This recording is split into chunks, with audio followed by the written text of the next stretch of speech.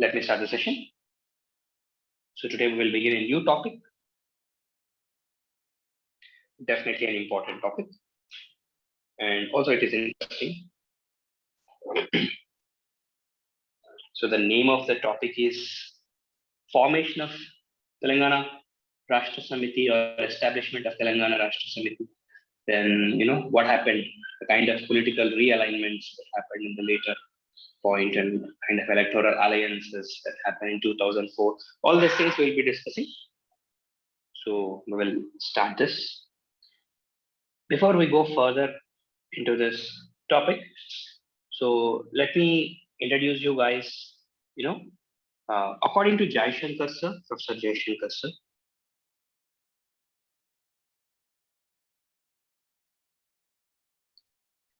observe carefully.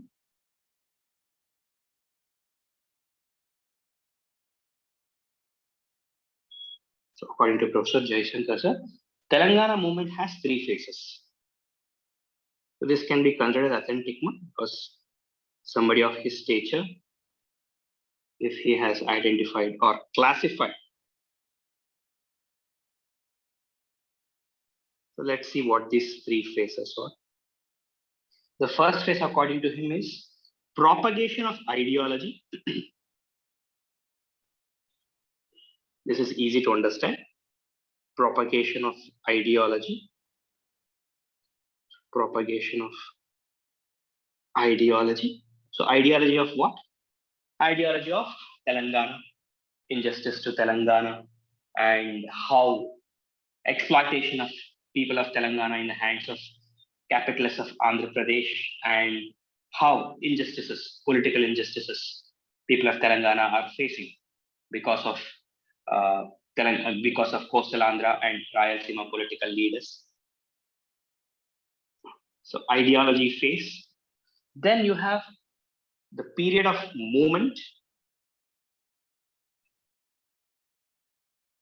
Period of movement means, so different movements have happened, if you guys remember, whether it is Bhuvanagiri meeting, Suryapet meeting, Warangal meeting, and different kinds of protests which we have seen.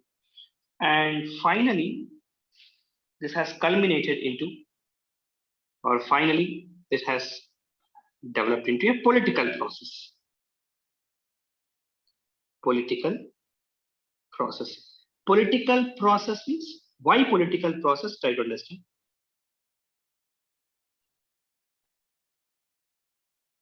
Why political process? See, because in this phase,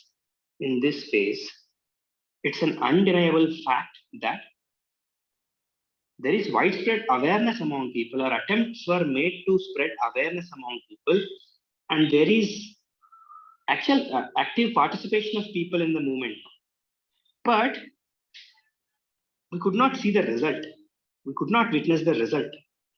Then political process is nothing but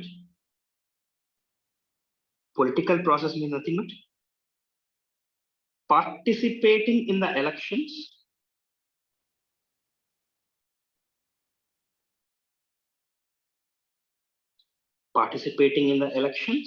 to capture power. Participating in the elections to capture power. Then some of you may be thinking, is it essential to participate in the elections to capture power? It is very essential, ma. See, why it is essential?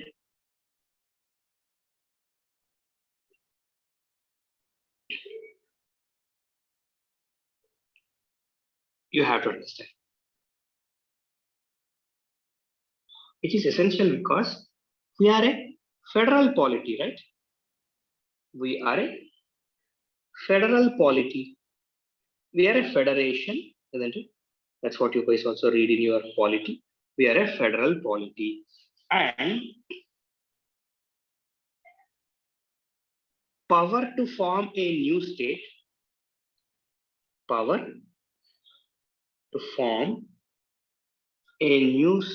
we all know that is vested with the central government. It's not vested in the state government, right? is vested with the central government or the government which is at the center. So why would a central government pay heed, or why would a central government take seriously? Why would a central government take seriously any agitation which is happening at the ground level and which is just confined to propagation of ideology, and which is, though the movements might be very big in their mandate, though the gatherings might be mammoth in their nature, lakhs of people might be agitating, still, if that does not get converted into political process, then somebody who is at central government may not take the demand seriously, isn't it? So that is the reason the political process also is an important part or important component of Telangana state formation.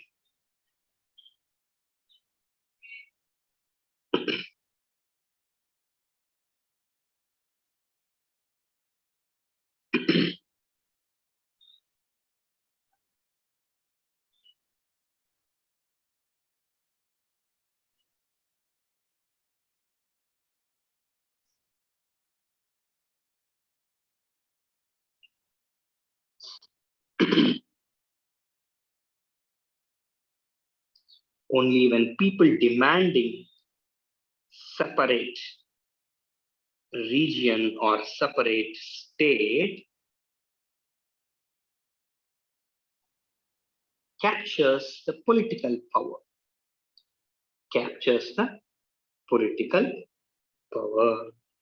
So it's not that the first time I'm telling this, but here I have made it much more detailed and clear. Okay. So try to understand. So following are the three phases of the Telangana movement. According to Professor Jaishankar sir. And you also may get a question, like, possible question.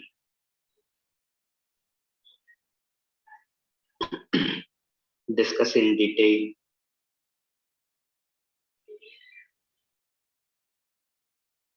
various phases of Telangana movement. Discuss in detail various phases of Telangana movement. Discuss in detail various phases of Telangana movement with a special emphasis on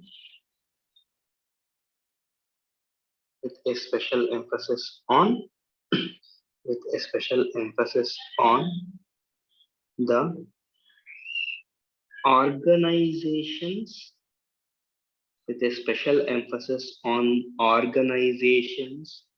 that took a lead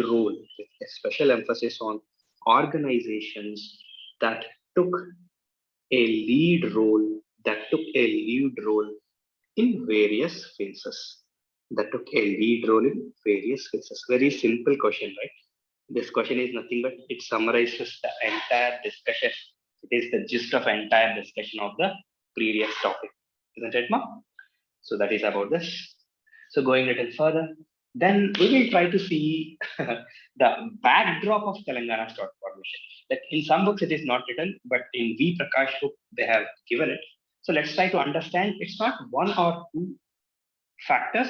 Many factors will come into picture, and that has led to the formation of TRS party. Let's try to see. And the reason why, though they might sound factual, the reason why they're important is because some of the problems are still persisting even today. Right? Then let's see this. This is also an important topic. Don't ignore this. Backdrop to TRS formation. Some points you guys already know how Telangana Aikya Velika is instrumental and how Professor Jaishankar sir wanted a political face for Telangana movement and has met KCR and try to convince KCR. All these things were already mentioned, but now we will try to see a sequence of events that would have compelled the formation of Telangana Rashtra Samiti. Telangana Rashtra Samiti. And let's go back to that era of late 1990s. Late 1990s. So those were the times. These points you already knew. Late 1990s. Ruled by TDP. And quickly recollect these ideas. Known for neoliberal policies.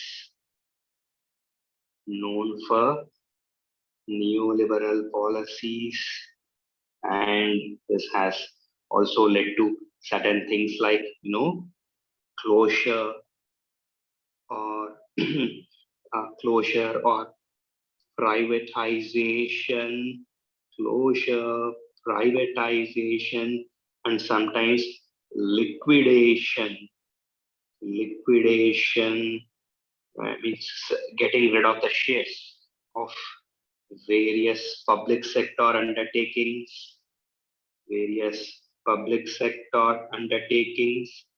in Telangana state.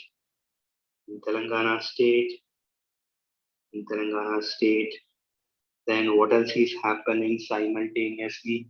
And at this point also you guys already know encounters, fake encounters and killings of pro-Telangana supporters. Encounters and killing of pro-Telangana supporters. Isn't it? Encounters, killing of pro-Telangana supporters. And one very important thing which you guys have to remember, which is relevant even in the present current affairs, is with regards to this Nizam Sugar Factory. Nizam Sugar Factory is functional. Nizam Sugar Factory is functional and profitable. Nizam Sugar Factory, it is functional, it is profitable, but still, what government did? Government has sold it off to Andhra capitalists at throwaway price. Sold it off to Andhra capitalists in the name of privatization. Sold it off to Andhra capitalists at throwaway prices. And not just this, try to understand. So because of this sudden closure of various public sector undertakings, see, many people lost jobs. Unemployment is on rise. Many people lost jobs. Unemployment on rise.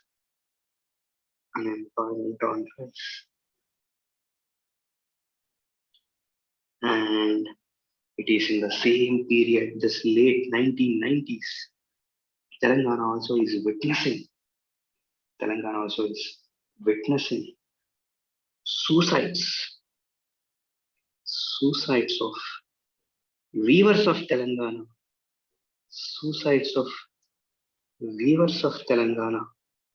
Means those people who are involved in the weaving profession.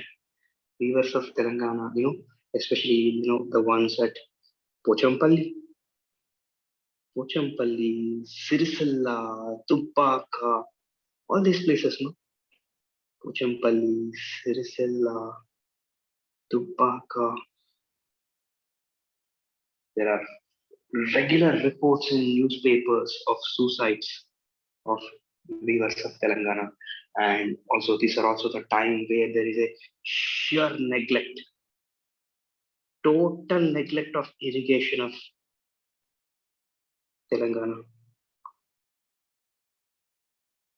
Total neglect of Telangana irrigation project. So much that you'll be surprised to see this number. Let's say in the year 1956, at the time of formation of Telangana, Observe this number, very interesting number. In 1956, irrigated land in Telangana was, say, 11 lakhs acres.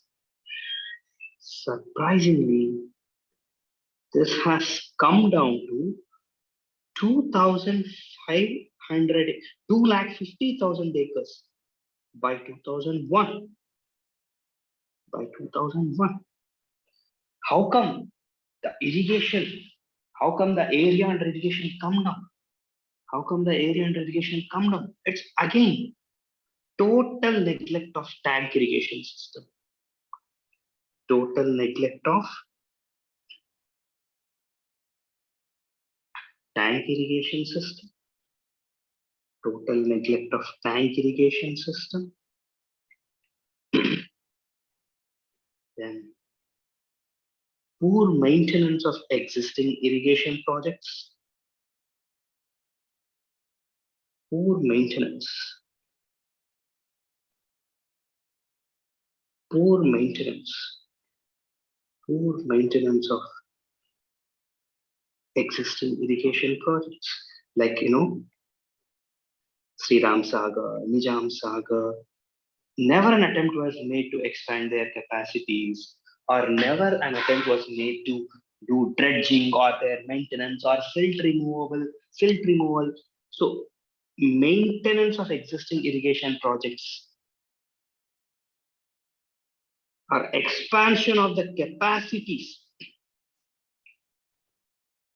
maintenance or expansion of capacities was undermined, was taken for granted. Then you can imagine obvious outcome is, the area under irrigation has actually come down. The area under irrigation has actually come down, isn't it? So in such a scenario, definitely it's appreciable that farmer suicides are also on rise.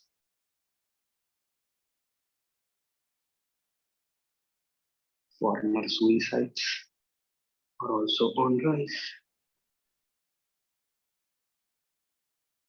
On top of that, Chandrababu Naidu government has further complicated issue. The then government increased the power tariffs. It's like a jolt on the riots. Increased the power tariffs. Increased power tariffs. And who will bear the brunt of this power tariffs? And predominantly, the brunt of this power tariffs has to be borne by farmers or the ultimate sufferers. Farmers or ultimate sufferers. Farmers or ultimate sufferers. And hope you guys remember this incident when all political parties, all the opposition political parties tried to protest this rise of the power tariffs, especially that Bashir Bagh firing. It's very popular incident, right, in AP history. Bashir Bagh firing incident. Even the international media has reported this, not an exaggeration. Even the international media, because so those were the times. Why the power tariffs have increased? Simple. Regularization of tariffs in the name of liberalization means no more subsidies or bring down subsidies because of neoliberal policies.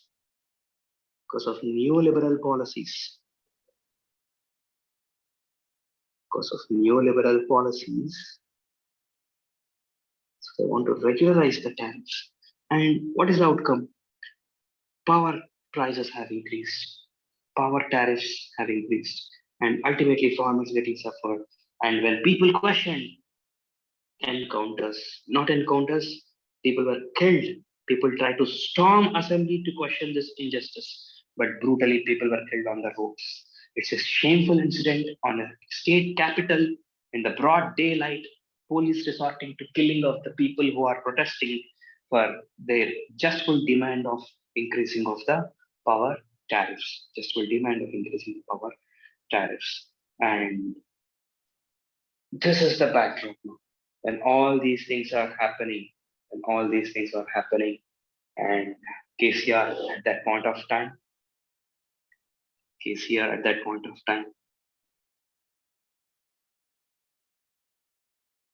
Deputy Speaker of Assembly,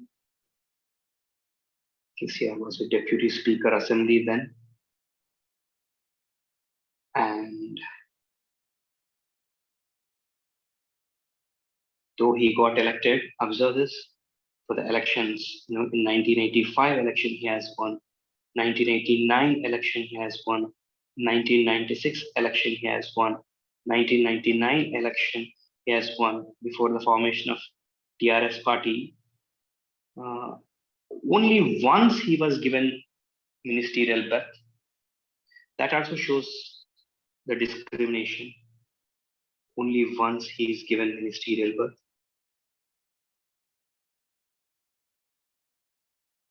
Isn't it? See, even before launching of TRS party, KCR is a popular leader now. He's a popular leader, much known among the masses of Telangana. In spite of this, he is not even offered a proper portfolio, and that too the portfolio which is offered to him is some transport ministry, which otherwise is not considered as a significant or an important ministry, isn't it? So in this backdrop, of course, the leaders of Telangana Aikya Vedika, and especially led by Professor Jaishankar sir, has met KCR and has requested him to take active role in Telangana movement and to establish a political party. And you can also add one more idea in this context, is that Chandrababu Naidu has prepared Vision 2020 document. Vision 2020 document now. The Vision 2020 document. The Vision 2020 document. The Vision 2020 document. Vision 2020 document does not completely ignores Telangana. It is prepared with a private agency McKinsey support, but it completely ignored Telangana. Completely ignored Telangana. Completely ignored Telangana. Okay, and all these things are important even now, ma.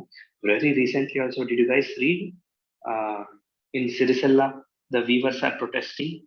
In Sirisella, weavers are protesting, though there is no doubt that the weavers of the Sirisella and their economic status has substantially improved after the formation of the new state, because Telangana government has given them subsidies.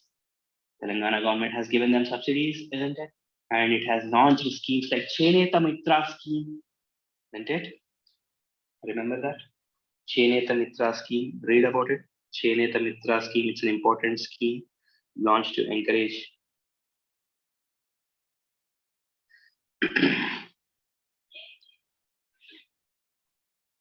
Cheneta Mitra scheme, and it is giving subsidies. It's giving subsidies, infrastructure support.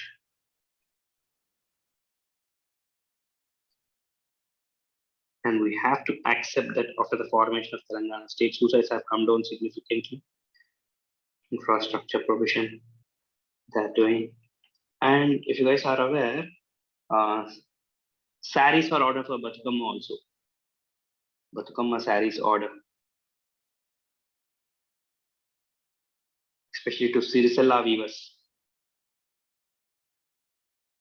Following the suit, even Tamil Nadu government has given their order for distribution of saris for Pongal to Sirisella weavers. So all this has led to improvement of the quality of the life of the Sirisella weavers now.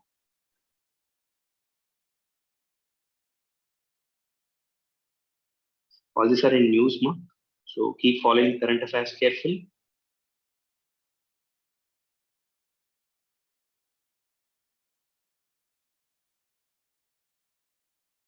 Cheneta Mitra scheme can be important. Should know what is this Cheneta Mitra scheme and how after formation of Telangana state, condition of the weavers have improved. So you can expect a question.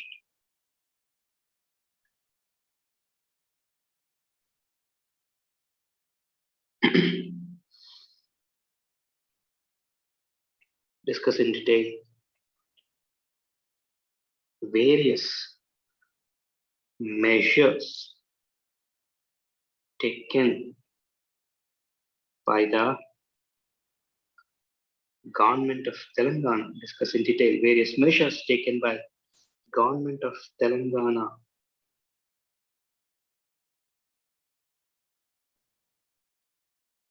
to improve the livelihood of weavers of Telangana. Especially Pochampalli was aggressively promoted by the present government. Pochampalli Ikat. Hope you guys have heard about Pochampalli Ikat. Pochampalli Ikat. I'm sure you guys would have heard the Pochampalli Ikat. I'm just curious. I don't know how good you guys are in Pochampalli falls in which district, no? Pochampalli falls in which district? Come on. If you guys stop communicating, then NLG, what is NLG? Yeah, good. It falls under Yadadri, Bhuvanagiri. Then where is this Sirisilla? Sirisilla falls under which district? Sirisilla falls under which district?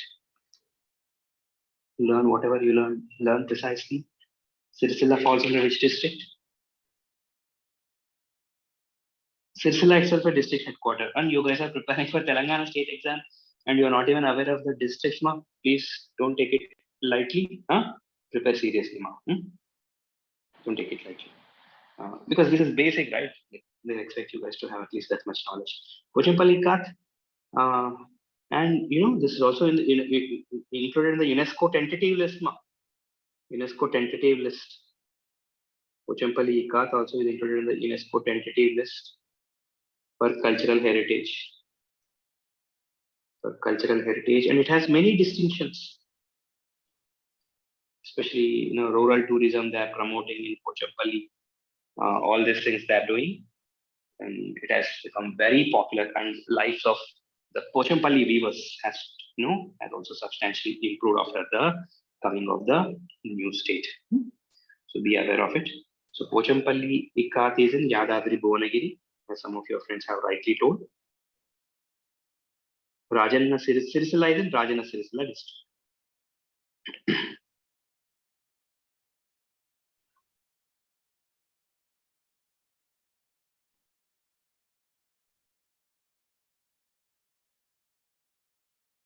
I think day before yesterday, I read something in newspaper. I'll ask you guys, let me see how good you are in your current affairs. Where is this Devadala lift irrigation scheme? In which district? Devadala lift irrigation scheme. Devadala lift irrigation scheme. In which district? What is this Devadala lift irrigation scheme? I think you guys are not following current affairs keenly. Don't do that, ma. Please take your current affairs very seriously. Simple sources, right? Very good, Amulya. Mulugu district, right? Mulugu district, that's why Warangal district, you have Devadala lift irrigation scheme, right? Also read about Devadala lift irrigation scheme. It's a very important scheme. Okay, don't just read about Kaleshwaram. It's not just sufficient. Kaleshwaram, they know that everybody will prepare for Kaleshwaram. So this is after Kaleshwaram, this is the second biggest as far as I know lift irrigation scheme. Lifting water from Godavari and trying to divert it to Krishna rivers, right? So it's very important, ma. Devadala lift irrigation scheme also is important. Read about it carefully. So coming back, so try to be prepared for these kind of questions. Discuss in detail various measures taken by government of Telangana to improve the livelihood of people of Telangana can be a possible question. So all these are some of the factors which have motivated Telangana Rashtra Samiti to come up with a KCR to come with a new party called as Telangana Rashtra Samiti, right? So let's quickly recap it. TDP, known for its liberal policies, closure, privatization, and liquidation of various public sector undertakings in Telangana state, encounters and killings of pro-Telangana supporters, journalists, and suicides of weavers of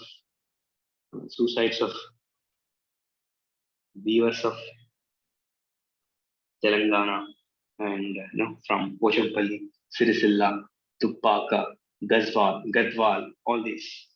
Then sheer neglect of Telangana irrigation projects, and also uh, not just that, total neglect of tank irrigation, and because of it, all tanks have become dried. So both underground water levels and surface water levels, both of them have come down.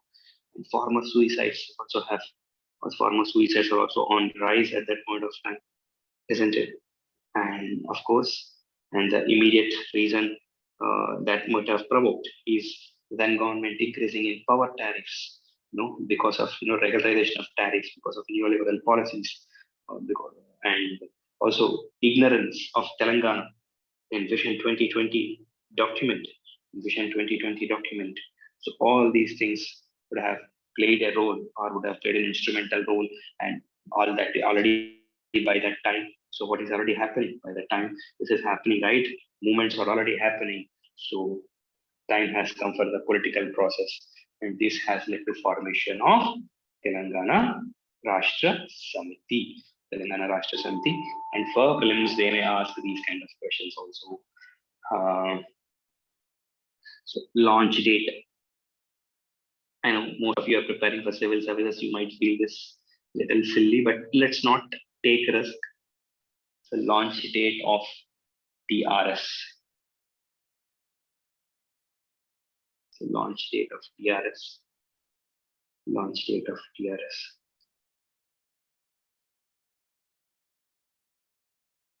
27th April. This date will help you remember easily other important events also. That's why I encourage you to remember this date. 27th April 2001, and it is launched at a place called as Jaladrishyam.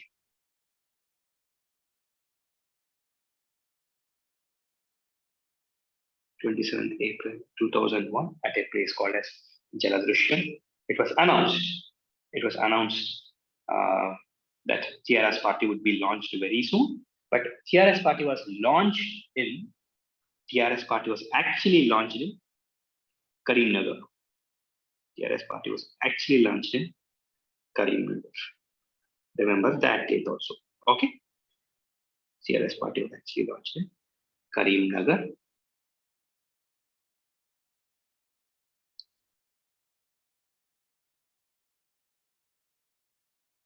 At a public meeting, with a mammoth attendance of people, public meeting on 17th May 2001. 17th May 2001, and the name of this meeting also would be important for our exam. Try to remember. Simhagarjana. It's called as Simhagarjana. Simhagarjana. Just curious. Just want to know if anyone of you know this. Where is this Jaladrishyam now? What happened to this Jaladrishyam? Is that Jaladrishyam still there? Or anybody aware of it? What happened to Jaladrishyam?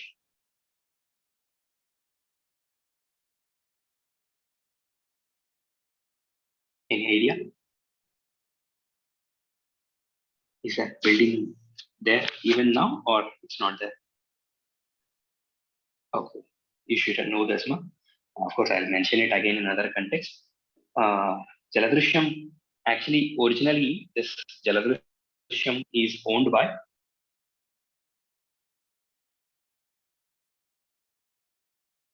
Konda Lakshman. Jagruthi is owned by him. And if you guys remember, I told that Telangana Aikya Vedika was given this particular building by Konda Lakshman Bapuji. That what happened? TRS. Later, TRS party's office also was located there. So what happened is that once in the absence of KCR in the town, in the Hyderabad, and also in the absence of Konda Lakshman Bapuji, he has been to Delhi for some reason. The then Chandrababu Naidu government has razed the building, bulldozed the building, and claiming that the building does not belong to the person Konda Lakshman Bapuji, but it belongs to government of Andhra Pradesh. That's one major event about which we will be discussing in a while. And one person whose name stands out among those who has visited this Simha Garjana, which was launched in 17th May 2001, you have to remember the name of Shibu Soren also has attended this meeting. Shibu Soren has attended this meeting. Shibu Soren attended the meeting. Shibu Soren, you guys know, right? Shibu Soren belongs to Jharkhand Mukti Morcha president. Jharkhand Mukti Morcha president, JMM, Jharkhand Mukti Morcha. He played an instrumental role in formation of state of Jharkhand. Jharkhand Mukti Morcha president. They may ask in films. So who is the popular leader who is present at the launch of Simha Garjana in Karimnagar, 17th May 2001? So it is none other than Shibu Soren. So you have to remember the name of Shibu Soren also. It could be important. And of course, Professor Jaishankar sir, all these stalwarts are also present at that point of time. Then few more things which has to be mentioned here in this context is, they may ask, what is the ideology of TRS party? What is the ideology of TRS party? Isn't it? It's a political party.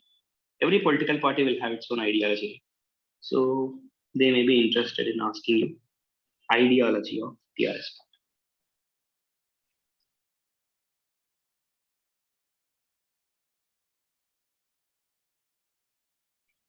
One simple way of telling what is the ideology of TRS party, it's a democratic ideology.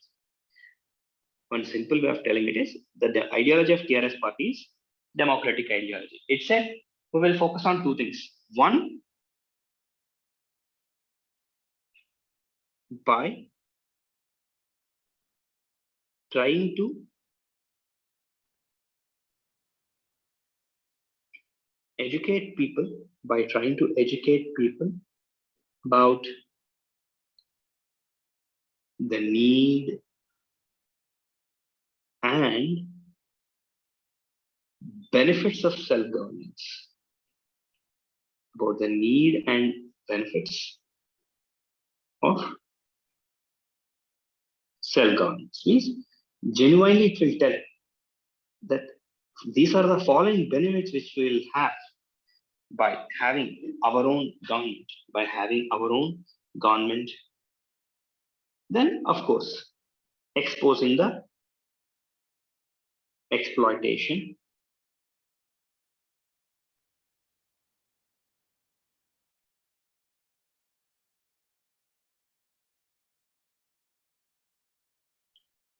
but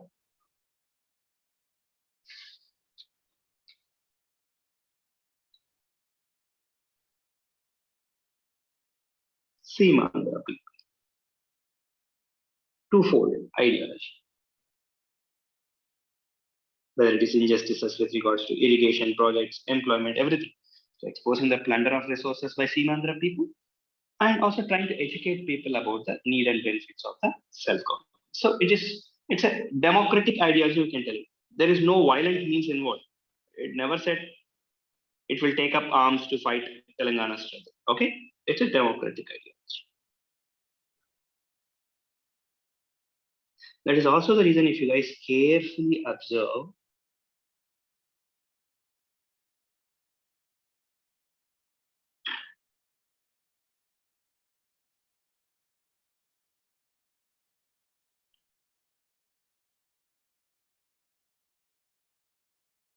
TRS from the beginning, TRS from the beginning distanced itself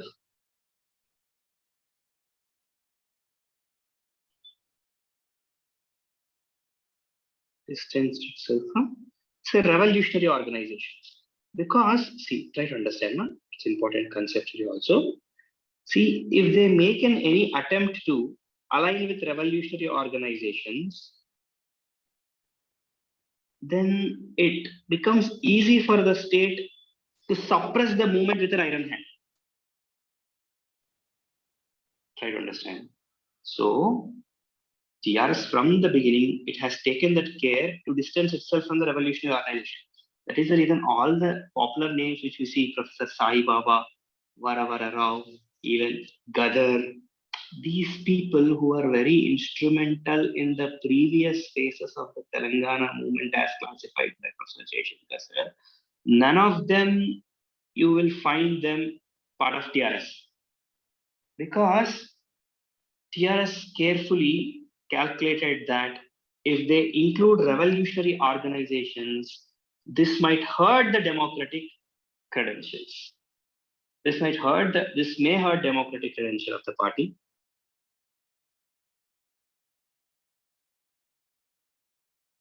So to safeguard its democratic credentials,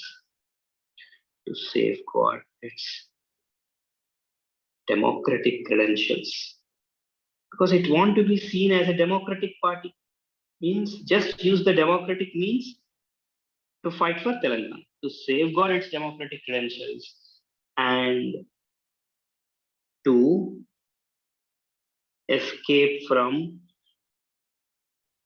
the violent oppression of the movement.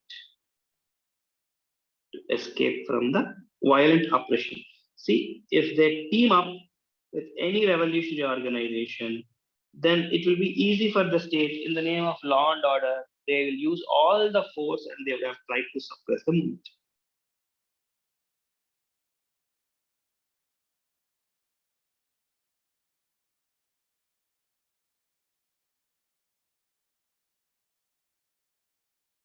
Try to understand this. Okay. So the ideology of TRS should be understood as democratic ideology. And that is why they always, what in democratic means? Elections, Rastha Rokos, Band, hunger strikes, relay hunger strikes. So these are the means through which they have fought for the cause of Telangana. And of course, actively participating in the political processes, raising the issue in the legislatives, that could be at the state level, that could be at the central government level. That is how they have went forward with their idea. So here, why TRS standouts? Why TRS standouts?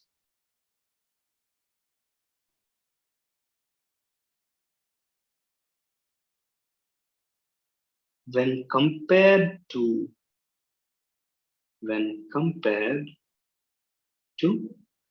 previous attempts,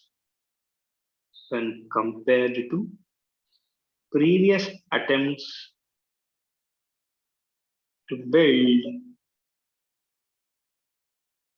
momentum for state formation of Telangana, Telangana state formation.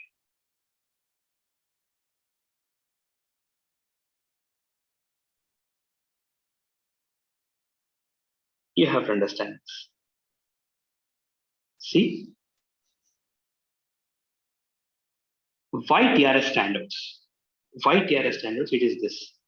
It has focused on building structures.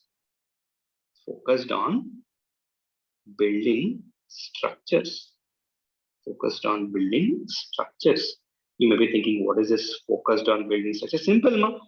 It tried to build cadre. Right from the village level.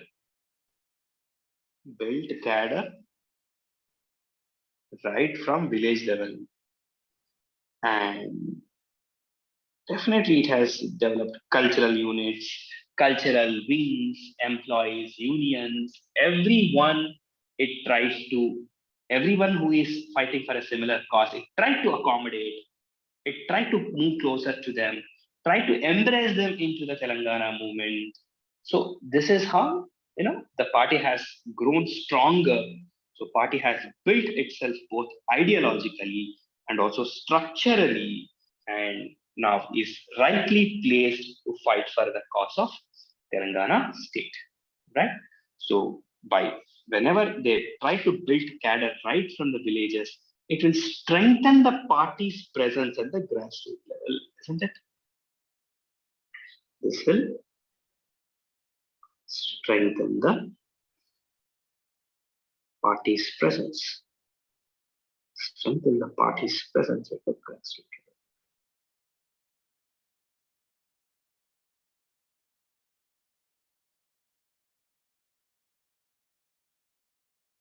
That is an important idea, right? Then, so if you have observed, 2001 is the year where Telangana state has formed, and quickly, um, the first important thing they have done, the first important thing they have done right after the formation of Telangana Rashtra Samiti is they try to tour extensively and they try to support different causes. And within a short span of time, the first anniversary meeting of Telangana also has come. The first anniversary meeting of Telangana has come, and the first anniversary meeting of Telangana was organized in Nalgonda. Try to understand. This is also important. Don't think that it's just a fact. First anniversary meeting.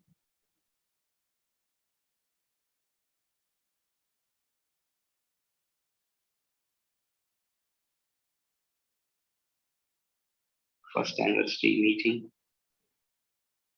So this happened at Nalgonda.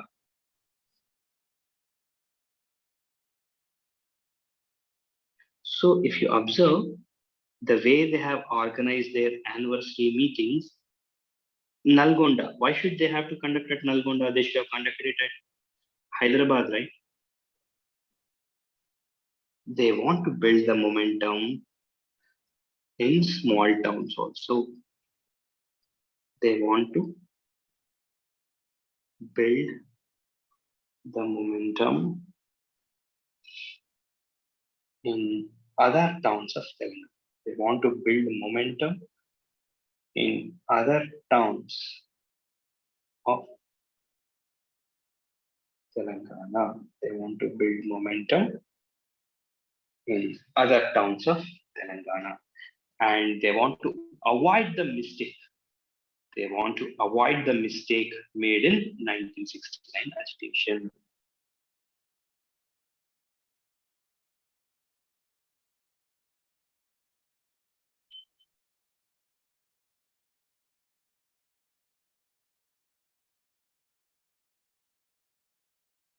They want to avoid the mistakes.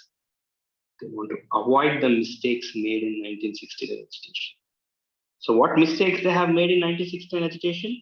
The primary mistake they have made in 1969 agitation, not spreading movement to village adequately, not spreading movement to villages, less involvement of smaller towns.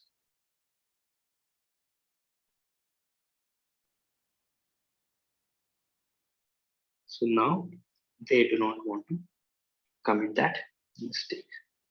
So here one more point which we can mention or which we can highlight is, so soon after the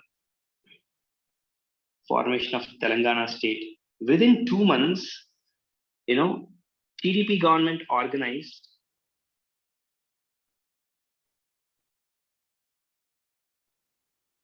elections to Panchayat.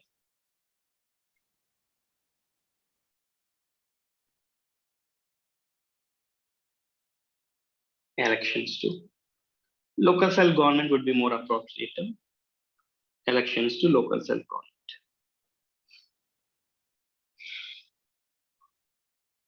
Elections to local self-government. It's an important idea on the mark. Let's not ignore it. So elections to local self-government. TRS immediately sprung into action. It did not wait. TRS immediately sprung into action and contested in the elections.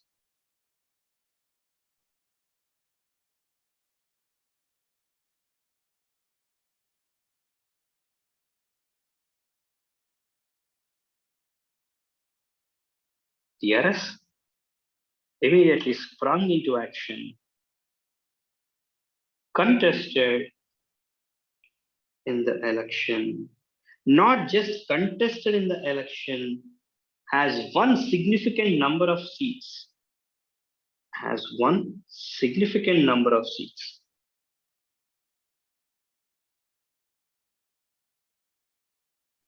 Has won significant number of ZPTCs,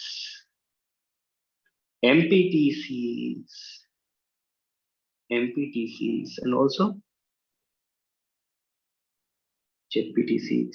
Has won significant number of posts in ZPTCs and also contested in GHMC elections.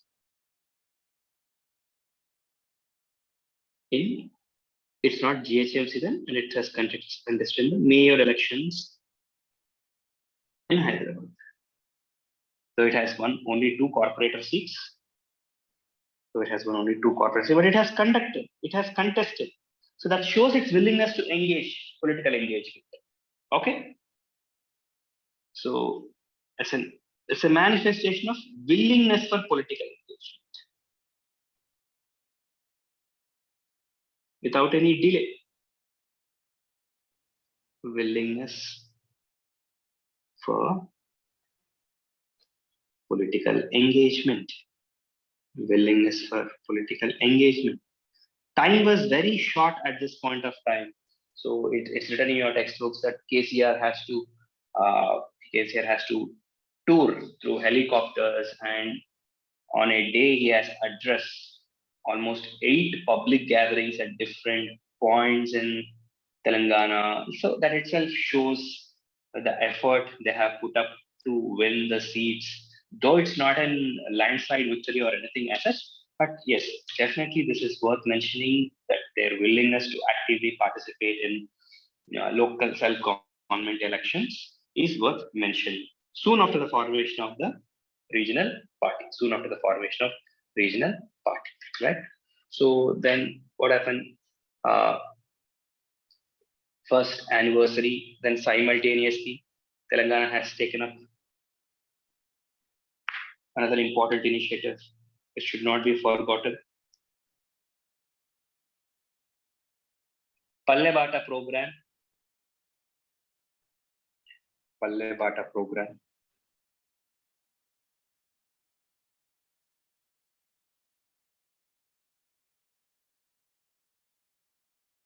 So please be aware of this Palle Bata program.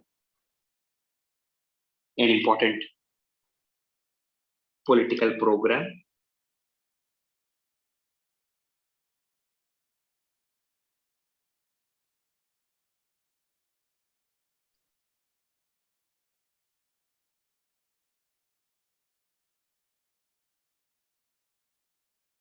It's an important political program in the rural areas.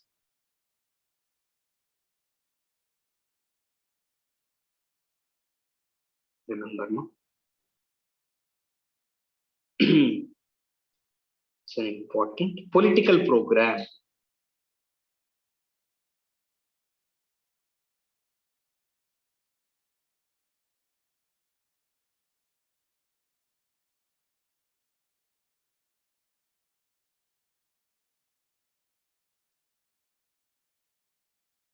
Rural Telangana to generate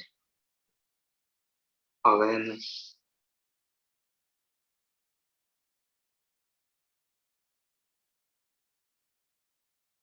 on. They may ask my prelims also this kind of question to generate awareness on importance of separate Telangana.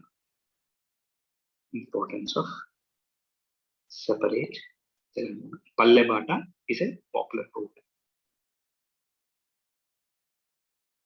Then another popular program of TRS, which is worth mentioning, and there is also a possibility that the question may be asked in your exam, is this Jalasadhana movement.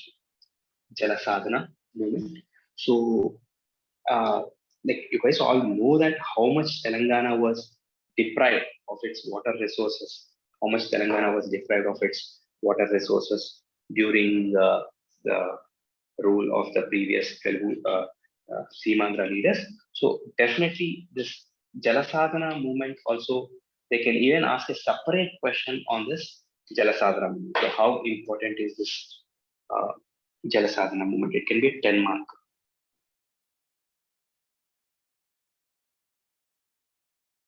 Jalasadhana movement.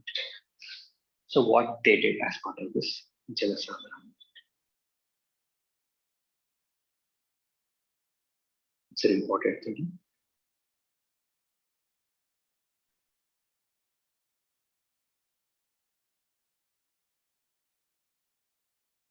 I understand. So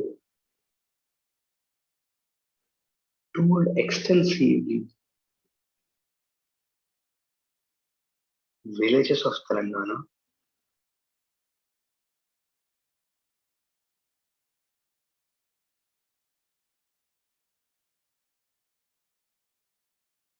to expose injustices done on the waterfront. Means when it comes to water sharing or water availability, how several injustices were. So also cannot undermine the role played by several retired chief engineers,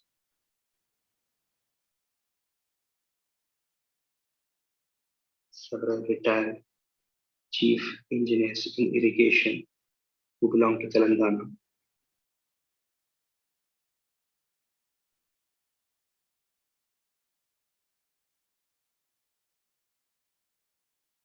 Played a very instrumental role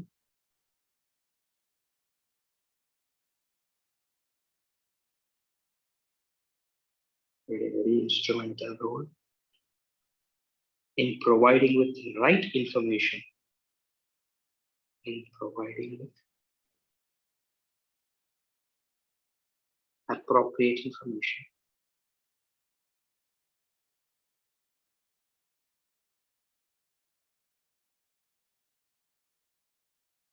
In providing with right information. And some newspapers like Varta,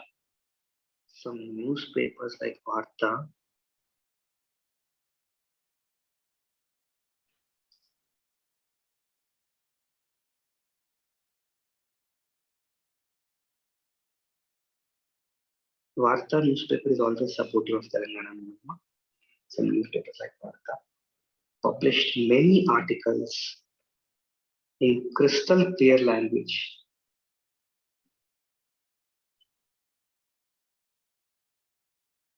In simple language, so much that even the farmers of Telangana have now started comfortably using the terms like TMCs, QSECs like that. So previously, the kind of oppression, the kind of the way in which the information was prevented from coming out was now exposed by these retired chief engineers, and also one prominent person in this context whose name we have to mention is Vidyasagar Rao.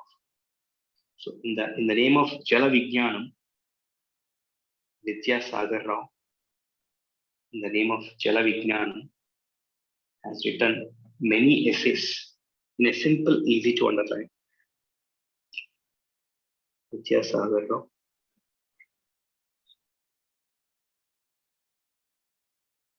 Don't forget his name. Has written many essays in easy to understandable language.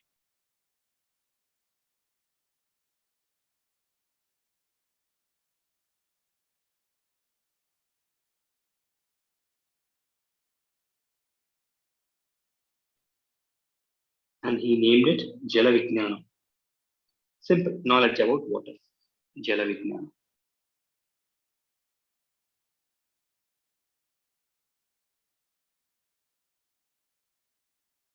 Another person whose name you should not forget in this context is none other than the V. Prakash.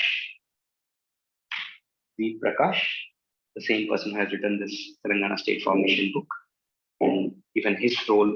That is also the reason why presently also he is honored with an important post in with regards to water resources development in Telangana State, present Telangana State also.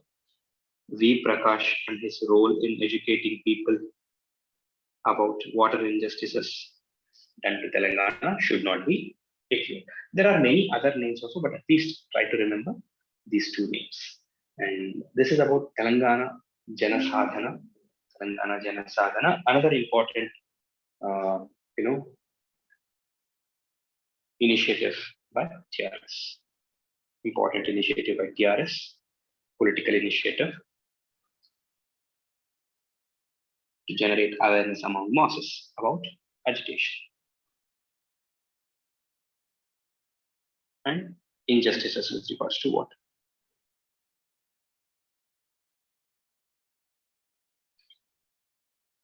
Right. Then, meanwhile, another thing which is worth mentioning, then again, this also might seem like just a day, but it has got its own significance. Observe carefully.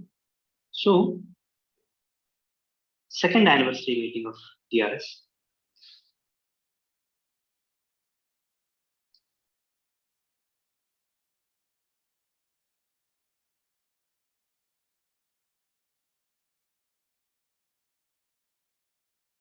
Second anniversary meeting of TRS.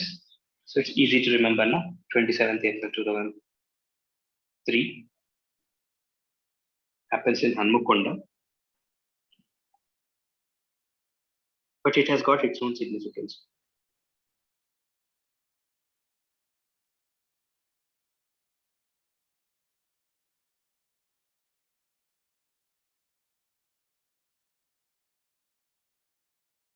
See, one of the important reason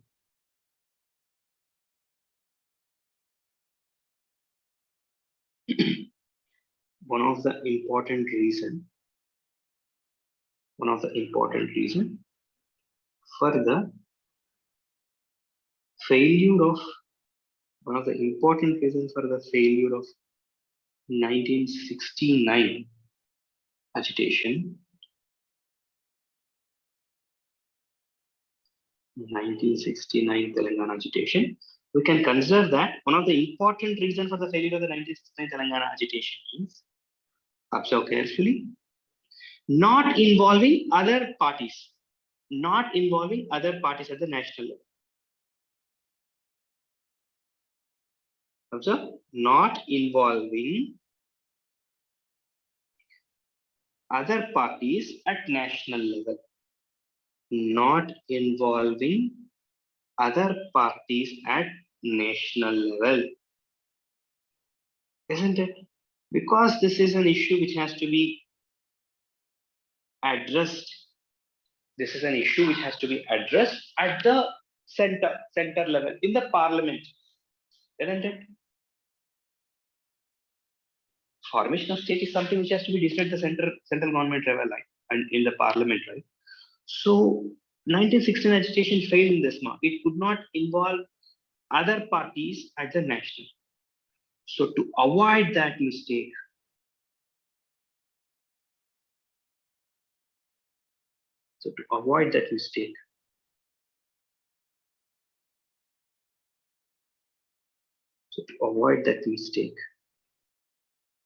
TRS party right from the beginning, extensively engaged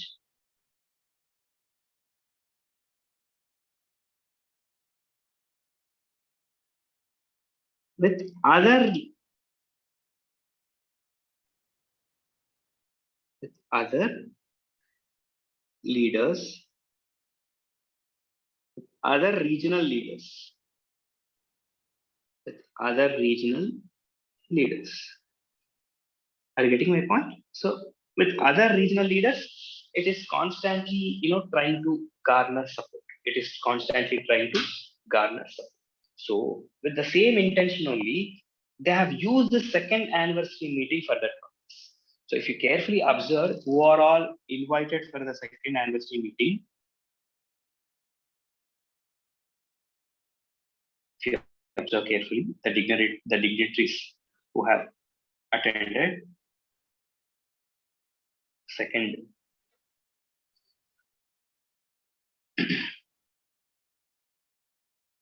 so the dignitaries who attended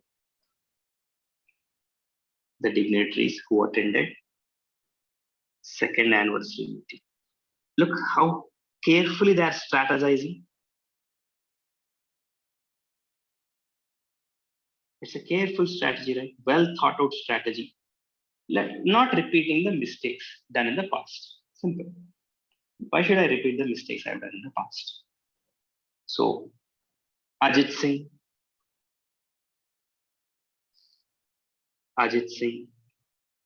former central minister. Ajit Singh himself is agitating for Harit Pradesh.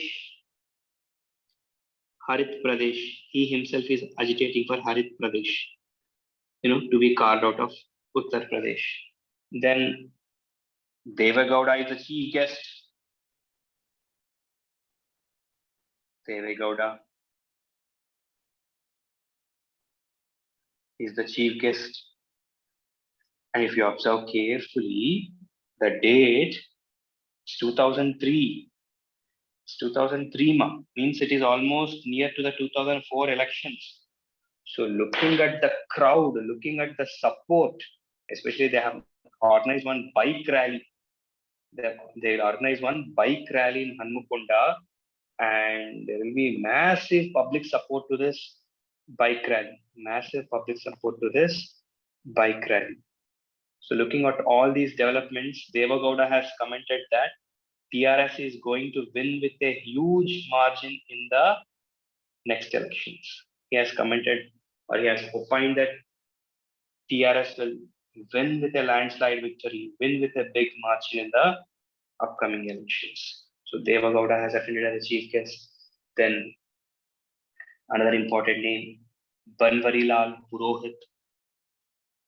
So Banwarilal Purohit.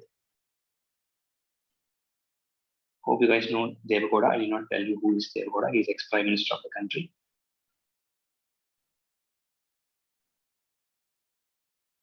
It's from Karnataka.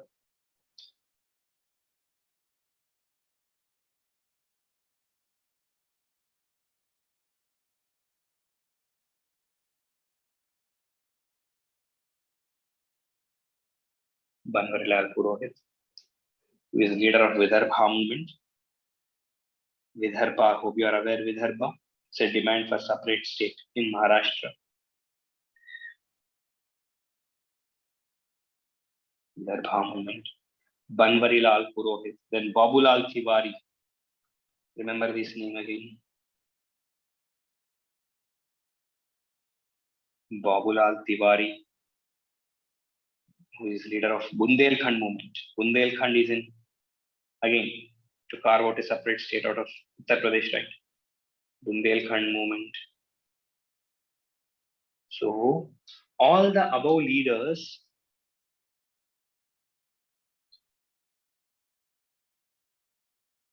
assured their support.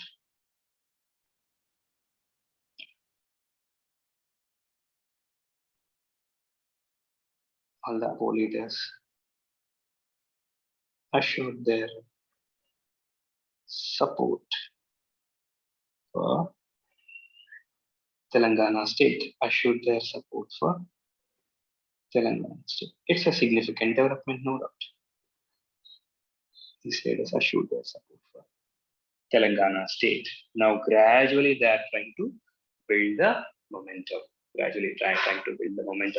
And even One more thing we have to understand is, as the reason for failure of 1969 agitation,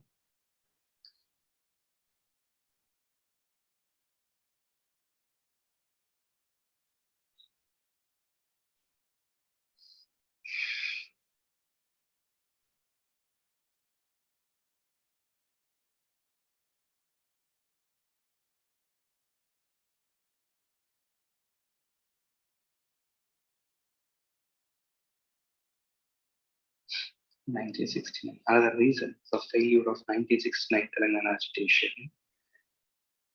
it is, lack of consensus. Lack of consensus among the political parties, or lack of unity among various political parties.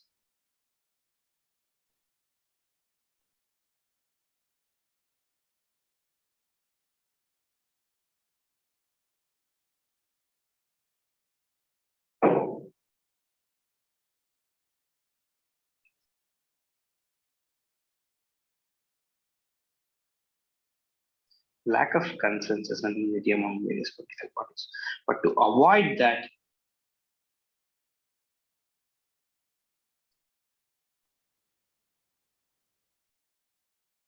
from the beginning, TRS party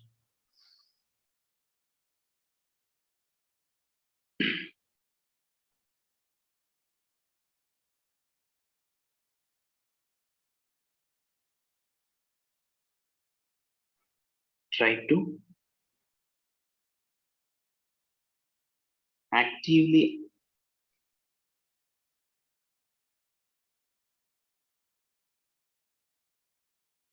engage and accommodate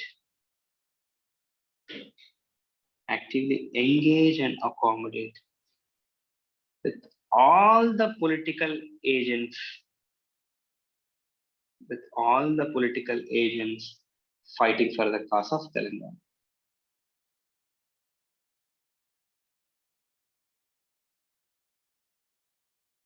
All the political agents fighting for the cause of Telangana. This is another important strategy change.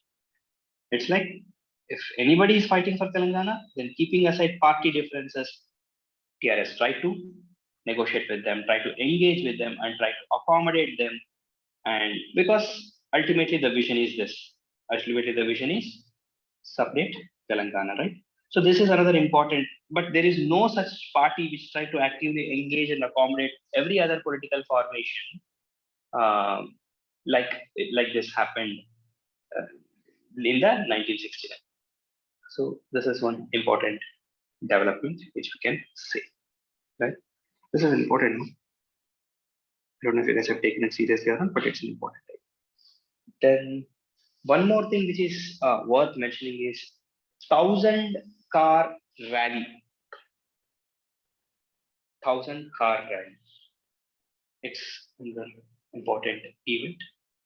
1,000-car rally.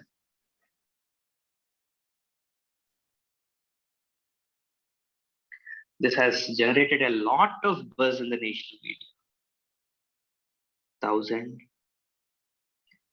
cars rally.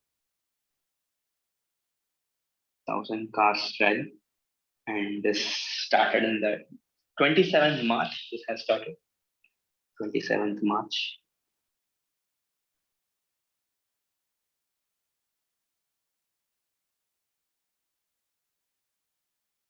So what they did, from Hyderabad to Delhi,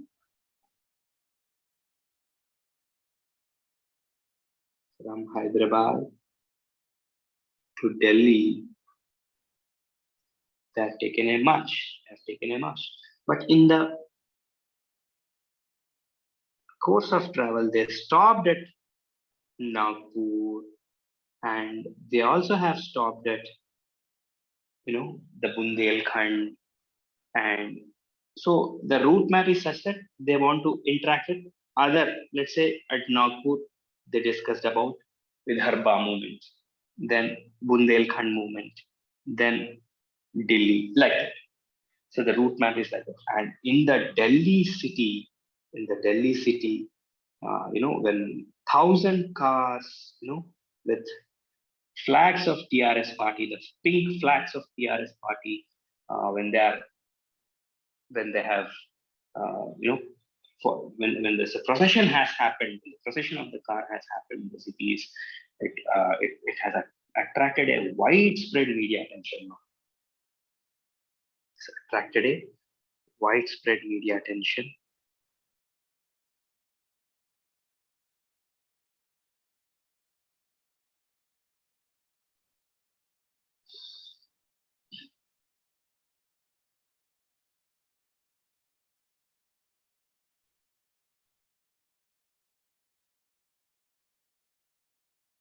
Widespread media attention, and KCR has addressed a public gathering in Delhi, which is presided by none other than Ram Vilas Paswan.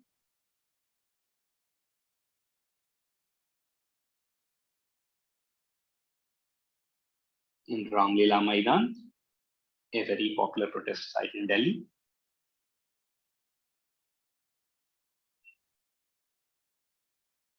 So this is another important. This has this significance. This 1,000 Scars rally, we can claim it as, attracting the attention at the national level. It is like attracting the attention or elevating the aspiration for separate Telangana to the national level. We can think it of that way. That is how we can interpret it. So elevating the aspiration to the national level.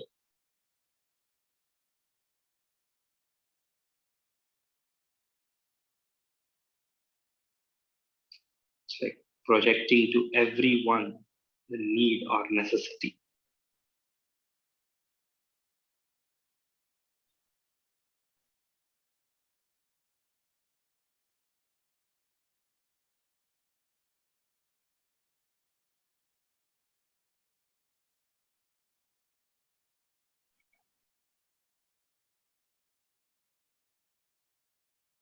Another development which is closely associated with it, not immediately, but another development, which happened in 9th September 2003.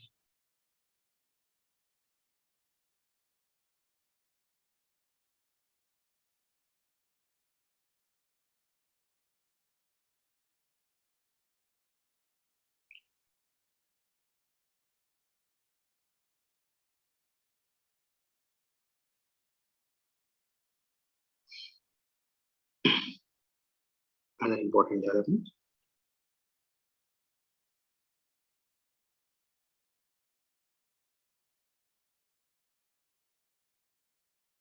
It is this, all leaders of separate statehood movement, they gathered in Delhi. Try to understand. Previously, as I mentioned their names, right? All leaders of separate statehood movement.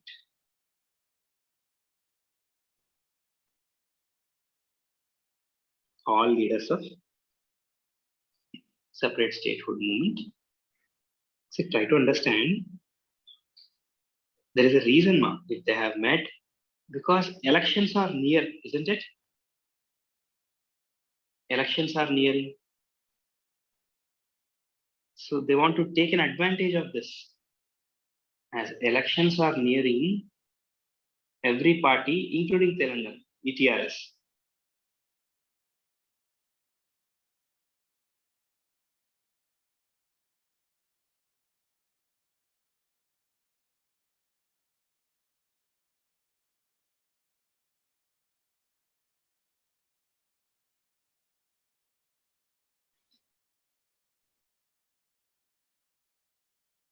they want to take an advantage of it.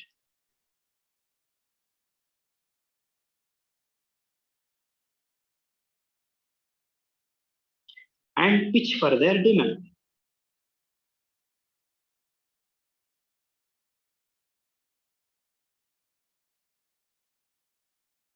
and further demand. This meeting actually happens in Mavlankar Hotel. And one significant development which is worth mentioning here is none other than KCR is selected as national convener for separate states. So who got selected as national convener for separate states? So it's again none other than KCR. So that is another important development.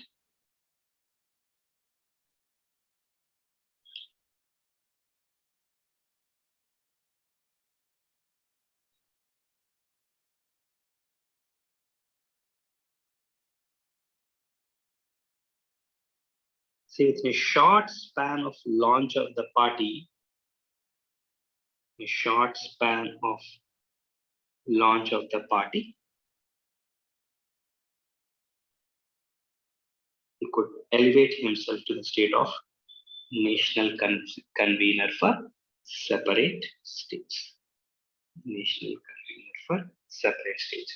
In the interregnum, even this has also happened. No? KCR has resigned from his seat, isn't it?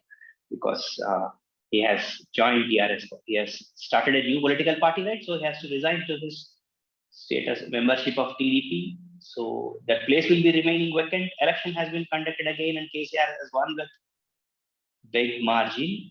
But one thing you have to understand in this context is when KCR has resigned and when KCR has formed a party, do not think that many leaders have come out in support to him and have on the same day of announcement of Telangana. No.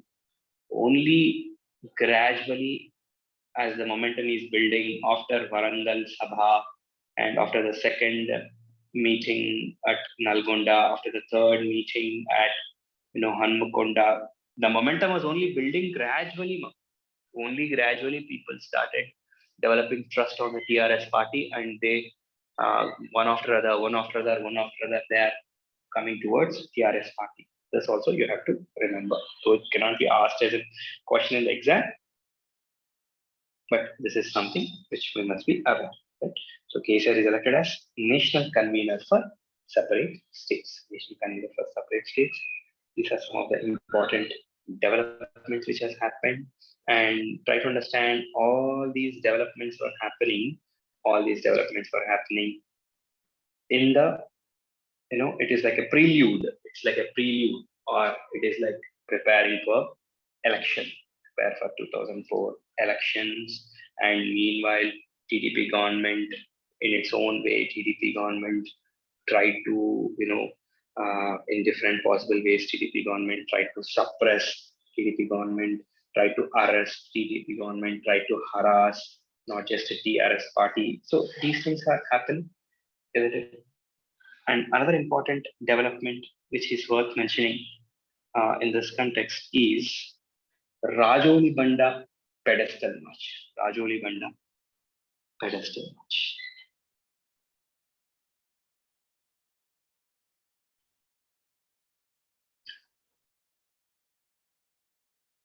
Rajoli Banda diversion scheme is also in the current affairs. Please don't ignore, read about it. So what is this? Read about Rajoli Banda Reservoir. This is assignment for you.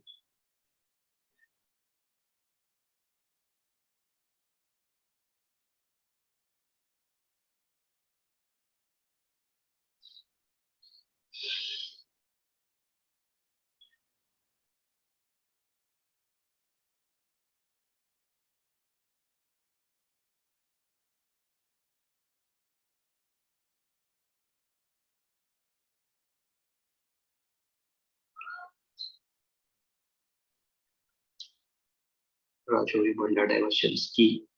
So where is this Rajoli Banda project? So it's in the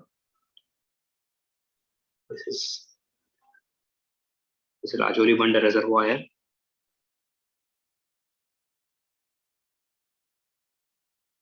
built across River Tungabhadra.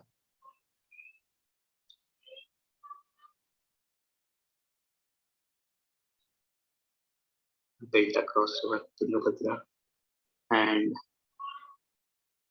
water sharing by Karnataka, then Mahbub Nagar. To be more precise, it is present time Gadwal. Mahbub Nagar and Kurnool district. Even today the dispute is going on. At that point of time, the dispute is this. You know, the Tungabhadra water is coming like this, and you know, and reservoir is built like this. And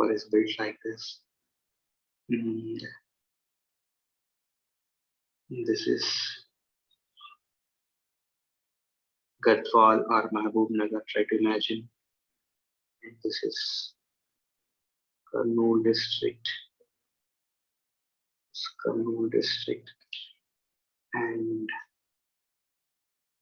the reservoir is somewhere here like this. The problem is illegally, very less percentage of water should actually go to Kurnool, but illegally the water is diverted through canals, and especially by bombing of the gates. They have, they have, they have bombed the gates, and they have created, and they are illegally diversion water. So illegal diversion of water is the issue.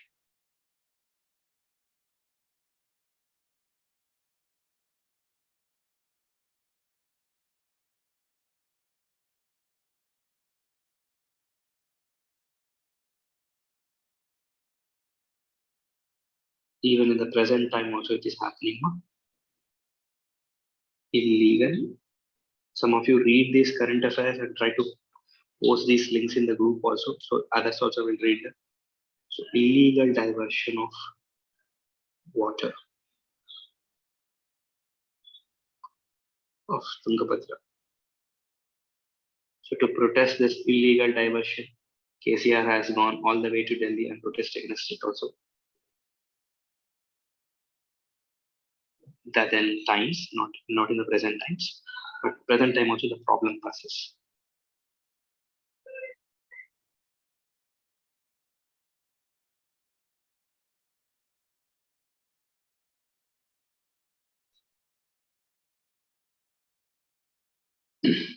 So TRS took it as an opportunity and fought against this and tried to build political awareness.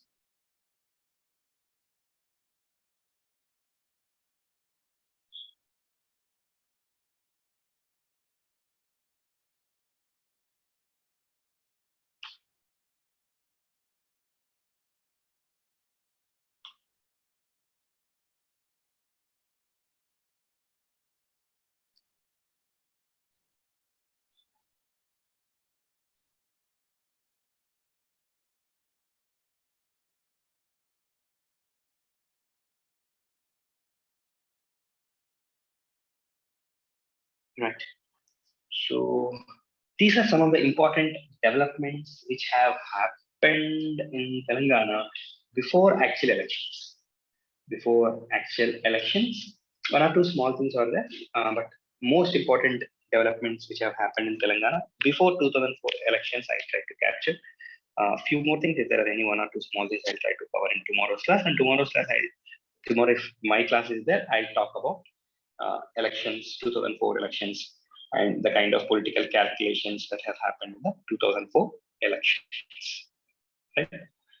So yeah, hope there are no doubts. If there are any doubts, just post in the group. I'll try to clarify doubts, but I suggest you guys to properly read current affairs. Wherever I'm highlighting something as important for current affairs, please do not ignore it.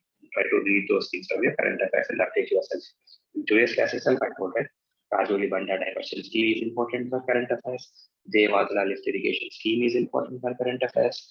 Cheneta Mitra scheme is important for current affairs.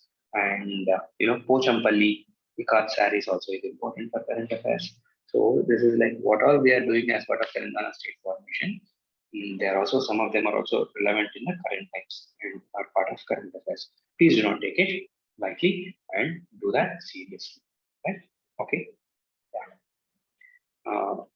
Amulya, I suggest Telangana Today is a very good source. Telangana Today and New Indian Express. Telangana Today, New Indian Express. These two are very good sources for.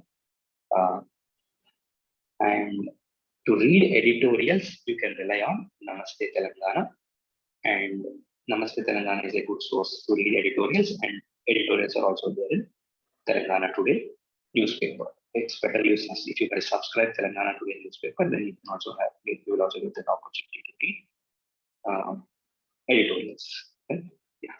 But for time being, stick to these two sources. Do not read too many sources and make it a clutter. Telangana Today, New Indian Express.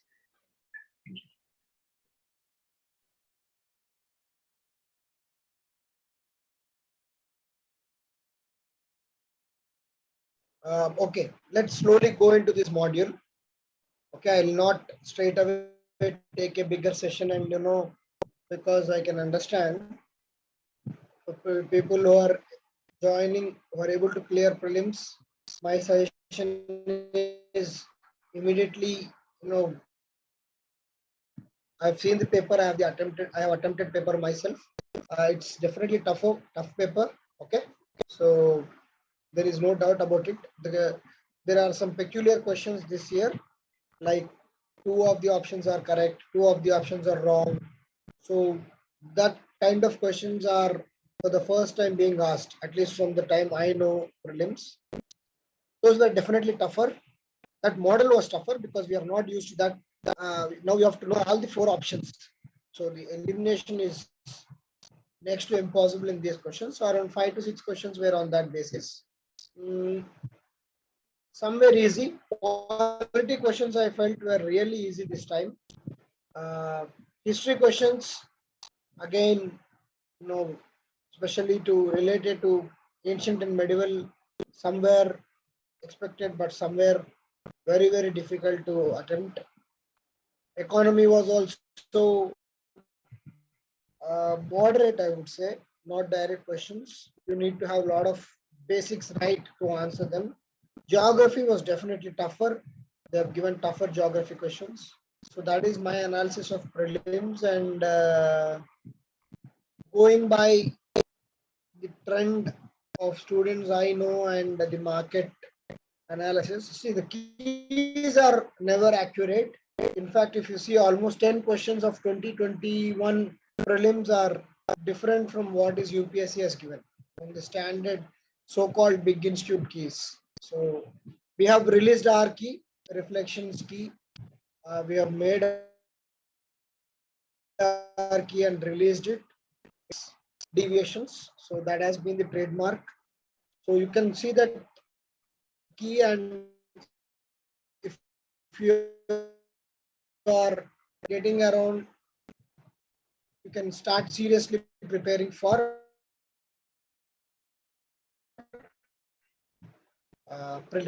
mains. My voice is breaking. Is it clear now, Rathod?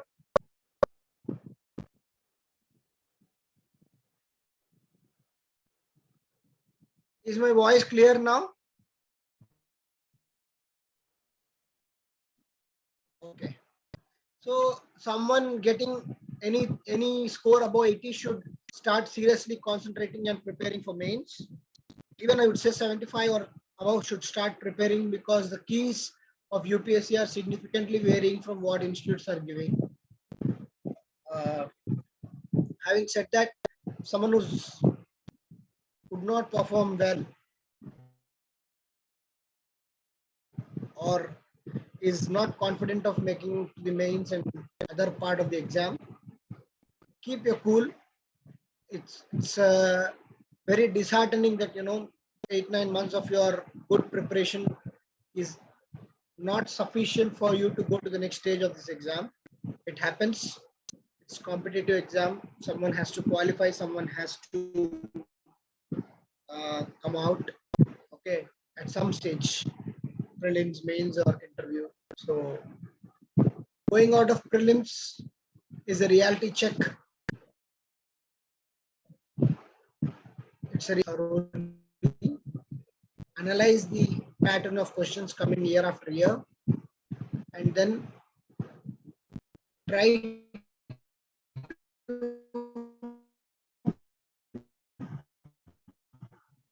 whenever you are giving the exam next time. One second. My video is still getting disturbed.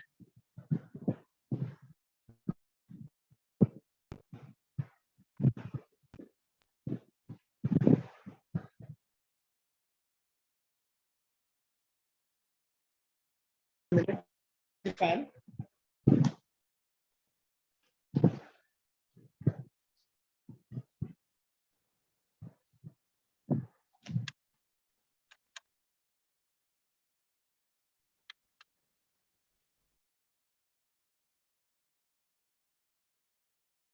Is it clear now?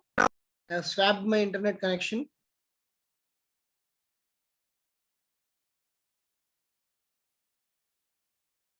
Hello, is it clear? Yeah, fine. So it happens. So guys, just people who are unable to make it through prelims, just relax. You are fortunate that group 1 is coming to us very soon. Okay, as of now, the official information still remains July end and August first week for prelims, but seems like there are a lot of applications going to TSPSC for postponing of the prelims. We never know, so don't go by the rumors. Let's get prepared by July last week.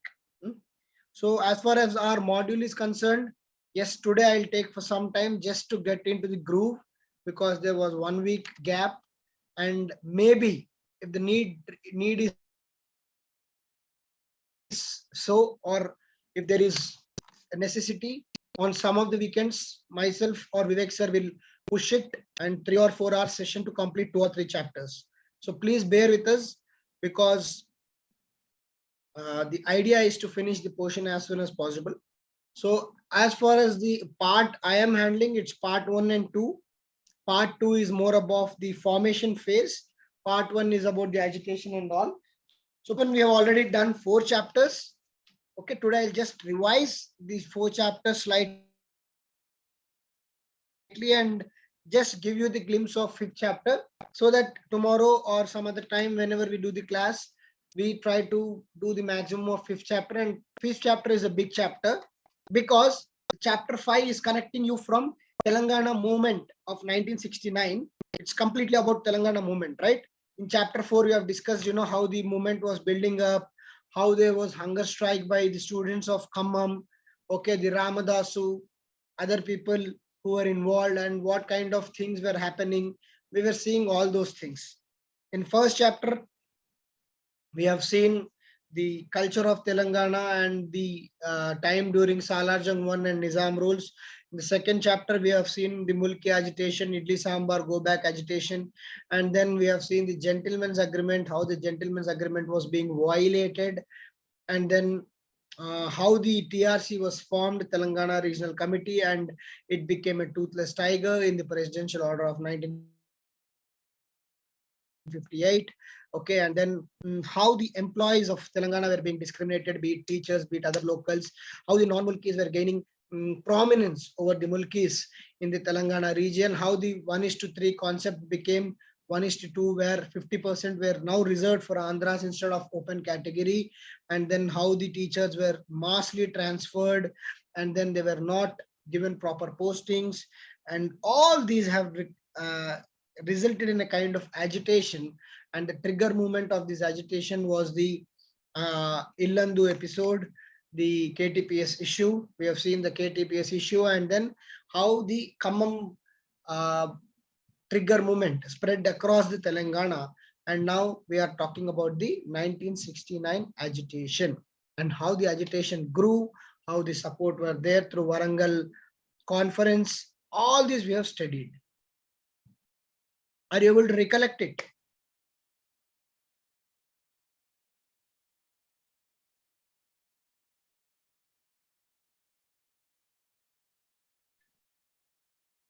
Yes.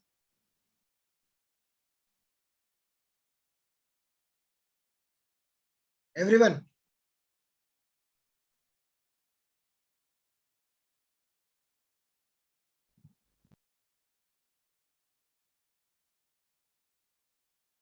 So that is the thing which we wanted.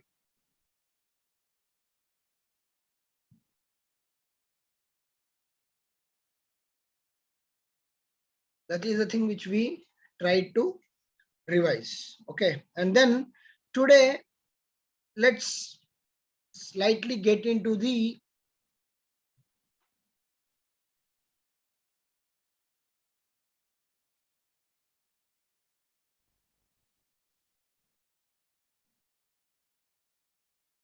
one second.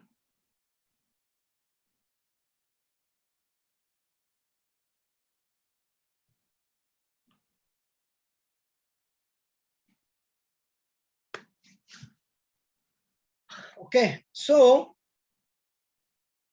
are you able to see the screen?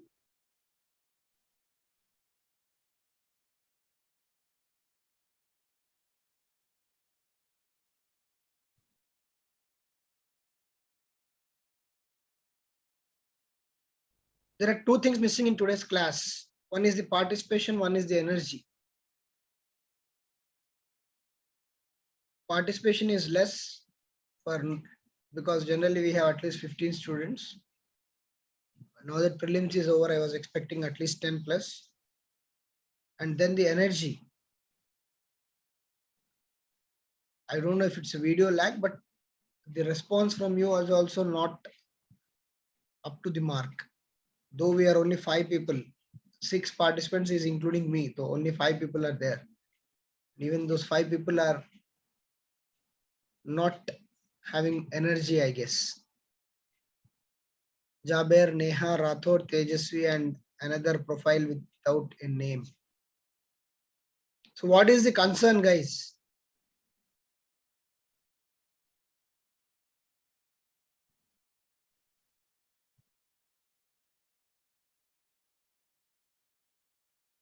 Any concern?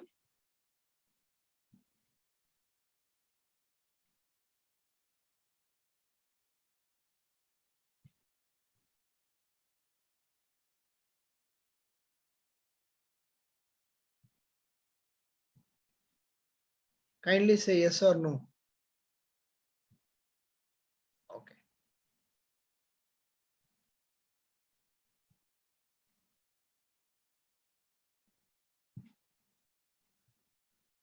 Okay. So as the Telangana movement, okay, I can understand, but I'll take class only for half an hour or so for this today. Humble request for people who are watching this video on offline is please come and join the classes regularly. We'll try to finish off the module ASAP, ASAP, and then we'll try to keep our word. So myself and Vivek are committed to do this. Okay. Coming to this part. So we in last chapter we have seen that with the Illendu episode, that is the KTPS episode, the issue of Telangana agitation of 1969 was now growing in magnitude. It was spread all across Telangana, including Hyderabad, Warangal, other places where the students of OU, Kakatiya University, everyone supported the cause of separate Telangana. Okay. And then in this context, to give the leadership or the guidance to particular movement, there was something called Telangana Praja Samiti, which was formed. How that was formed, what was its motive, we'll see that. But before that, when the movement was picking up, and who was the chief minister at that time was Kasu Brahmananda Reddy. The KBR Park, which you see in Hyderabad, Kasu Brahmananda Reddy Park, that is a national park, is named after this chief minister during the Telangana movement. Okay, KBR. So this person, the KBR, not KTR or KCR, is KBR, K. Brahmananda Reddy, Kasu Brahmananda Reddy. He was the chief minister. He was, of course, from Andhra region. He was the chief minister of the United Andhra Pradesh at that point of time. He was really annoyed as to how to suppress this or how to address this issue of Telangana agitation. How to address this issue of Telangana agitation. Now, the problem was the agitation was going on increasing in the magnitude. Okay, across Telangana region, across all the cities of Telangana, it is now spread. In this context, the chief minister has called for all party meeting. Generally, we see this, right? Even KCR has taken all party to Delhi once, and chief ministers generally take all party representatives to Delhi when they think that the issue is non-political or the issue is commonly being exposed in the state, and the issue is a problem across the state irrespective of political lines. So the CM will call for all party meeting. So this all party meeting was called for at the house of Chief Minister of Andhra Pradesh. And the agenda of this all party meeting was the Telangana issue. Here many people have gone and participated in this all party meeting. Okay, because the strike was intensifying all across the Telangana, and all party meeting was conveyed by CM, and many people participated in this all party meeting. So all the party representatives have gone to the all party meeting. So what was the major decision which is coming out of this all party meeting is non-mulki employees of the Andhra region will be transferred back to Andhra, and there has to be an appointment of special audit officer to determine surplus of Telangana. Right from day one, the issue was surplus of Telangana is being spent on development of Andhra. We have seen how the surplus of Telangana was being spent on the Guntur region, the other parts of Andhra to develop infrastructure, while Telangana schools and colleges were still backward. So Telangana was still having surplus, but that surplus was not being spent on Telangana, which was the promise made during the gentleman's agreement. So in this context, a special audit officer has to be appointed, and they have to assess the surplus of Telangana. And the second decision was the non-mulki employees of Telangana who are not the locals of Telangana will be transferred to the Andhra region or whichever region they belong to. In this context, they agreed that the AP Public Employment Act be changed accordingly to accommodate the Telangana people, their sentiments, and they have to be accommodated in such posts. Further, they said Telangana is backward in education, while Andhra is having a lot of schools. Telangana did not have enough schools, and the surplus was ironically not being spent on Telangana for development of schools. So they said their steps should be taken for the betterment of education of people in Telangana, the students of Telangana.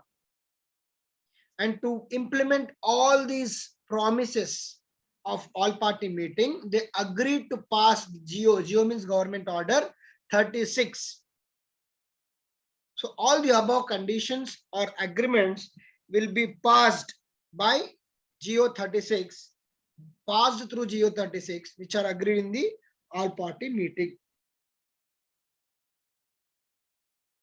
And this was called the safeguards to Telangana. Is it clear what is the GO 36? It is an outcome of all party meeting held at CM of AP's house. That CM of AP was residing in Hyderabad only. So basically it is to implement certain safeguards to Telangana in order to pacify the people who are agitating in Telangana, for Telangana.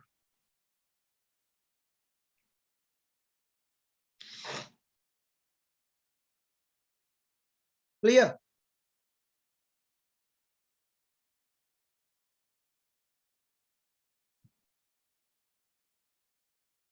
Clear about GO 36?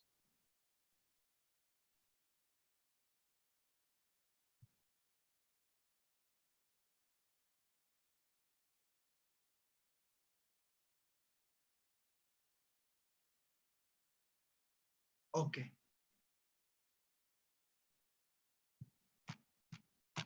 So the GO 36 was passed to implement the Mulki rule with effect from 28th February 1969. So that is the cutoff date.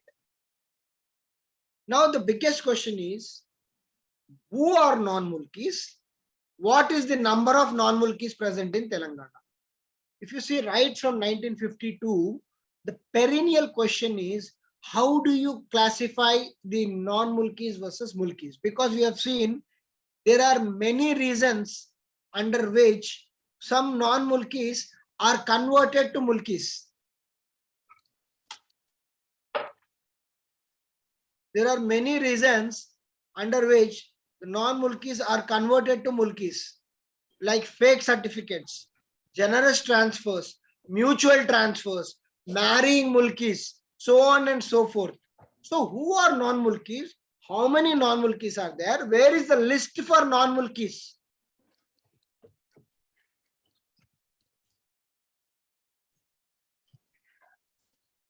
That was one of the major things. So what is about non-Mulkis? Who are the non-Mulkis?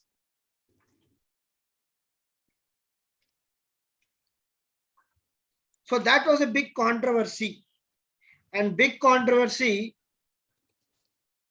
as to who are the non-Mulkis and how do you classify non-Mulkis from the list.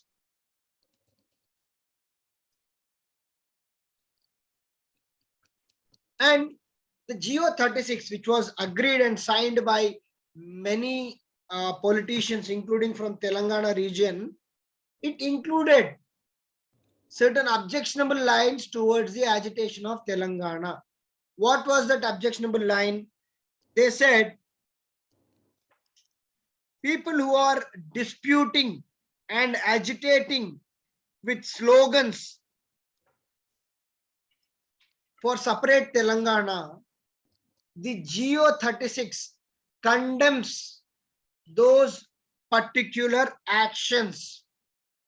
So what do you mean by that? So they are simply saying people who are doing the sloganeering or the agitation for separate Telangana are illegal. So that immediately created lot of uncomfort zone for people who are already agitating. So when I am agitating or protesting, first of all, you are not passing my complete demand. What is my complete demand? Separate Telangana. You are saying I am giving some safeguards to Telangana. Okay. On top of that, what you are saying, people who are demanding separate Telangana are not having moral stand. So aren't you calling me illegal? So I am offended by that particular line in the GO, because GO is a binding document. It's a government order. But this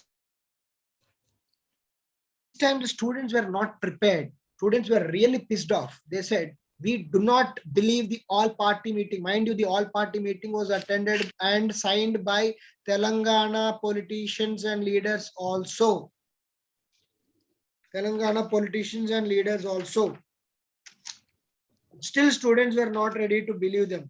So some of the prominent Telangana politicians are P.V. Narasimha Rao, Konda Lakshman Bapuji, okay, even Channareddy, Marri Channareddy, Chokka Rao, J.V. Narasimha Rao. So many prominent politicians, some of whom have already signed the gentleman's agreement, have also signed GO 36, the safeguards towards Telangana.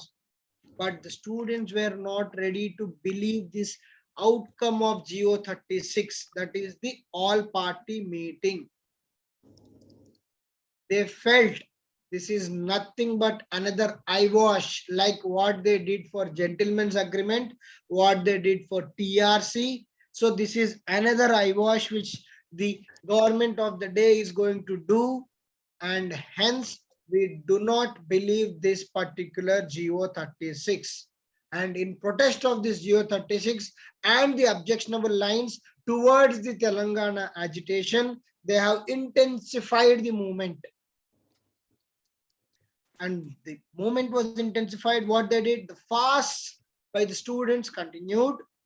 There were tremendous agitation. mass protests, burning of effigies of the Chief Minister of Andhra Pradesh and other ministers who were supporting the united cause, and they even burned the rail bogies. So the agitation was growing in scale and also in the kind of agitation it was. It was no more a peaceful agitation, it was taking a violent turn. So in short, the Telangana people were in no mood to agree with the GO 36, which was an outcome of all party meeting, and they were felt deceived by certain lines in the GO 36.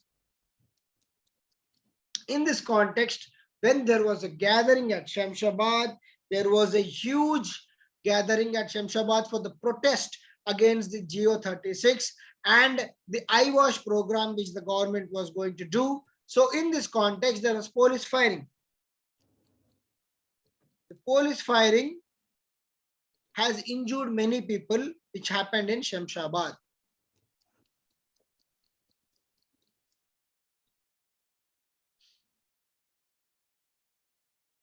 And on January 21st, there was a huge gathering at Nizam College where many political leaders and students came and assembled.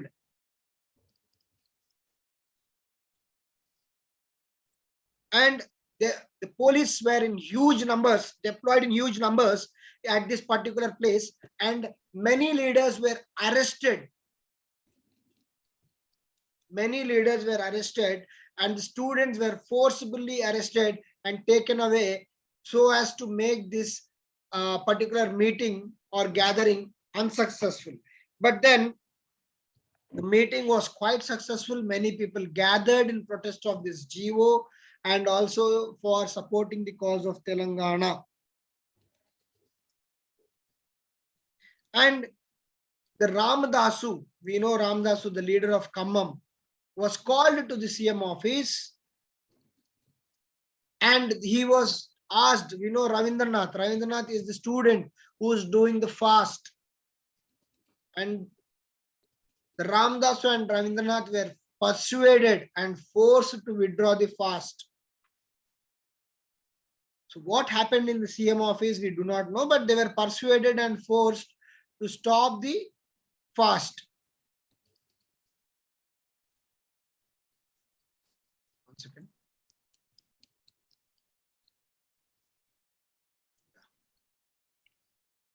They were persuaded and forced to stop the fast. And the movement was at such a peak by the time that even Ravindranath was not spared. Students were angry with Ravindranath. Are you able to relate the kind of movement of 1969 with 2009?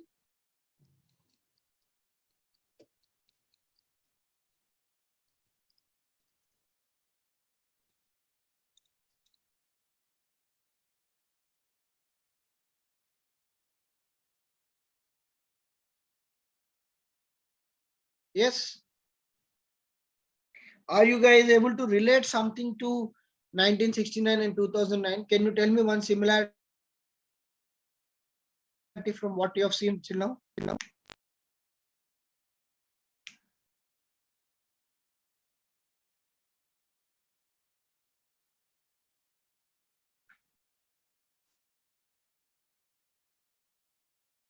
Yes, any similarity?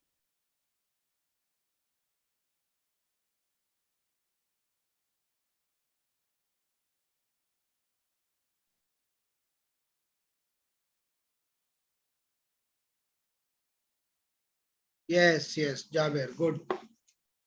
Similar thing happened in 2009 when KCR withdrew his fast. Students did not allow him to withdraw his fast. Are you able to recollect it?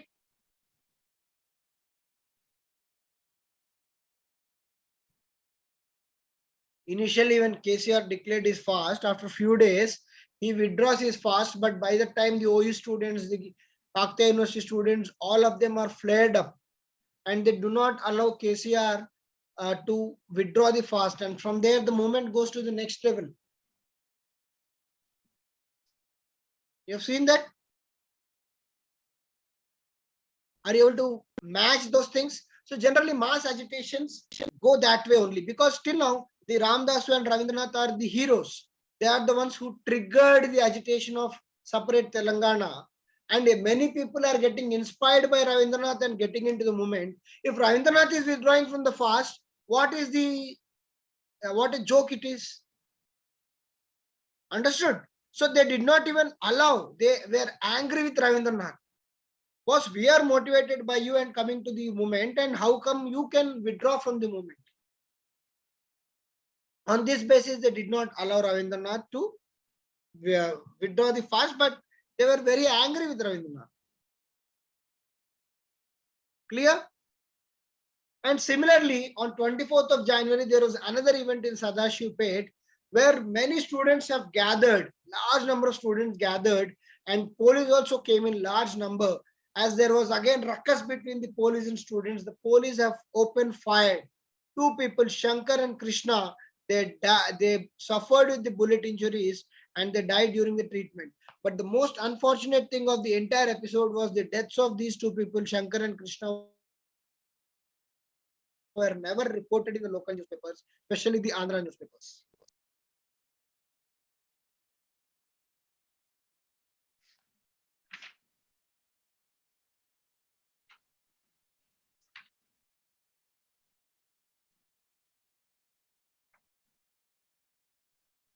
This was the issue. Clear up to here?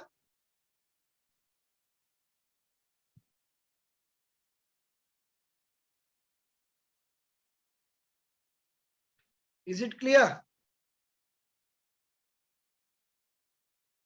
You can see how the movement is progressing or intensifying. Okay, fine.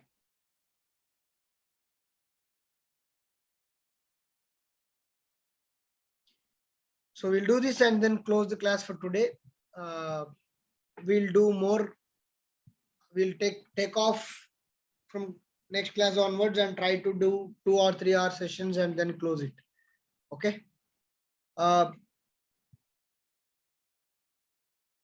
Once again, I say that people who are not happy with their prelims or somehow feeling that they are not able to clear the prelims, please come out of that as soon as possible.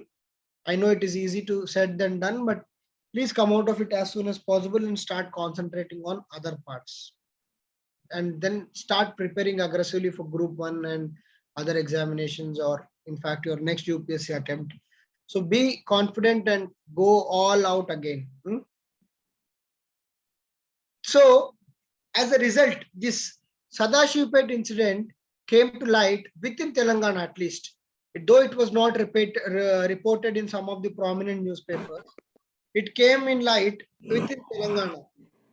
Okay, so OU campus became very serious about this issue, and they have intensified the strike against the government of the day. And parallelly, what happened, some group of students in Andhra started taking protest against the Telangana cause. We don't know the reason why the protests happened, but anti-Telangana protests began in Andhra, especially at Vijayawada and Guntur. They said that our future in the state capital is at stake. So we are not going to allow the separate Telangana movement. And by stating this as reason, the Telangana people were oppressed and the agitation was suppressed. And various peculiar reasons were being given to condemn or suppress the Telangana agitation. And sometimes even shoot at sight orders were declared in Telangana region to suppress the Telangana movement. There were false allegations on Telangana people that Telangana people are attacking Andhra guys. And as a result, agitation was going on in Andhra that we are not safe in state capital. Telangana people are attacking us, but that was not true. And There were, we know even today, we know the Srisalem Dam, right? Srisalem Dam has a powerhouse. One powerhouse belongs to Andhra, one powerhouse belongs to Telangana. So the Srisalem powerhouse employees, who were staying in Igalapenta were attacked by the Andhra people, because there was a rumor that Telangana people are attacking Andhra people. The Telangana state power electricity, that time it was Andhra state power electricity only. The Telangana employees of the Igalapenta in area who were working in Srisalem power station were attacked by Andhra employees, and they were beaten like anything. Their property was demolished. And Telangana people were afraid and terrified with the attitude of Andhra people in Igalapenta. This became a big sensational news, but this was never reported in Andhra newspapers. And it was a very, very delicate situation for the lives of Telangana employees in Srisalem power plant, because they were being attacked. Because there was some rumor that Andhra people are being attacked in Telangana. See, that's why when there is a cause which is happening, or when there is a particular friction which is happening between two states or two regions, such sensitive news may spread a very wrong thing, and people, the civilians, are going to be impacted.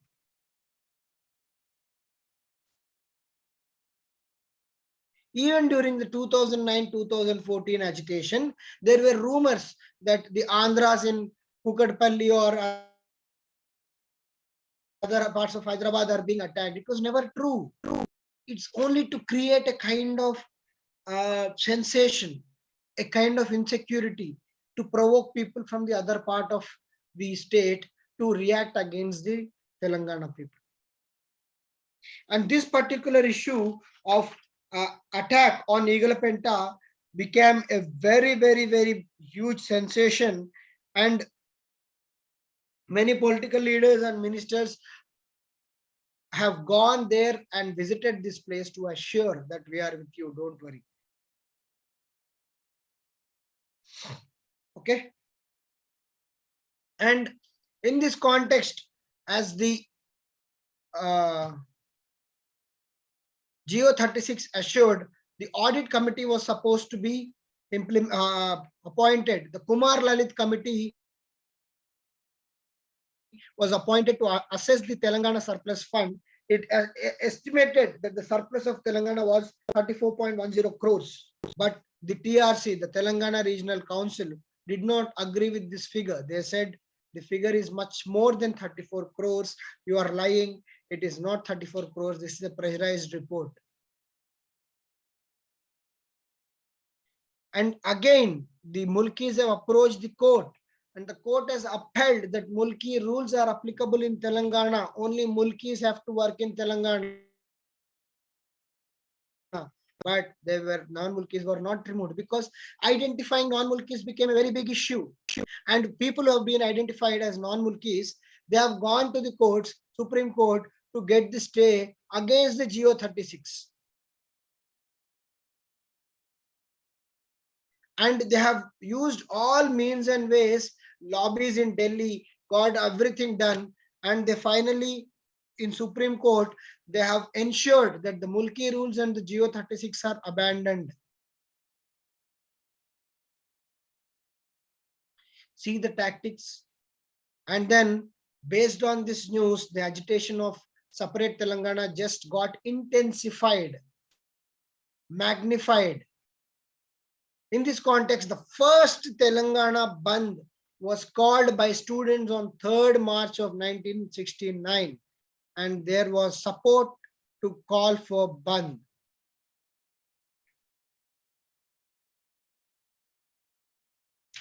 And throughout this process, there was a complete vicious propaganda by the newspapers owned by the Andhras.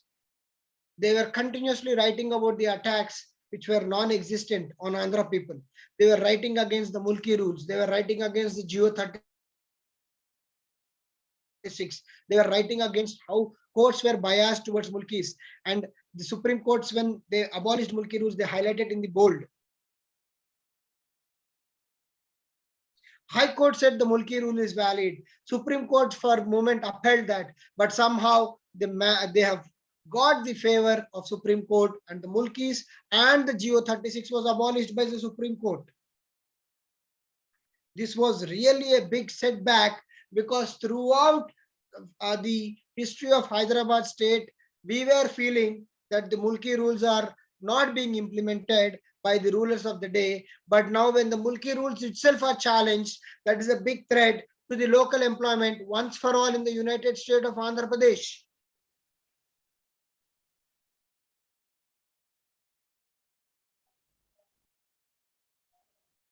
In this context only, the first Bandh of Telangana was being called.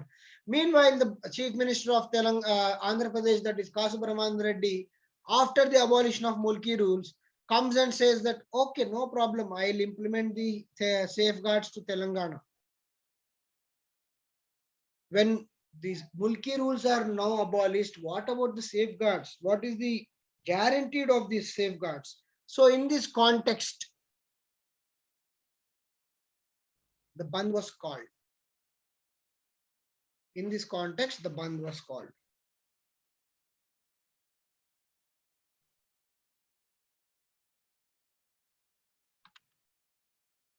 The TS ministers, the Telangana ministers in the United Andhra Pradesh, supported the implement of safeguards, but some of them did not support the separate state. See the issue? We have seen that even during the movement, the Telangana people, the Telangana ministers or MLAs only sometimes did not support the separate state. But Konda Lakshman Bapuji, he did not support the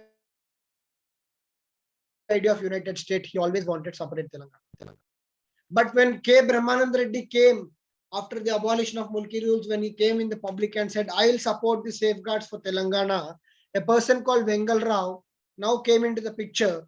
He started asking people to support Brahmanand Reddy, because he projected Brahmanand Reddy as the savior of Telangana. See, even when the Mulki rules are cancelled by Supreme Court, the Chief Minister is coming out and supporting the Telangana safeguards outright. Such a nice Chief Minister, please support him. So he started some people with vested interest, he started to take them into confidence and issue statements which are in favor of the Chief Minister. And they diverted students, saying that, guys, please don't spoil your careers. Go and study. Please concentrate on studies. And further to oppose Bandh, some Telangana leaders and politicians only oppose the Bandh, saying that Bandh will not solve the purpose, and the Chief Minister has already given assurance that he'll implement safeguards. But there was a union formed, which was called Telangana Prajala Mahasabha. The convener of Telangana Prajala Mahasabha was Madan Mohan, but he was strongly requesting everyone to participate in this Bandh. And finally, the date of Bandh came, irrespective of so many manipulations, so many cover-ups, so many diversions. There was huge response to the first Telangana Bandh, and it was a grand success.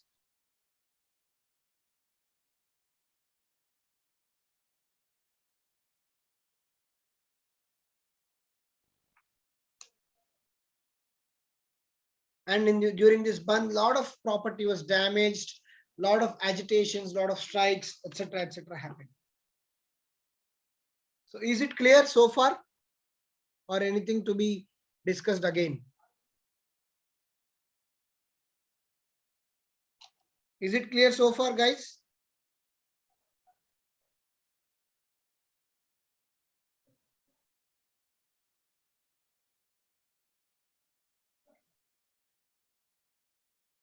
Is it clear from GO 36 to the first Telangana Bandh?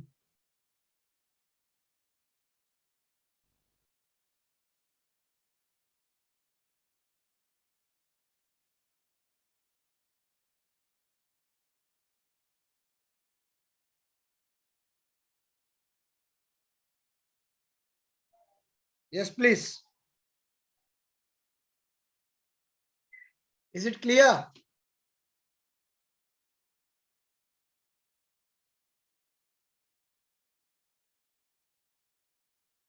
Okay. So I'll just stop here. I just wanted that, we have to slowly transit into the full flow. I don't want to put so many slides into your head right now. Okay. And once again, I request, people to come out of that. People who are able to clear prelims, just concentrate on the classes and then start preparing for your mains. For people who are not able to make the prelims, just come out of that mood as soon as possible, because we have much better things at stake. Okay. If you need some guidance, I'm available in that group. You can ping me personally on Telegram. If there are some issues with your preparation, I'll try to guide you. Okay. Don't let your chips down. Okay. People who are confident of clearing prelims, start preparing for all guns blazing, start giving test series, start revising your optionals, give the best shot at mains. Okay. Don't have prelims, mains, interview for 3 years. Don't do that. First shot should be the best shot. Okay. Our institute also is coming up with a lot of modules for revisions and other mains aspects, so that anyhow it will be communicated to you. And with regard to this module, we will pick up the pace. Okay, don't worry about this, we'll complete it. But I'm looking forward for more participation in coming classes. And just people who are unable to make it, just calm down, cool down, and come out of it and cheer up. Okay, for next endeavors. Right, just take on that note, we'll take a break for today. Okay, and then continue our discussion in the next class from this particular chapter only. Clear? Okay. Yeah. Good night.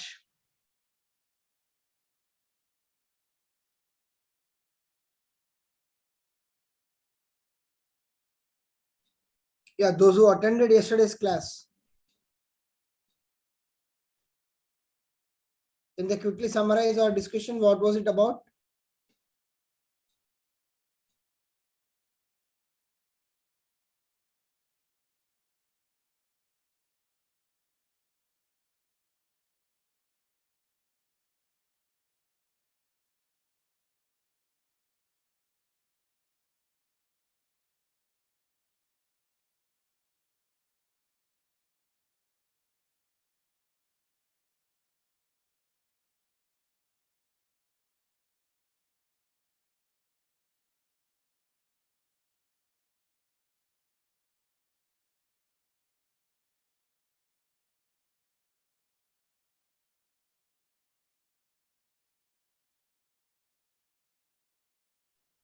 Yeah, all party meeting by Kasu Brahmanand Reddy government and the Geo 36.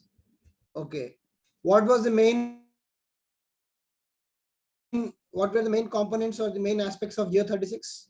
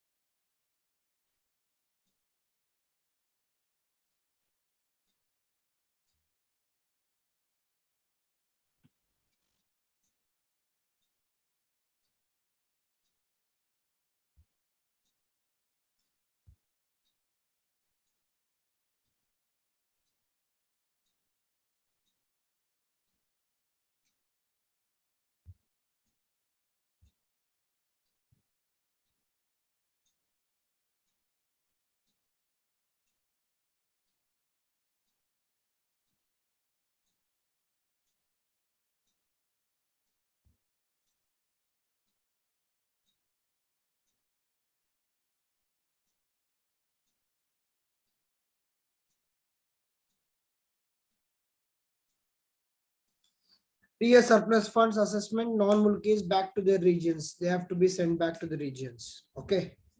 So was it convincing? Was it convincing to the Telangana people, the GO 36? What were the issues with regard to GO 36?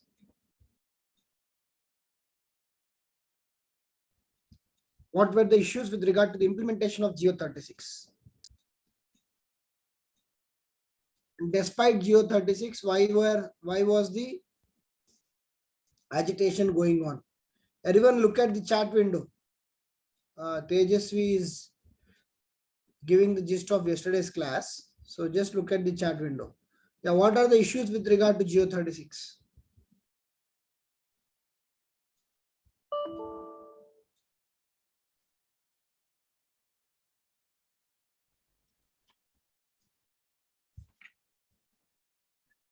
Yeah.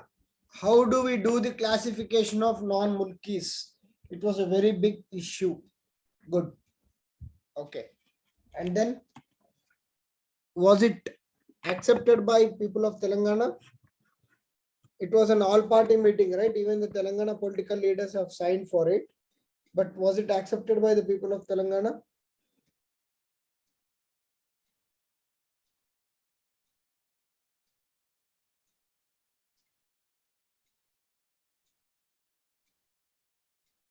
Why it was not accepted?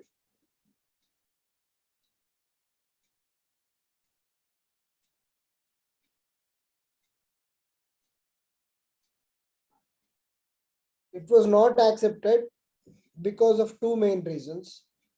One is that this GO contained at the conclusion some critical remarks against the Telangana agitation. Hence, people did not like it. Second is they felt it is another eyewash exercise. It is another eyewash exercise which will not lead to any proper direction for Telangana people. They thought that it is similar to gentleman's agreement, how it will be derailed. And in fact, this was not even matched towards the gentleman agreement. So it was just a basic safeguards. But meanwhile, if you see, the non-mulkis have gone to Supreme Court and have got stay.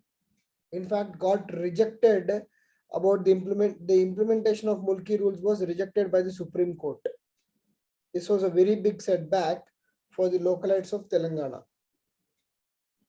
In this context, the CM Kasu Brahmanand Reddy says that don't worry, I'll take care of Telangana safeguards. Again, this was not trusted by the people of Telangana. Hence, the agitation was getting intensified. In this context, a person called Madan Mohan brings up the forum called Telangana Prajala Mahasabha. He brings up this forum called Telangana Prajala Mahasabha. He requests the people to participate in Bandh. All the tactics are used by the leaders to avoid the participation in Bandh. But still, the Bandh of 3rd March 1969 becomes quite successful. So, once the Bandh was there, the next process, up to here it's clear, before we get into the next aspect. Up to here it's clear for everyone.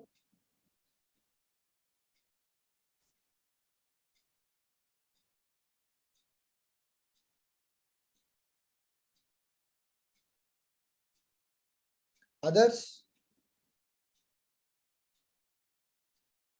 Fine. So what happened is,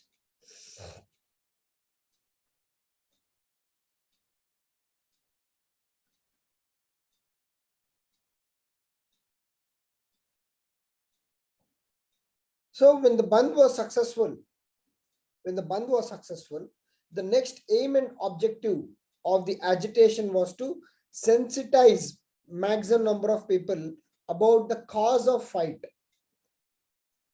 So when someone is fighting for a legitimate cause, if they believe so, their duty will be to sensitize more and more people to come and participate in this particular agitation. What happened is, in this context, there was a 2-day seminar which was organized to sensitize more number of students, more number of leaders, and more number of youth at Reddy Hostel in Koti on 8th March. So after Bandh, they did not give up. They started taking up more and more activity. So many students participated, and leaders like T. Anjaya, G. Venkataswamy. Okay, all these are very popular leaders. In fact, T. Anjaya went on to become the Chief Minister of Andhra Pradesh.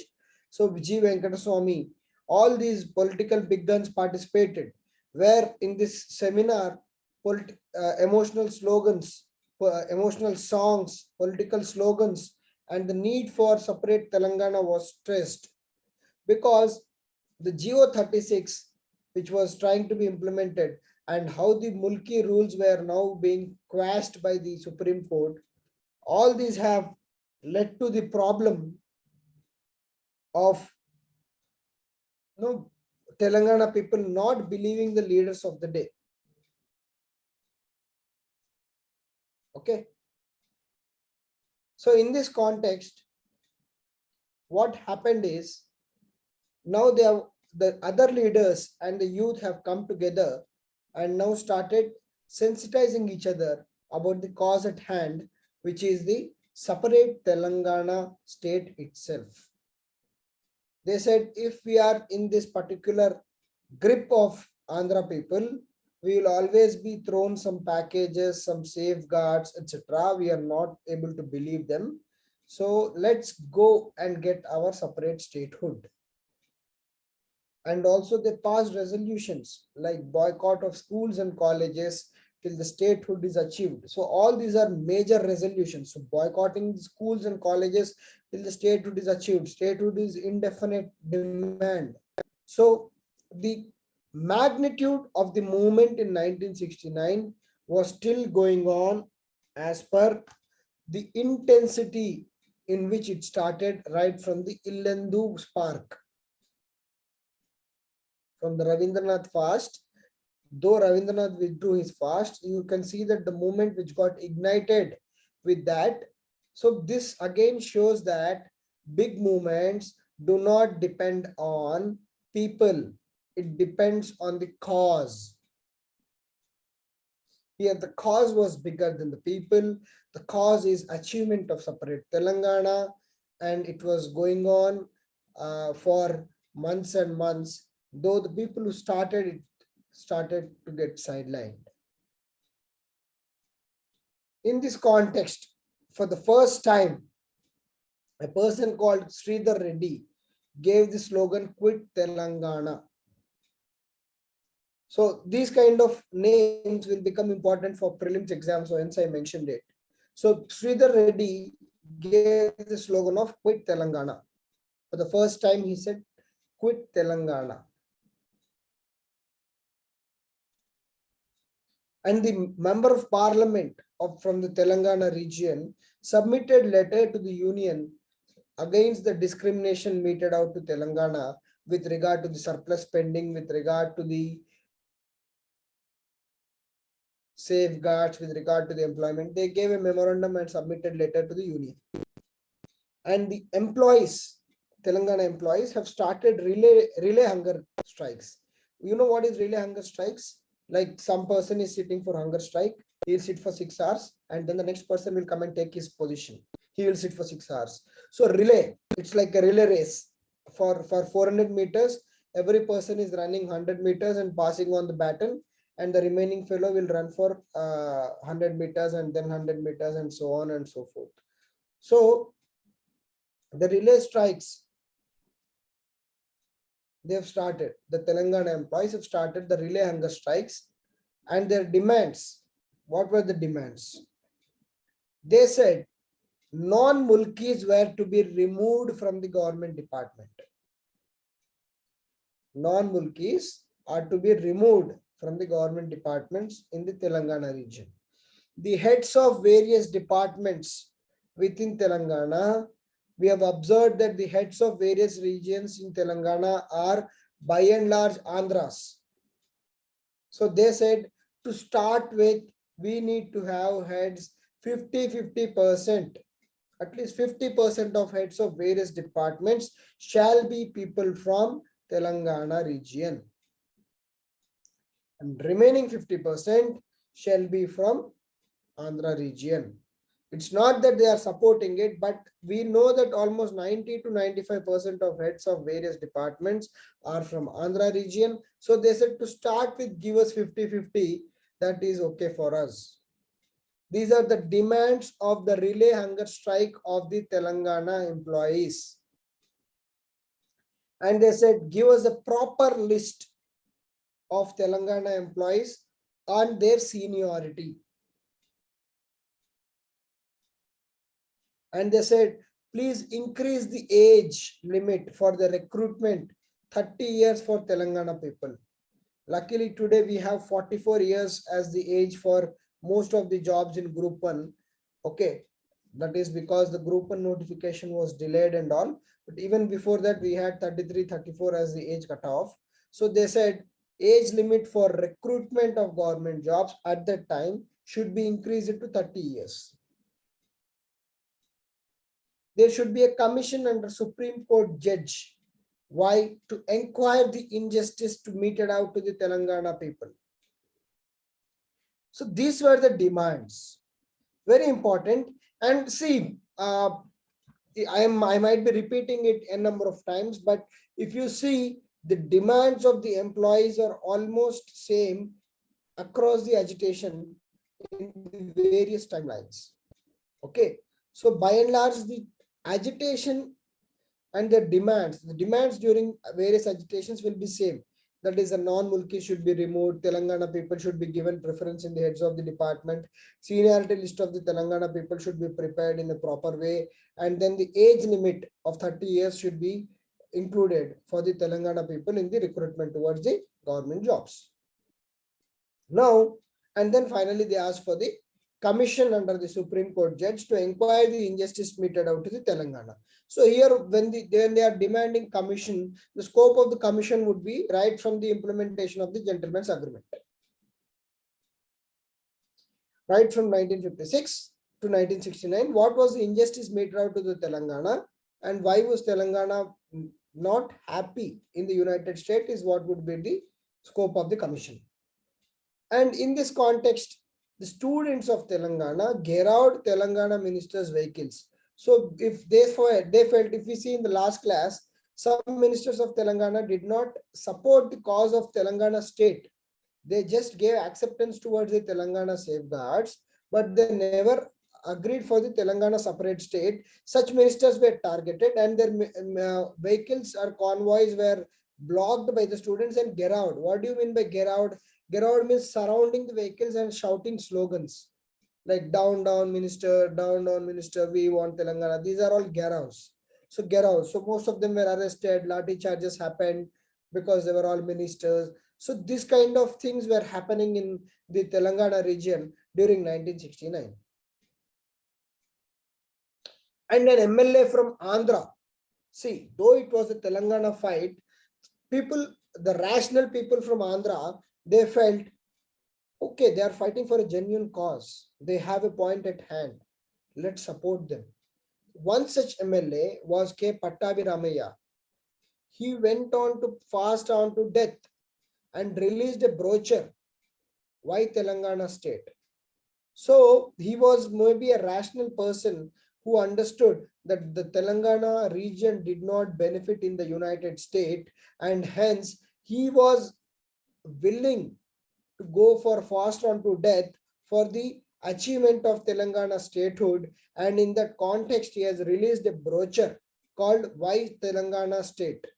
In that, he has mentioned a lot of details as to how Telangana state suffered, Telangana region suffered in the United Andhra Pradesh, and how the surplus of Telangana region was not being spent on Telangana, and also how the Mulki rules were being intelligently bypassed to appoint the non-Mulkis in senior positions and the guested posts in Telangana. So all this he has mentioned in his pamphlet and brochure. On 14th of March, students entered the press gallery of Assembly of Andhra Pradesh and started giving the slogans of Jai Telangana. Okay, in this context, again, there was a convention, there was a huge gathering called for at Karimnagar, where almost 10,000 people attended, and including leaders like NG Ranga and others attended. In this context, NG Ranga supported the TS cause. He was an Andhra person, but he supported the Telangana state cause. Okay, and he gave moral support to the agitation of Telangana. And Telangana Struggle Day, 17th March 1969, was declared as Telangana Struggle Day. On this context, the Telangana people wholeheartedly supported the fast unto death by the K. Pattabi Ramaya, who was an Andhra MLA. So seeing that the agitation is going in another direction and it is not subsiding, on 23rd March 1969, the Chief Minister Kasu Brahmananda Reddy announced the high-level committee would be appointed with Telangana ministers or members to look into the injustices meted out to the Telangana. And apart from the Chief Secretary, an additional Chief Secretary would be appointed to the government of Andhra Pradesh, who would be from Telangana region. And the appealed students, go back and join your exams and please go and join your classes. Don't do agitation.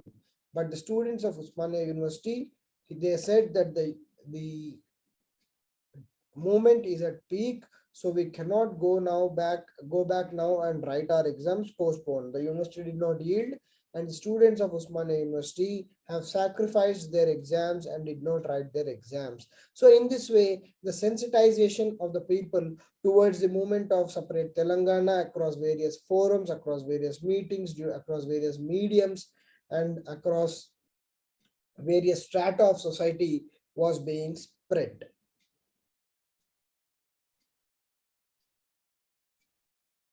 So take a couple of minutes to see the slide and then let me know if you are clear with this.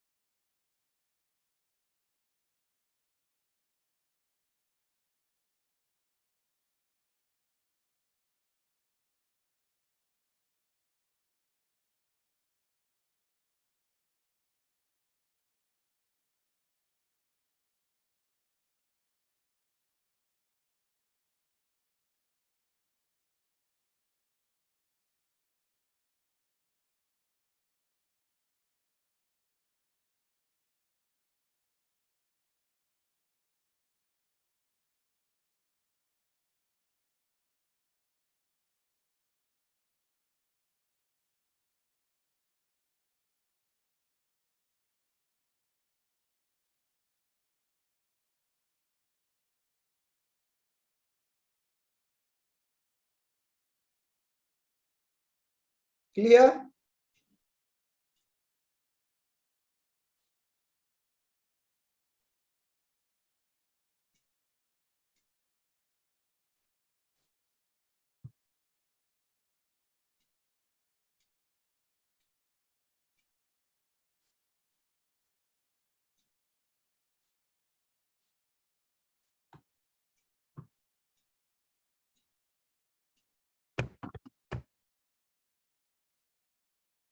Yes, please. Shall we move ahead?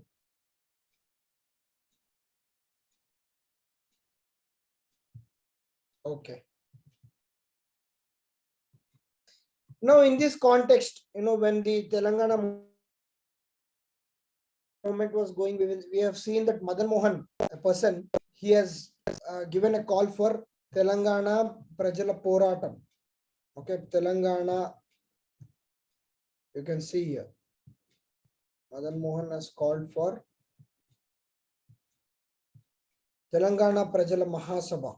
Okay, so this and he was bringing together various people to fight for the cause of separate Telangana.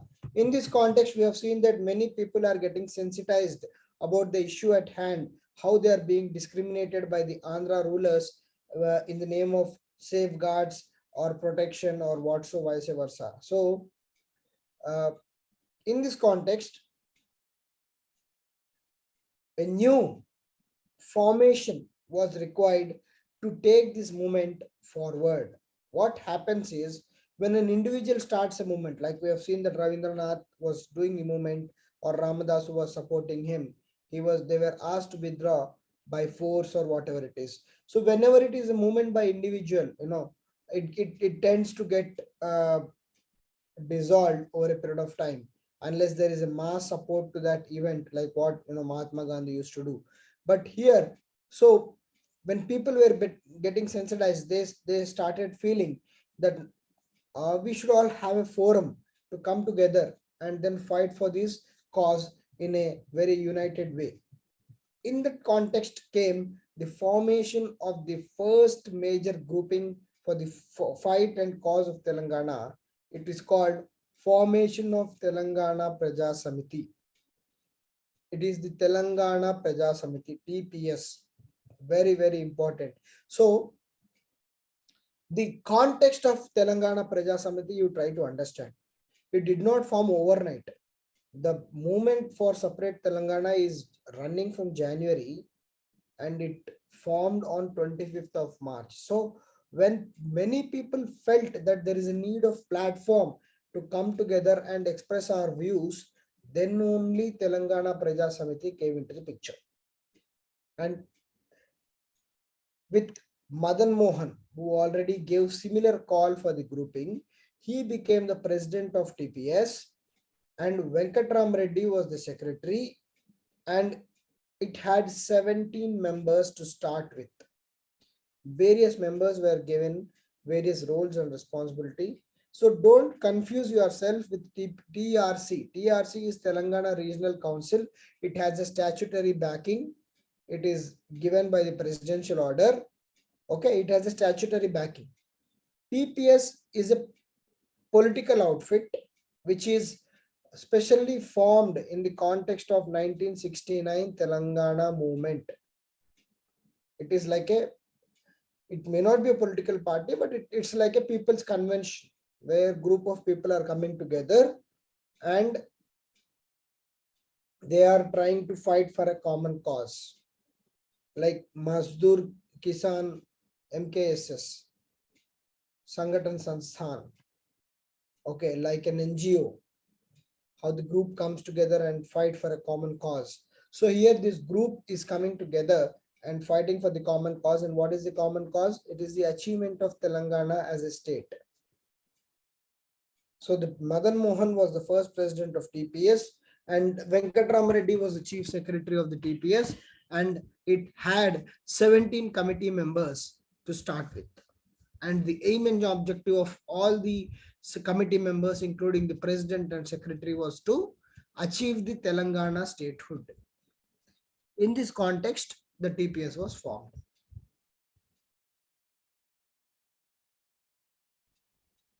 understood the context in which the TPS was formed?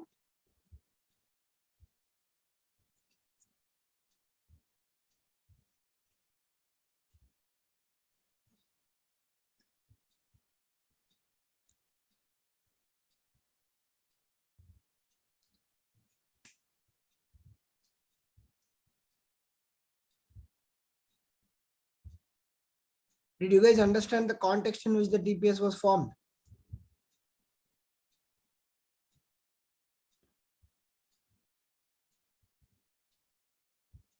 Okay. So, as the government promised that they will appoint one chief secretary, additional chief secretary from Telangana, a person called Abdul Khadra, who belonged to the Telangana region, was appointed as additional chief secretary. They were appointed, he was appointed as an additional chief secretary. And this TPS, the Telangana Praja Samiti, now started to organize meetings against the separate state of, for the separate state of Telangana. So the main aim and objective of the TPS was to get Telangana as a state. And now that they have a forum, now that they have a convention to assemble people and to start discussions, they started to meet and organize meets to gain the importance and to promote the cause of separate state of Telangana.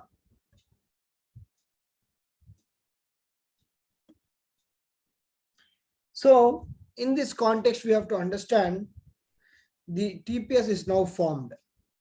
The entire Telangana is now motivated for Telangana statehood. Why we are saying it is motivated? Though the Chief Minister of Andhra Pradesh, he has given that assured that I'll implement safeguards, though the GO 36 was passed. So unlike gentleman's agreement, this time Telangana was not ready to compromise. They were clear on what they wanted, which is the statehood.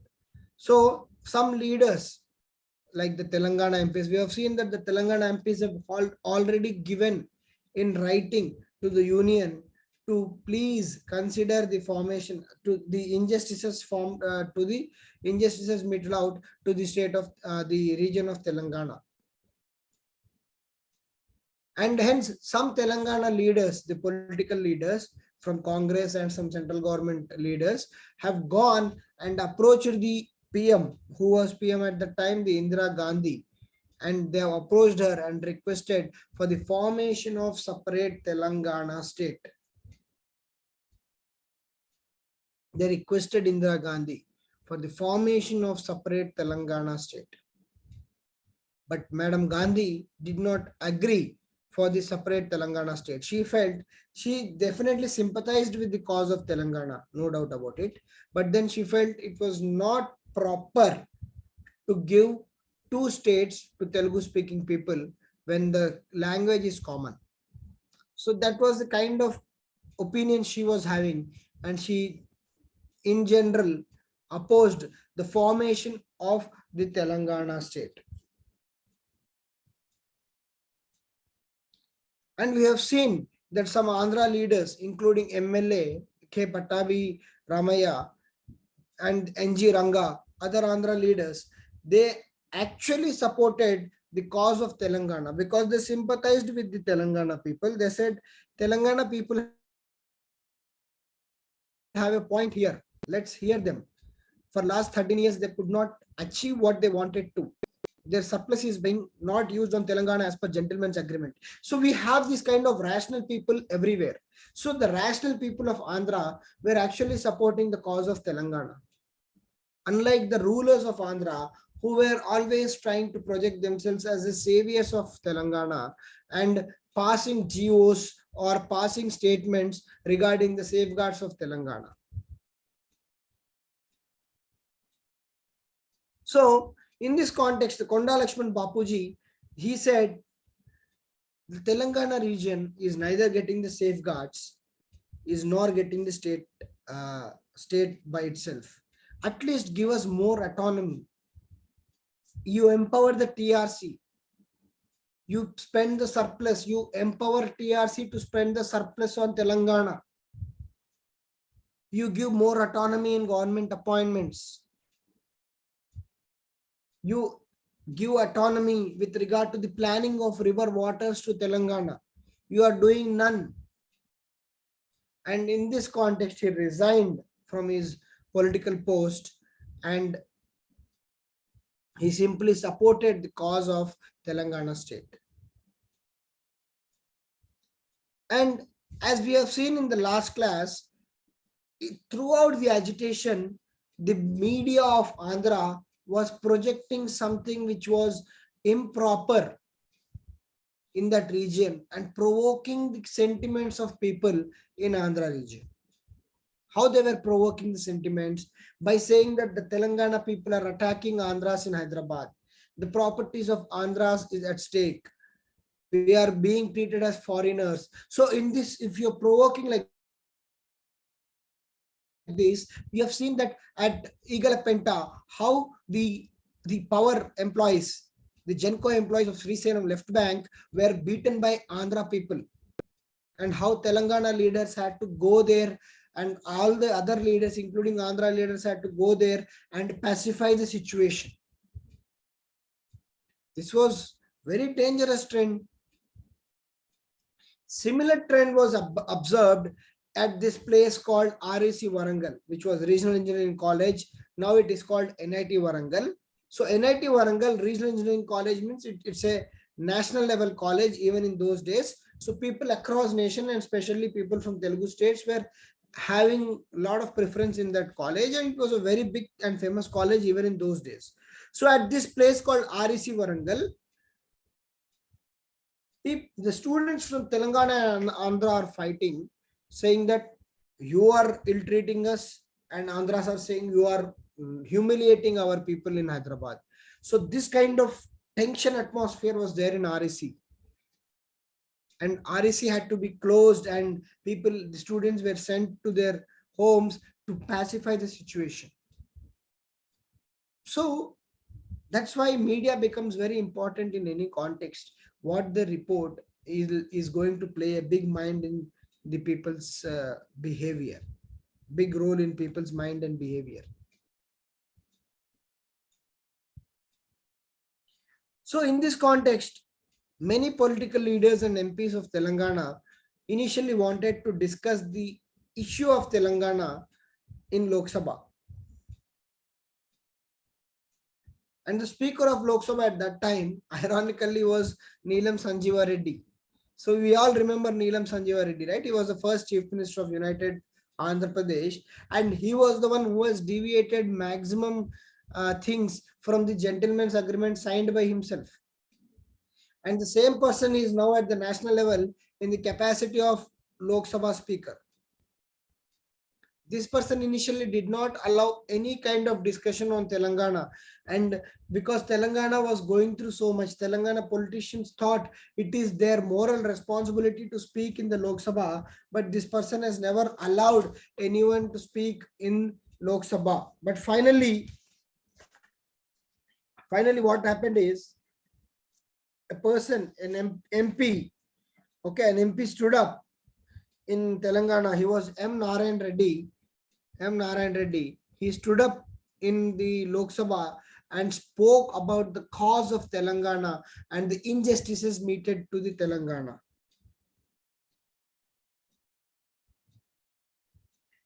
Okay. M. Narayan Reddy was the MP from Nizamabad. Please write down that. M. Narayan Reddy, MP from Nizamabad. He persuaded and fought with the speaker Neelam Sanjeev Reddy to give him the mic, and then spoke very eloquently and beautifully on the cause of Telangana.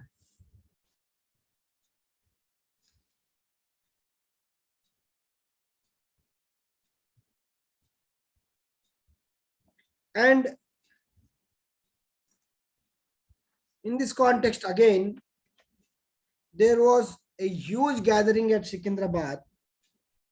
And whenever there was gathering, the police excesses were witnessed in Telangana, either lathi charge, tear shells, and see the firing in last 4 or 5 classes on Telangana movement of especially 1969 only. We have seen how many times there was firing. So who will use firing on their own citizens? And this shows how ways and means were used to suppress the movement of Telangana. Again, when there was issue in Secunderabad, when there was huge agitation going on, police started suppressing the movement, and when the movement became more violent, they started firing, and 3 people died. Prakash Rao, Ramulu, and another unidentified person. They 3 died in the firing.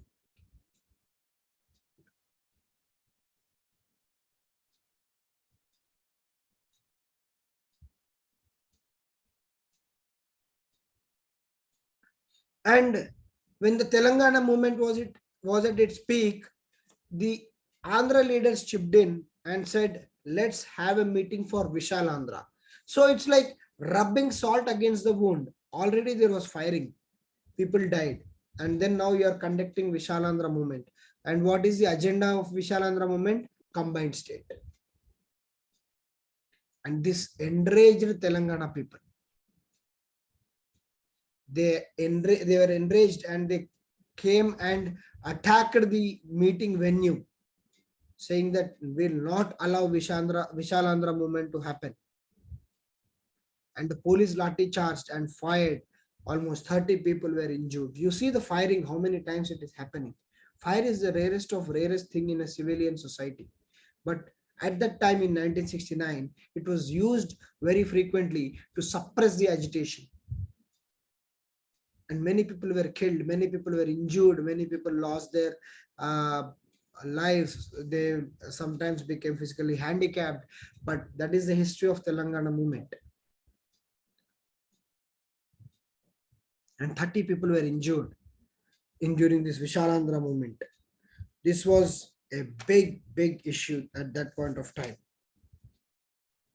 And this entire episode and the police and their atrocities were being reported by the Telangana leaders and politicians to center, saying that see how police are behaving.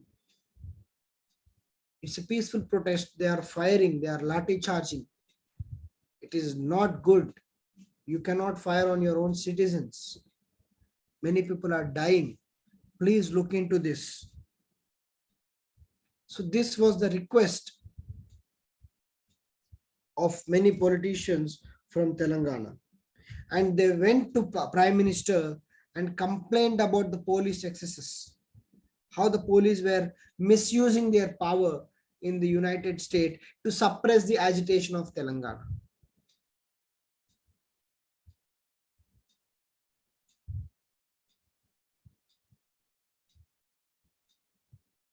And in this context, Telangana leaders have met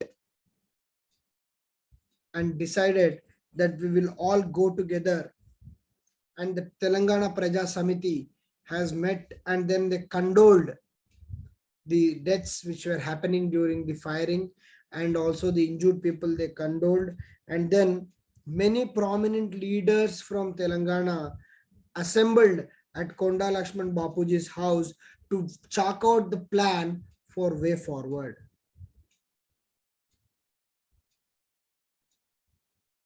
Okay, so before that, the Prime Minister, who was represented by the MLAs of Telangana about the police excesses and the situation at hand in Telangana, took stock of the situation in Telangana, and then she wanted to convene a high-level meeting on 10th of April to discuss the situation in Andhra Pradesh. That is obviously the state where Telangana region was boiling like anything.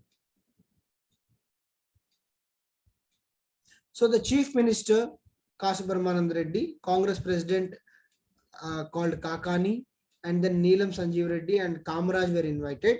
From Telangana region, TS means here Telangana region, Dr. Marichanna Reddy, VB Raju, Chokka Rao, and N. Ramchandra Reddy were invited. So prominent leaders from Telangana and overall leaders from Andhra were invited to the PM residence to have a meeting, which was called high-level meeting, to discuss the situation in AP, because the entire Telangana region was boiling. So what should be the strategy for this meeting? Because people from Telangana are going, all this was being discussed at Konda Lakshman Bapuji's house. Okay. And in this house, In this meeting, they specifically condoled the violence and the violence of Secunderabad, where and the buses were burned, etc., because the entire issue was still flaring up, and the Telangana Praja Samiti condoled the police firing and the deaths which happened on 4th April. They met at the Nizam grounds, and the meeting agenda was the condolences to people who have died and the resolution to reinforce the demand for the separate state of Telangana.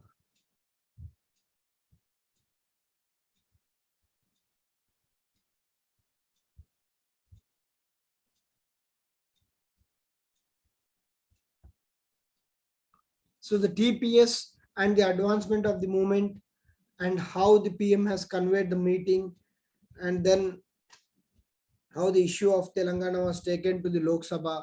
These are the important aspects in this particular section. Are they clear?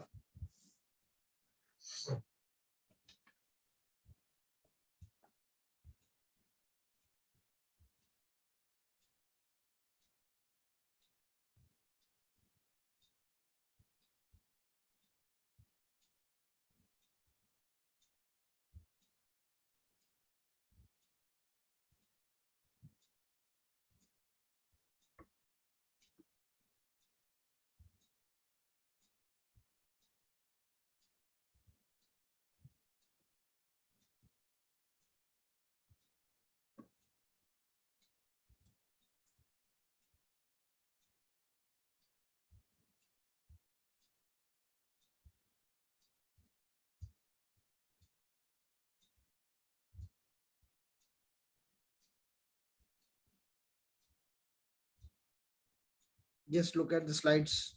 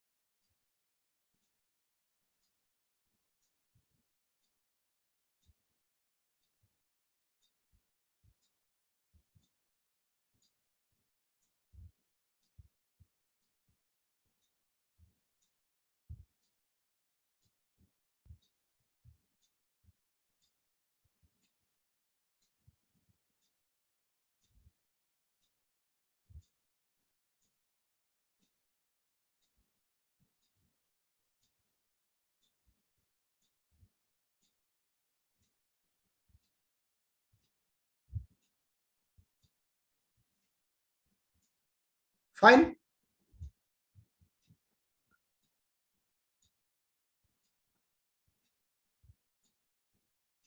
Yes, please. Others. Okay. So as the Telangana movement was progressing, we have seen how police have misbehaved, how they, were taking very violent steps against the movement of Telangana, like firing, which is a extreme case, but firing was very frequent case in the issue of Telangana movement. So just to recapitulate how this Telangana agitation was trying to be suppressed. So first is the rulers, Andhra rulers hegemony. What do you mean by hegemony? Hegemony is like a superiority complex. So you can see that the CM is saying, don't worry, I'll give you safeguards. So it's like, okay, I am there. So I am there means like a big father or big brother attitude. So I'll do some justice to Telangana. But people of Telangana are asking for a separate state. It's not that we are lacking in something and asking you for help. The state is already having a surplus. This region is having already a surplus fund. So that means our budget our revenue is more than our expenditure, then only surplus comes. Though having 35, 36 crores of surplus, we are still not having proper development. Our funds are developed on other Andhra areas. So these are the complaints, legitimate complaints. We are having enough qualified people, but you are showing that we are not qualified and appointing people from Andhra in separate posts. And the seniority list you are manipulating. The Pochampadu project, which is now called SRSP, Sri Ram Sagar project, you are not developing, which happens to be the lifeline of many people in Telangana. You are not ready to accept that. So this is a kind of hegemony. And arrests of Telangana leaders on 5th April. Okay, when the Telangana Praja Samiti met on 4th April at Nizam grounds and offered condolences, immediately they arrested the leaders in the name of preventive detention. When do you do preventive detention? Are they organized criminals? But then the government took preventive action, saying that no, they may create some kind of violence. So fed up of all these tactics, the Telangana Praja Samiti announced a satyagraha, a mass satyagraha on April 9th, and the person who announced was SB Giri. SB Giri gave a call for mass satyagraha across Telangana in protest of the suppressive measures being followed against the Telangana people who are fighting for the cause of Telangana state. So the Swatantra Party was the first political party to demand separate Telangana state at the national level. So they gave the call for Telangana to be a separate state. They supported that. At the national level, another party called Republic Party also supported the cause of Telangana. You can see on 9th April, when the Satyagraha was announced by the TPS, Telangana Praja Samiti, many people were arrested and schools and colleges were used as prisons. So the call for Satyagraha by TPS was so successful that many people came and started participating in the Satyagraha. All those people were arrested and the jails and prisons were full, and people were now thrown in schools and colleges as jails or prisons because the capacity of the prisons was exhausted. Such were the suppressive measures against the Telangana agitation.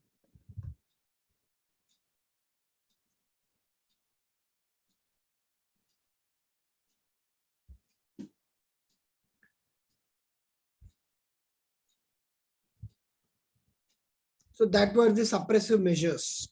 Okay. Just look at the suppressive measures.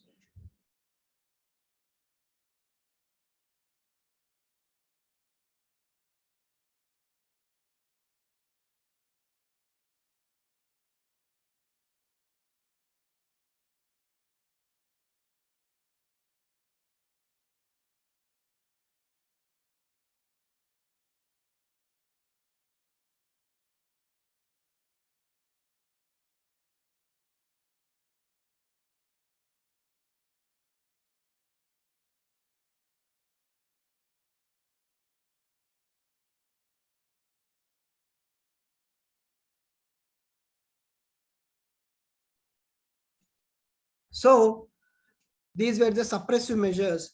Very unfortunate that when we look at from Telangana people point of view, we may feel emotional or we may feel bad. So people from Andhra will have their own counter versions about this. Everyone has their own right to give versions. We are not denying that. Whatever is the cause, whatever is the reason, violence against citizens is condemnable. Be it Andhra people or be it Telangana people, when citizens are fighting for certain cause, we should not use violence, especially police firing, preventive detention. Who are these people? They are the residents of United Andhra Pradesh with a particular motive to attain statehood. They are not terrorists, they are not Naxalites. So they are not using violence. They see, even for Satyagraha, even on the day of Satyagraha, you are arresting people.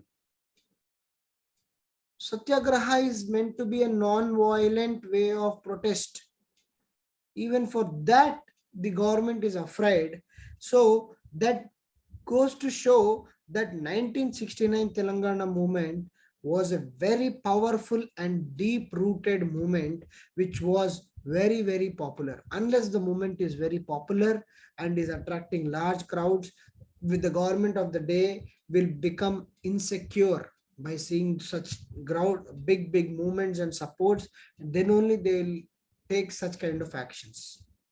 This indirectly shows that the Telangana movement of 1969 was definitely deep-rooted and quite popular among the masses.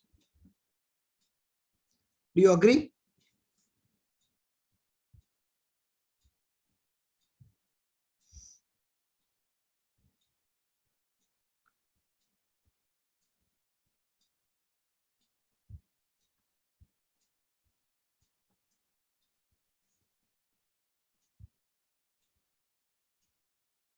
Okay.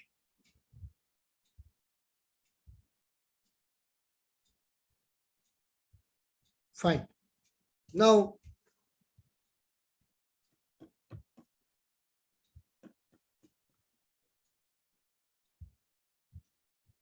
we'll do this and then we'll do the 8-point formula later. It's only just one more class or around 1.5 to 2 hours class, which will complete the 5th chapter and the part 1.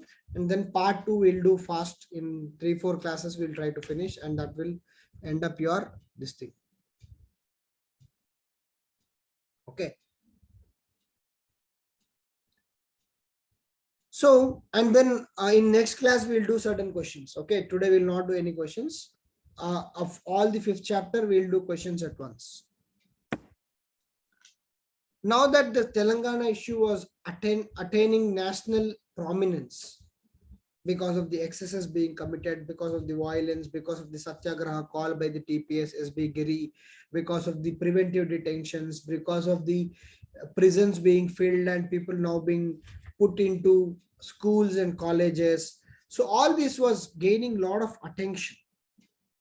And this violence was being reported at national level, and center finally got involved into the Telangana issue. The stand of PM was still the same. She was not supporting the separate Telangana.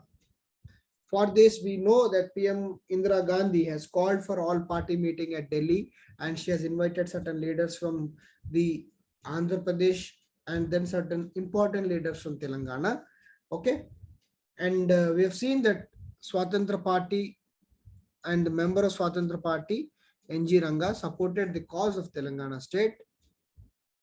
And a person called Bhupesh Gupta, a national level leader, he said the excesses, the violence in Telangana is a serious issue and a condemnable issue. In this regard, Mr. K. Brahmananda Reddy should resign as chief minister for misusing the office of chief minister, because he is trying to use violence against his own people. And Janasangh and communist parties opposed the concept of Telangana state, but they had their support, moral support for Telangana people against the violence of state. So they did not support the Telangana state. So when the PM came, Telangana leaders and the Andhra leaders met the Prime Minister separately at the all-party meeting also. The Telangana leaders and the Andhra leaders met Prime Minister separately to explain their version of what is happening in Andhra Pradesh. In this context, Telangana leaders explained about the injustices being meted out to Telangana people and diversion of surplus from Telangana state. They said, Madam, there is a lot of injustice being meted out to the Telangana people. We are suffering because our surplus is being spent elsewhere and we are still remaining backward. Please help us. And surprisingly, the Prime Minister, who has heard all the parties in the all party meeting and met Andhra leaders and the Telangana leaders separately, has given for a all party meeting. After all party meeting, she has announced for a 8-point formula, a very, very, very important thing. Okay, 8-point formula. She has announced that going forward, this 8-point formula will be implemented. What is in that 8-point formula we'll discuss. So, and the point is, when the Prime Minister came up with 8-point formula, it was still not satisfying to the Telangana people. They felt this 8-point formula was only to delay the Telangana state and it is not going to be implemented. And their apprehensions were true that this 8-point formula was a kind of eyewash once again, and it was never implemented in letter and spirit. So this again goes to show how deep-rooted the movement is. The CM has given assurance, Telangana people are not believing. He said, I'll implement safeguards. They said, nothing doing. We want Telangana state. Now the Prime Minister of India has given an 8-point formula. They are saying, we don't trust you.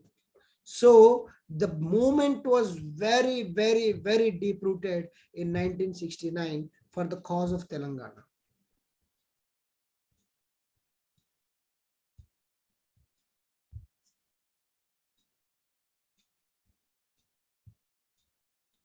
The movement was very deep-rooted for the cause of Telangana.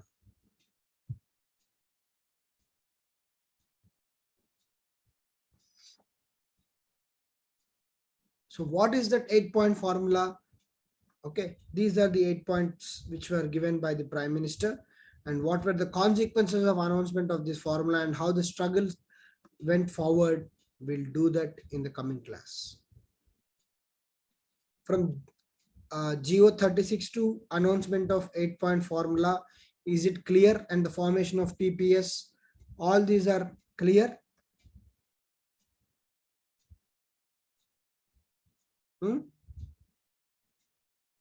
Are all these clear?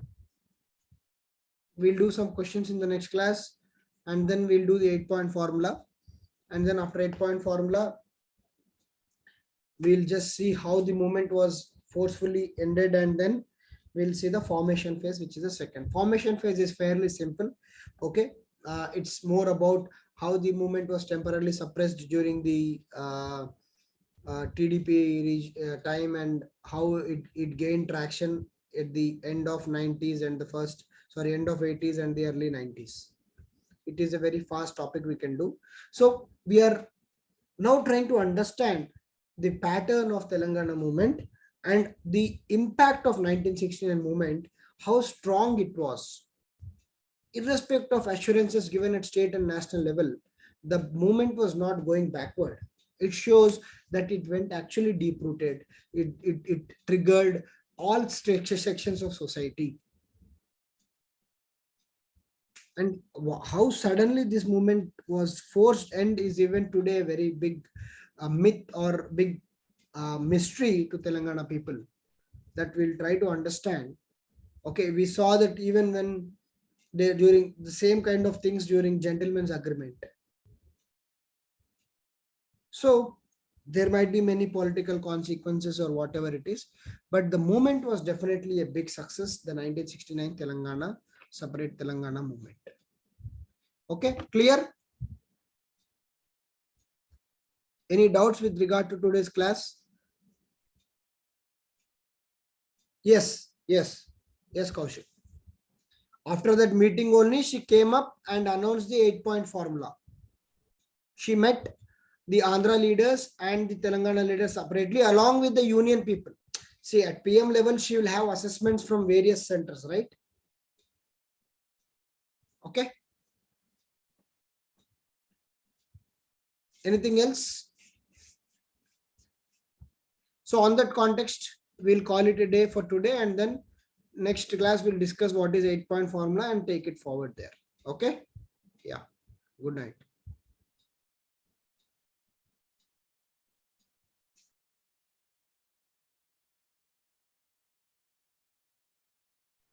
Anyone can give me the gist of what we have discussed in the last class?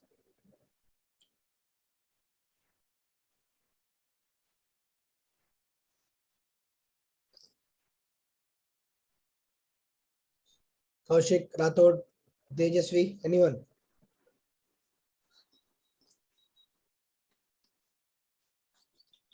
Okay. Formation of TPS. What does TPS stand for?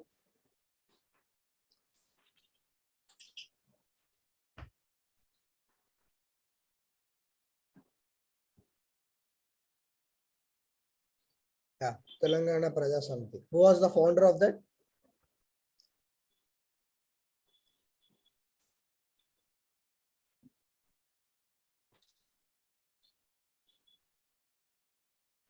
If not the founder, who was the first?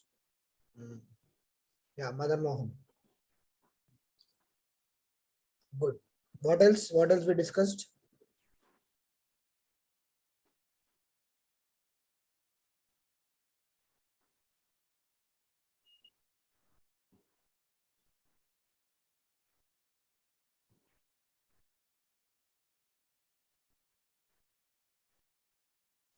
Suppression of Telangana agitation.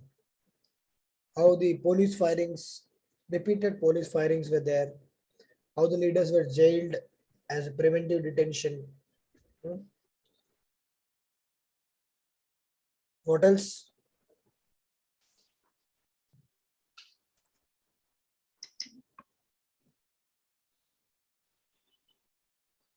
That's it.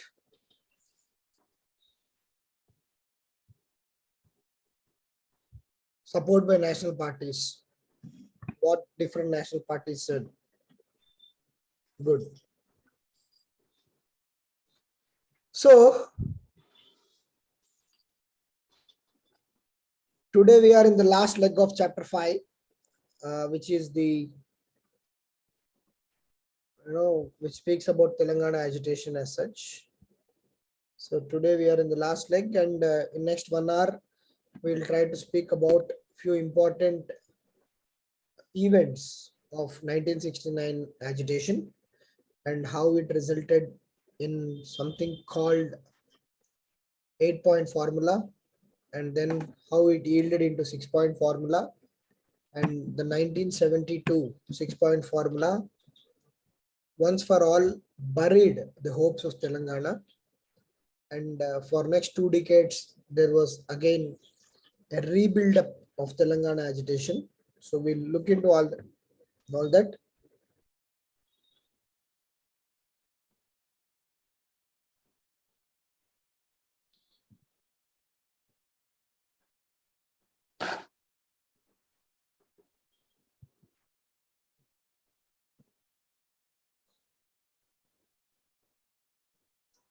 We have seen in the last class, okay, the basis, what was the build up for the 8-point formula.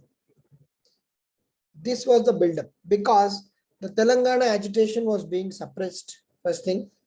Second thing is that the national parties, and we have seen that the Narayan Reddy, the Nizamabad MP, he also pushed for Telangana cause in the Lok Sabha floor. And then how various national parties were also showing the respect for Telangana movement, and some Andhra leaders like K. Pattabhiramaya were also taking up fast unto death for the cause of Telangana. So all this put a kind of pressure. And then PM has called for an all-party meeting where Telangana leaders and the Andhra leaders met the PM separately. Unfortunate thing is PM Indira Gandhi was not inclined for creation of new states. She was afraid that, conceding to the demand of Telangana would lead to more such demands like the Bodoland issue, like the Vidarbha issue. So she was not completely convinced about the cause of Telangana, but she wanted to ensure that the safeguard of Telangana will be implemented in letter and spirit as per the gentleman's agreement. In this context, she called for the meeting. So what Telangana leaders felt is, this Prime Minister is calling us only to see that the delay in Telangana state is done and the gentleman's agreement is not being implemented in letter and spirit. In this context, what happened is, just give me a minute.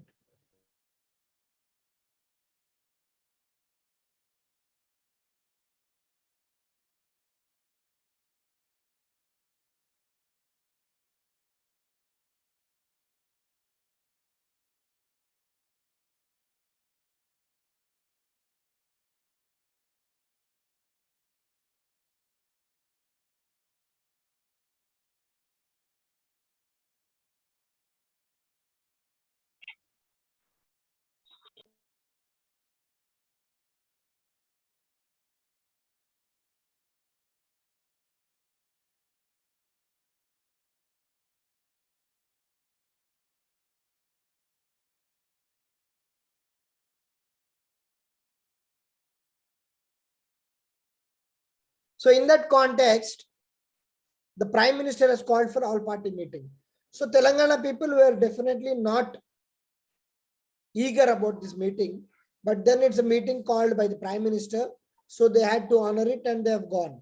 In this meeting, Dr. M. Channareddy and others, they have asked for exclusive appointment with the PM to explain the issues of Telangana.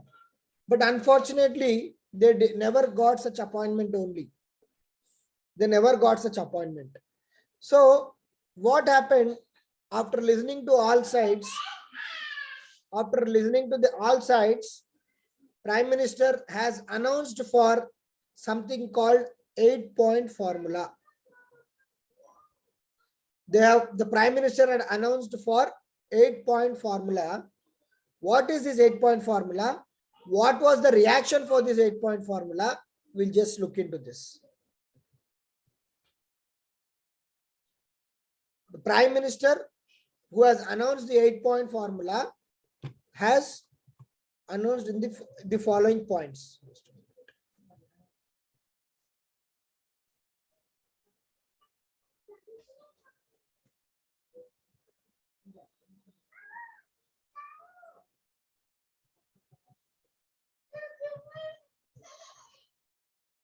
So this is the 8-point formula as announced by the Prime Minister of India. So it was announced on the 11th of April, 1961. Sorry, 1969. This should be 1969. Just a minute.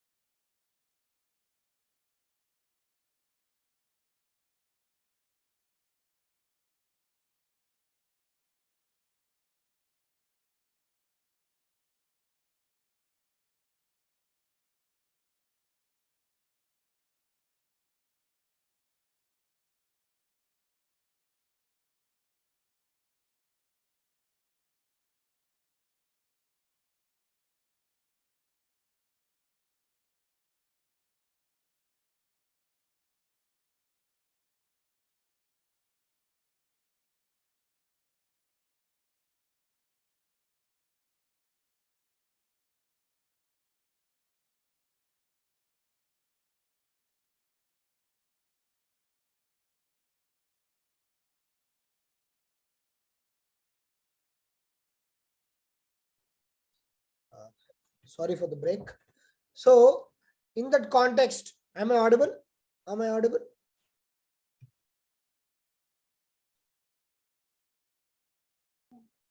So in this background, the 8-point formula was announced. So read this as 1969. I'll try to edit the slide whenever it's possible. So it is 11th April 1969.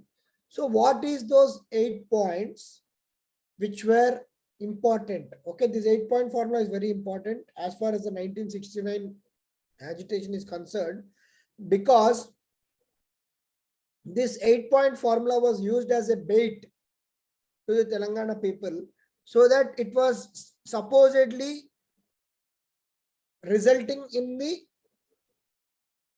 downstreaming of the movement. But to the surprise of the national leaders, the 8-point formula could not convince the Telangana people, and the agitation continued. So let's see what is there in this 8-point formula. So the first point of 8-point formula is there has to be an high-powered committee with Supreme Court judge and an economist, which will ensure and calculate the surplus related to the Telangana. Because last time when the Lalit Kumar committee was there, 34 crores of surplus was declared for Telangana.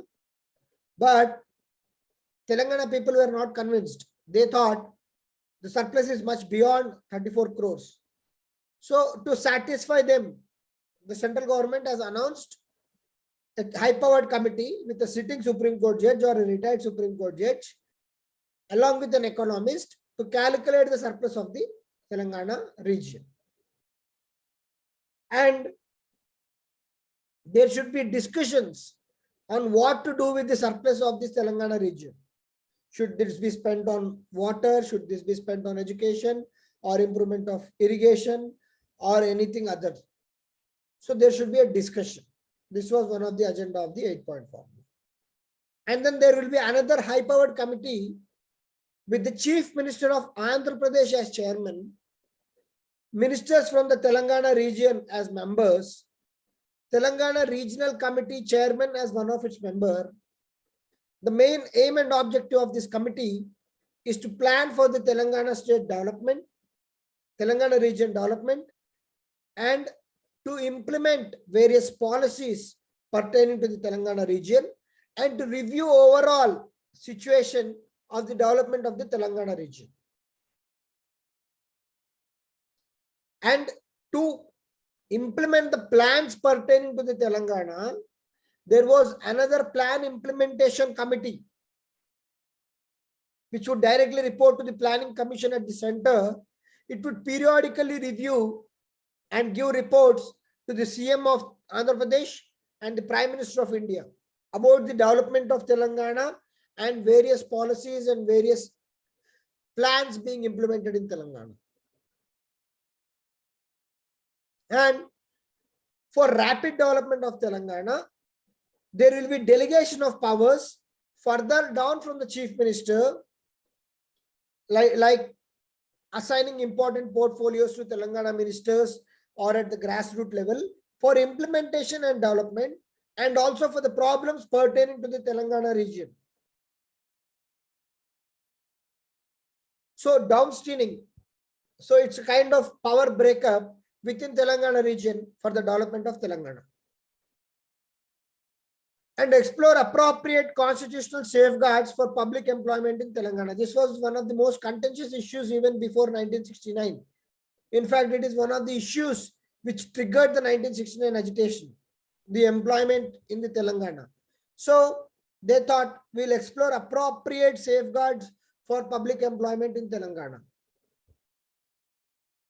High-powered committee with UPSC chairman, High Court judge, law secretary. Why? To examine the grievances of the employees working in Hyderabad. Because Hyderabad was a mixture of Telangana people and Andhra people. Everyone had their own grievances. To understand these grievances, high-powered committee would be appointed. Periodic review of CM and PM. So the Prime Minister and Chief Minister will sit every 6 months along with the various ministers at central and state level and discuss on the development initiatives and the progress on Telangana region. So this was the 8-point formula of 1969 announced by the Prime Minister Indira Gandhi in view of the Telangana agitation which was going on at that time. Now just look at this agitation, and look at this 8-point formula and give your feedback. What do you feel about this 8-point formula?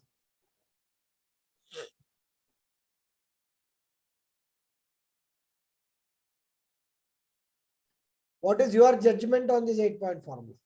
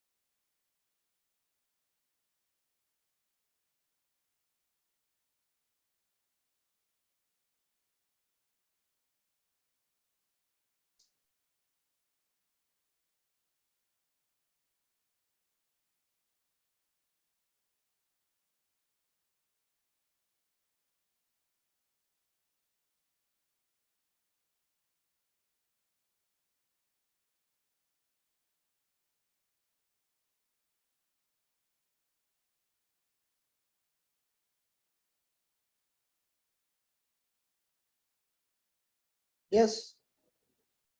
What is your impression of 8-point formula?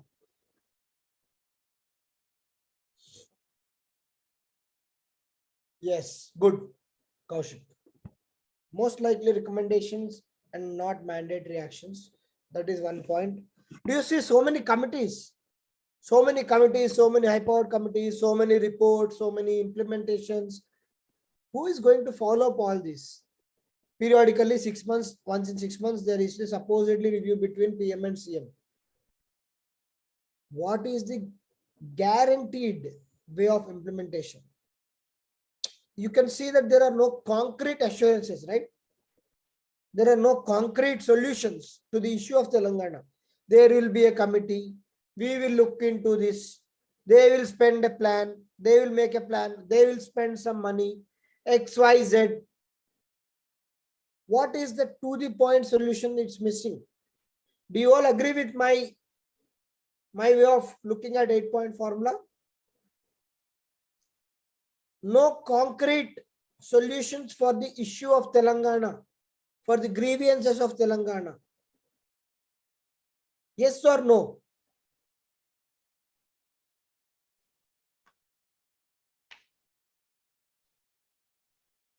Right? Do you find any concrete substance there? At least I am not finding it. It's like I'll implement a committee. That committee will look into the Telangana issues. So very random and vague way of postponing things, I would say.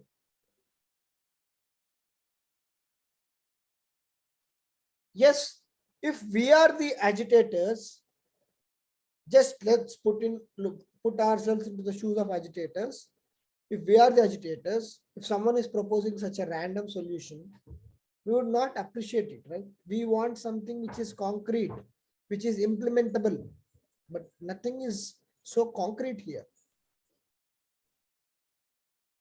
Okay. So in this context, so what was the reaction for the 8-point formula? You can see the first point. The 8-point formula was outrightly rejected by all sections of Telangana. It was outrightly rejected. Why? Because everyone understood that it's just an eyewash, nothing concrete.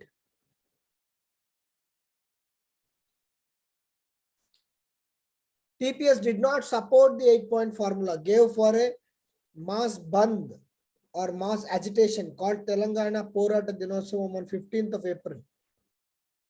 Because they felt it is speaking very random way. The 8-point formula is a very random way of putting things.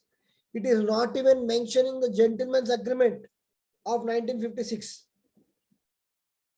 Without gentleman's agreement, there are no safeguards by forming these committees and so-called review mechanisms. What are they exactly going to achieve?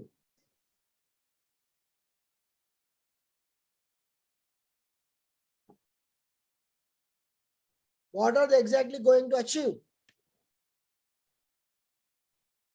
So in that context, leaders like Chenna Reddy and Ramchandra Reddy, Konda Lakshman Bapuji insisted on Committee of Central Ministers and Internal Affairs to visit the Telangana state or the Telangana region, but this was not agreed by the Prime Minister. They said, once you just visit the Telangana region, you will know what we are going through. You will understand the intensity of agitation. You will know the spread of agitation. The ministers on internal affairs, please come to Telangana once and visit us. But the Prime Minister did not agree. She simply passed this 8-point formula based on the all-party meeting where everyone had their own say.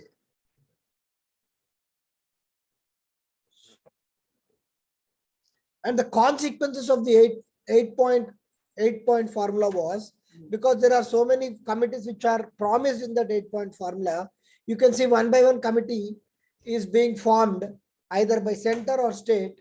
On 17th April, the Telangana Development Committee and Plan Implementation Committee are formed. Vanshu Committee for looking into the problems of Telangana and proposing solutions. Bhargava Committee for looking into the surplus of Telangana. All these committees were supposed to report something, but ironically what happened is all the reports were submitted in a very biased way, which were not liked by the Telangana people. And Telangana people understood that center and the leadership of Andhra and state are simply trying to buy the time, and this was going to anger the people of Telangana.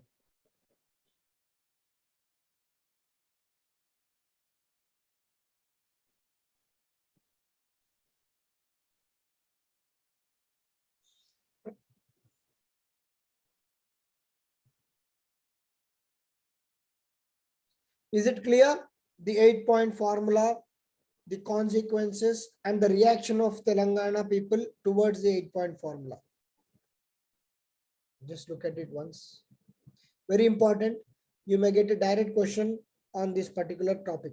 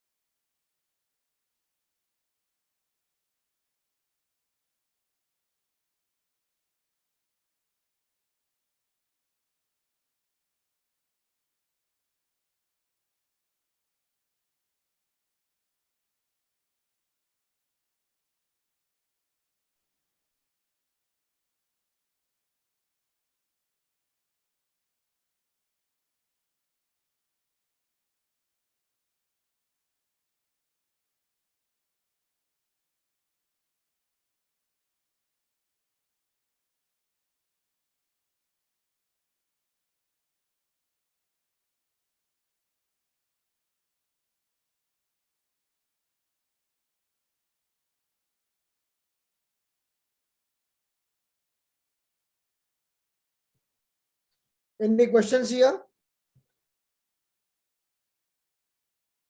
Any questions with regard to the 8-point formula?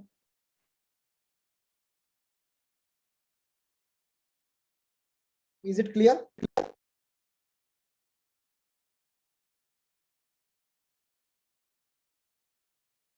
Yes? Okay.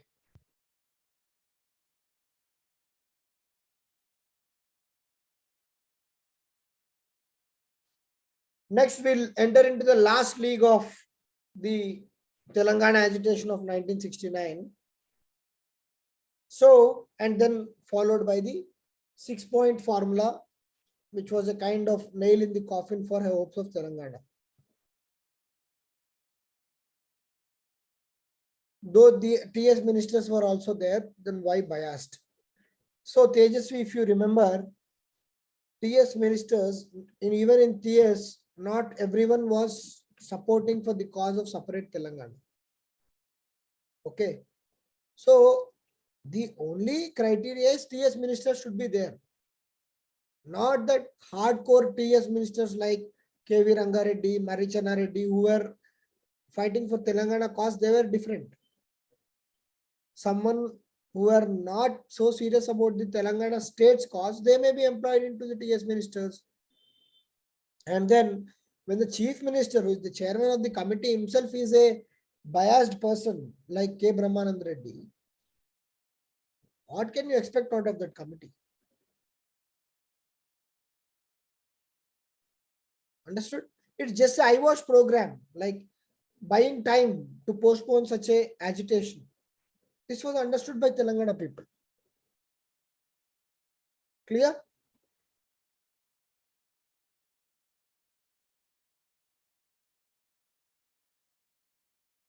Right. So the Telangana people were in no mood to believe the center. They kept on continuing the agitation.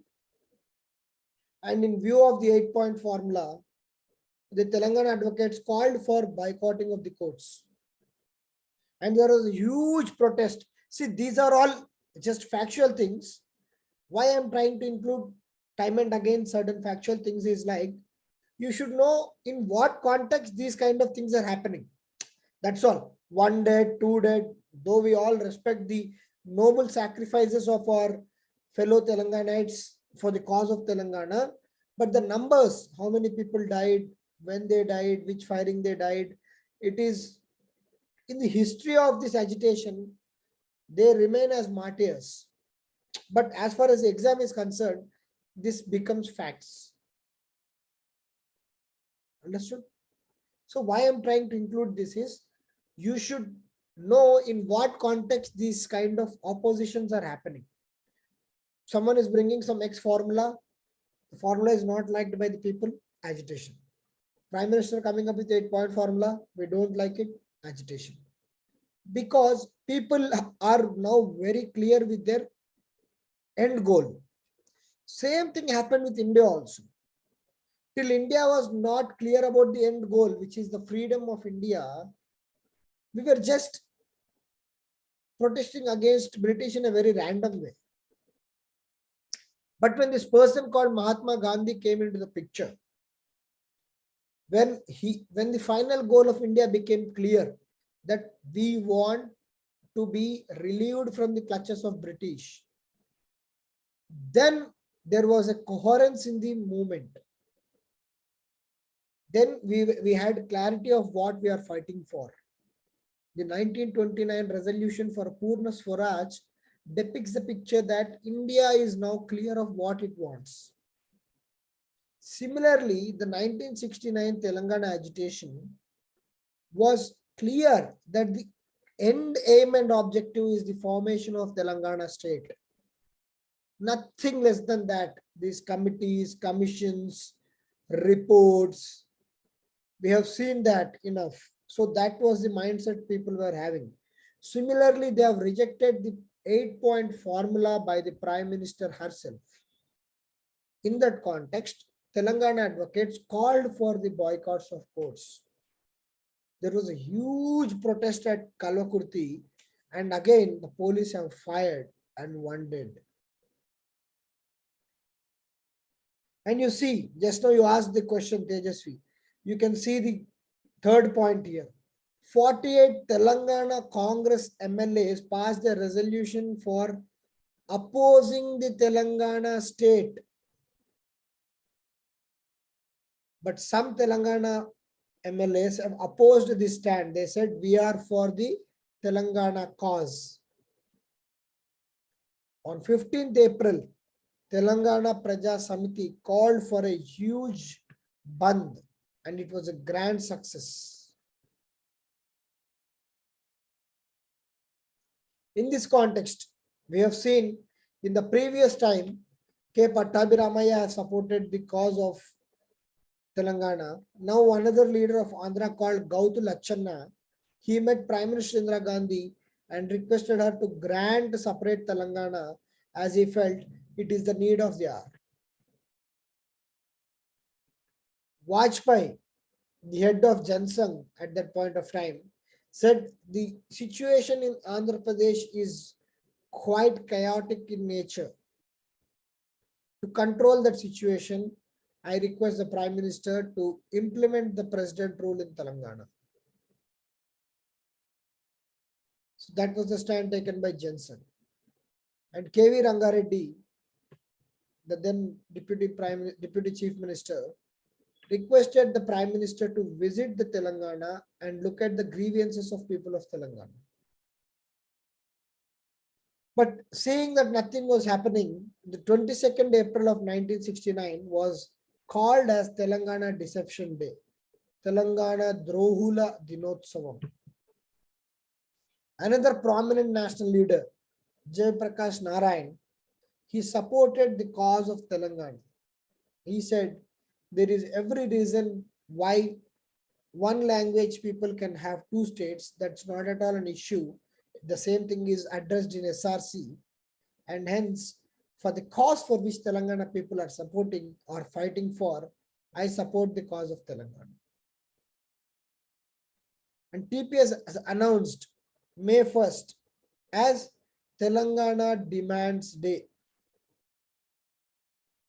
And someone from Jansangh finally said, we need the second SRC to set things right. We need second SRC to set things right, especially in the context of reorganization of states. So these are few points which happened after the announcement of 8-point formula.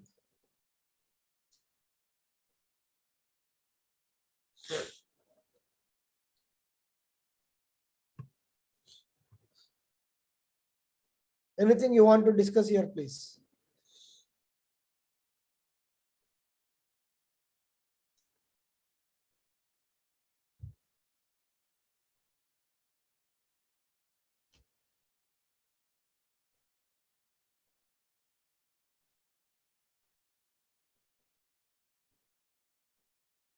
Just look at the slide and if you want to discuss anything, we can discuss. Or if it's clear, we'll move forward.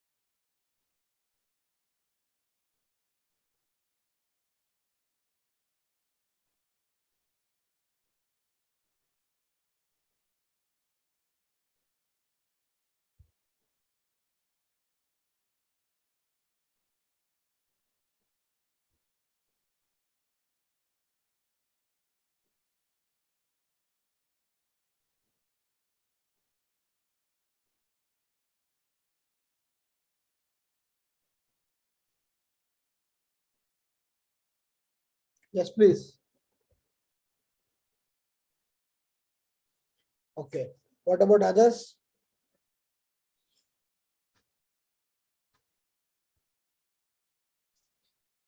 We can see that there is a pattern here that leaders of Telangana are requesting a central leadership to come and visit the Telangana, but they are sitting there and passing resolutions or passing 8-point formulas. So it made people much more angry that let them come to Telangana and understand the ground reality as to why the agitation is so serious. But no one was coming. You see that the delegation was going and calling the internal minister, then KV Rangareddy asking Prime Minister to come. So no one was ready to come for some reasons known to them.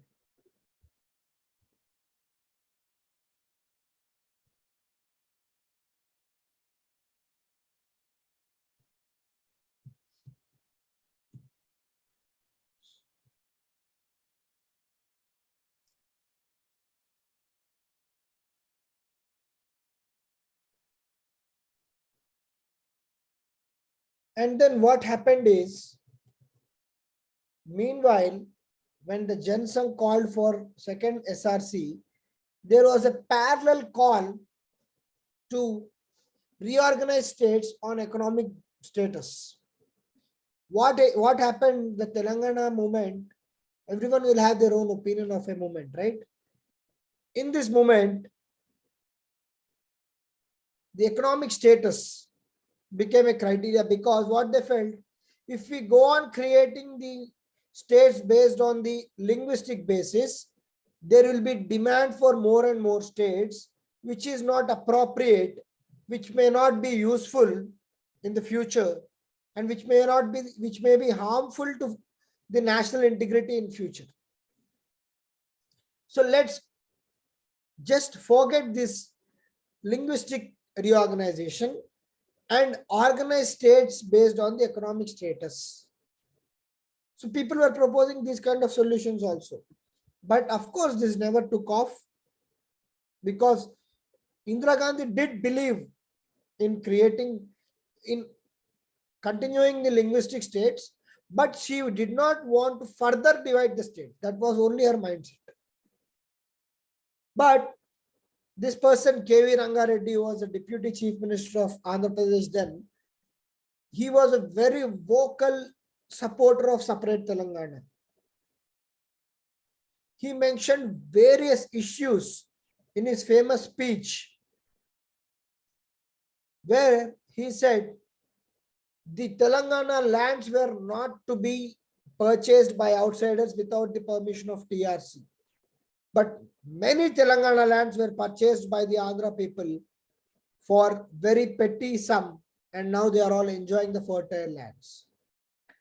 As per the gentleman's agreement, surplus revenue was to be spent on the Telangana development itself, but this was being diverted to the Andhra people.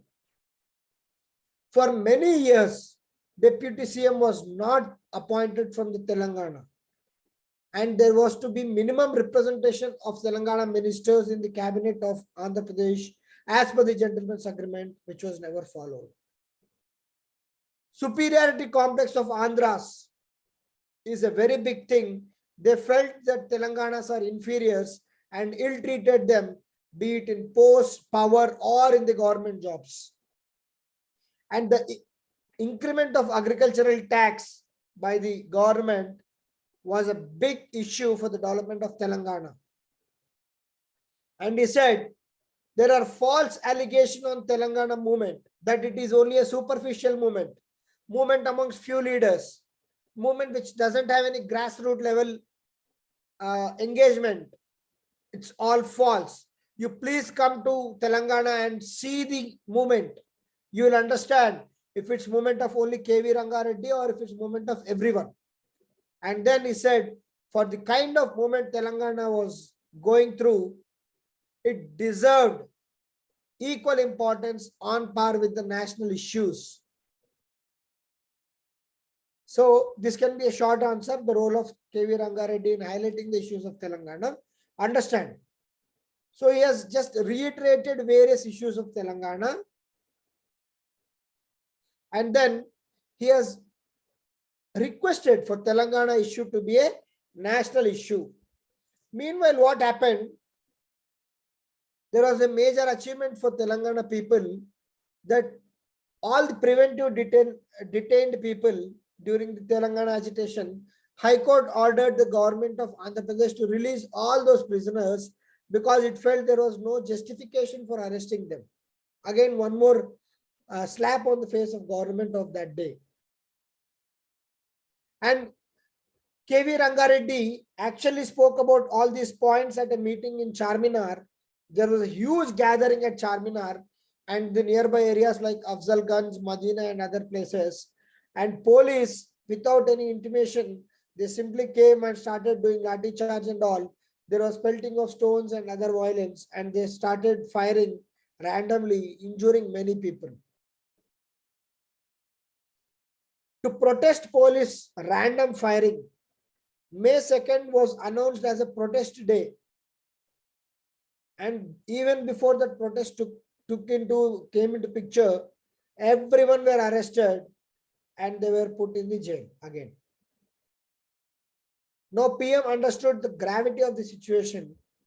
She invited the members of TPS, the Telangana Praja Samiti, exclusively the 15-member delegation along with TPS and TRC members to Delhi.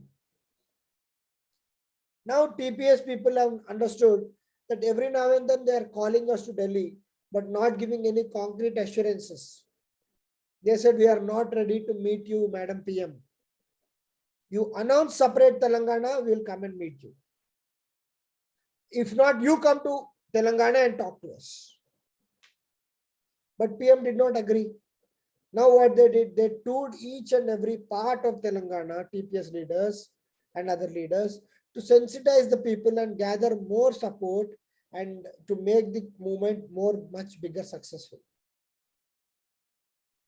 And when TPS was in dire need of leadership, Marichan Reddy has taken over the TPS presidency on the request of many leaders, and he now became the face of separate Telangana movement. At the same time, we know that K.R. Amos was the Telangana NGO president. He was jailed, but K. Subramanian Reddy was now afraid of the collaboration between TPS and TNGO, two biggest organizations in Telangana. If they come together, it will become a very big issue. So he simply de-recognized the TNGOs and started forming his own NGO, which is AP NGO, and he appointed president, secretary to AP NGO, and he de-recognized the TNGO. But the TPS was firm on its ground. It was going from corner to corner to ensure that the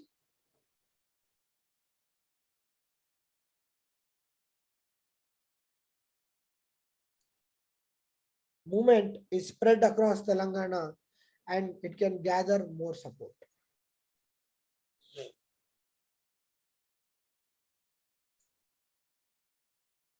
Fine.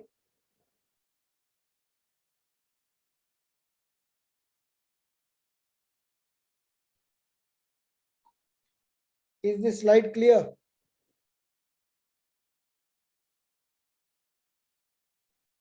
Just go through it.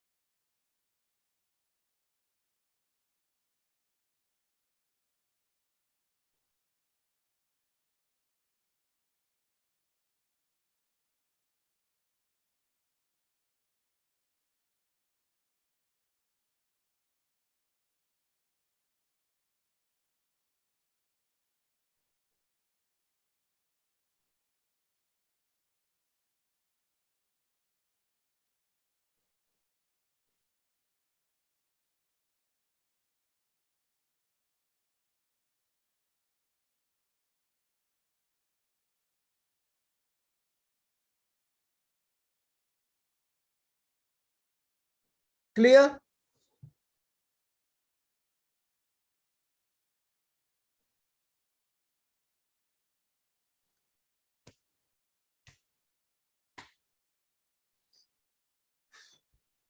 What is the issue regarding agricultural tax? At the time, the tax was increased suddenly. Okay, the tax was increased suddenly, and that was hampering the issue of Telangana growth.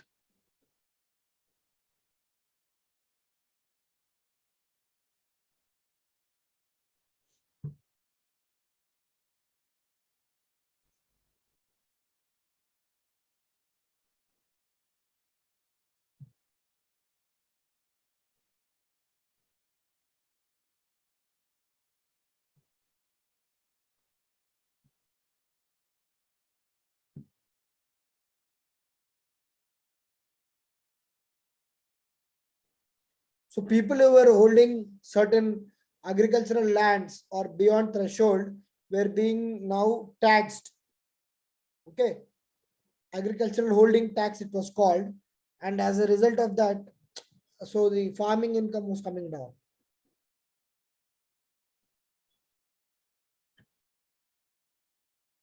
Okay, anything else? Others?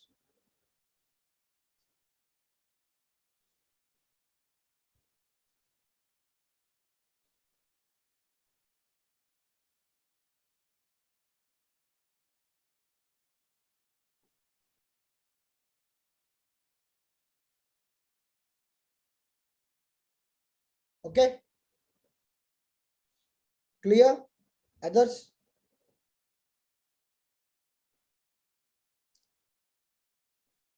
Fine.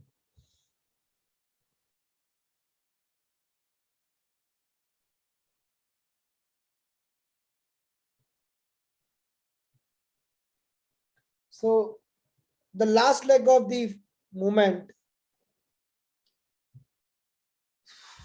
was a very drastic one. The first thing was the demand for TPCC. Marichana Reddy was demanding for TPCC, and other Congress leaders also were demanding for TPCC. What was TPCC? Telangana Pradesh Congress Committee. They always felt the Congress committee should be separate for Telangana region, and it was agreed by the Congress party, and TPCC was formed on 1st June of 1969. And as we have seen, with the help of TPS and other parties and other NGOs, the Telangana agitation was only intensifying and not subsiding. The Prime Minister gave assurances. Prime Ministers called TPS to Delhi, but TPS has not gone. So they were not yielding for anything less than separate Telangana state. And there was huge violence going on every now and then, police firings, people are dying. On what happened is, on June 3rd and 4th, there was a huge meeting called, and on that meeting, okay, many people gathered in the leadership of TPS and other NGOs for the vocal support of Telangana. In that particular gathering, police have fired and close to 20 people died. It was like a red day in the history of Telangana, where we are seeing like 1-2 people are dying, but 20 people died in the police firing in that huge rally or huge movement. And the PM was worried now, and she came just overnight. She flew to Hyderabad and she visited to Hyderabad. Prime Minister visited to Hyderabad, and she met many leaders of Hyderabad, especially the Andhra leaders and the TPS leaders, including Marichana Reddy. And she requested Marichana Reddy, please withdraw the movement which is now being led by TPS. At that time, famously, Marichana Reddy said, Madam, if you ask me which one is more important for me, Congress or Telangana cause, I'll choose Telangana cause. I cannot withdraw the movement at this point of time. You please consider giving separate Telangana, which is the ultimate aim and objective and dream of Telangana people. She simply did not yield to that result, and she has flew back. There was no major result of PM coming to Hyderabad meeting all the leaders, including prominent leaders like Marichana Reddy, KV Rangareddy. She has met everyone, but there was no major result. She just went back to Delhi and the agitation continued on the very next day. And she has sent her Home Minister YB Chavan to Hyderabad to see that there is some progress in the talks which she has initiated on the 4th June. But even when he came, there was no subsiding of agitation at all. So the agitation kept on continuing for almost a year. People were continuous in agitation mode. They did not yield to Prime Minister. They did not yield to the YB Chavan. Now it was being led by Marichana Reddy and so on and so forth. Finally, on the 9th March of 1970, President of India issued orders giving more powers to the TRC. What is TRC? Telangana Regional Committee. He said the surplus of the Telangana Regional Committee will be decided by surplus of Telangana, and how to spend the surplus of Telangana will be decided by the TRC. They'll decide about the local employment. They'll decide about the agricultural lands. So all these issues will be decided by the TRC, and hence the TRC henceforth will have more power when compared to the 1958 presidential order. So it was a move to pacify the people who are agitating. When the agitation was going on for almost a year or a year and a half, when it reached peak, there was a very peculiar event which happened in the history of Telangana, which is still a mystery even today. What is that mystery is the merger of TPS into Congress. So as the agitation was progressing, TPS became a very big force to reckon with. Now it was becoming more inclusive. It turned into a political outfit, something very similar to what happened in 2014 with TRS. It became a political outfit. It contested the elections in the state, especially in the Telangana region. It won many seats with thumping majority with the help of people of Telangana. It got tremendous victory in the Telangana region. At the center, Indira Gandhi got bumper majority. But the irony was Indira Gandhi did not get enough support in the Telangana region. Congress failed in Telangana region. So Indira Gandhi has a bumper majority at center, but not in Telangana. TPS has a very big majority in Telangana region, but cannot form the government at state. So TPS is not in a position to rub its impression on Congress at the center. And center PM is very powerful. She is under no obligation to yield to TPS. But what happened, we don't know. PM said, TPS, you please merge with Congress. Then I'll look into the logical solution of doing something. What happened in the September, we don't know. On September 18th, the TPS has passed a resolution saying that henceforth TPS will merge into the Congress. This was a shocking thing. The Telangana people have reposed faith on TPS. They said, you are going to be our representative for the fight. They won thumping majority in Telangana region, and simply they have gone and merged into the Congress party. The people of Telangana felt betrayed. They said, this TPS has betrayed us. And to oppose this merger, a new party called Sampurna TPS was formed, opposing the TPS merger into the Congress. Some leaders who were not inclined came out and formed Sampurna TPS. And Sampurna TPS gave a demand, a 5-point demand. What was the demand? More powers to TRC. That is, the president has given enough powers, but we need more powers to TRC. There should be separate budget for Telangana, a separate Congress committee for Telangana, which was already there, and separate state demand. Mulki rules should be reinforced, and the change in the leadership. This was the demand of Sampurna TPS. And finally, after various permutations and combinations, P.V. Narasimha Rao became the Chief Minister of Andhra Pradesh in 1972. During his chief ministership, if you remember in the last class, Supreme Court has rejected the Mulki rules. But during his chief ministership, Supreme Court has reinforced and agreed for the implementation of Mulki rules in Telangana region. So Andhra people or Andhra employees who have actually gone to Supreme Court and brought down the Mulki rules, now they were annoyed because the Mulki rules are going to be implemented and the chief minister is a Telangana person who is P.V. Narasimha Rao. So they were annoyed, and in response to the Supreme Court order, immediately an agitation was started in Andhra, which was called as Jai Andhra movement.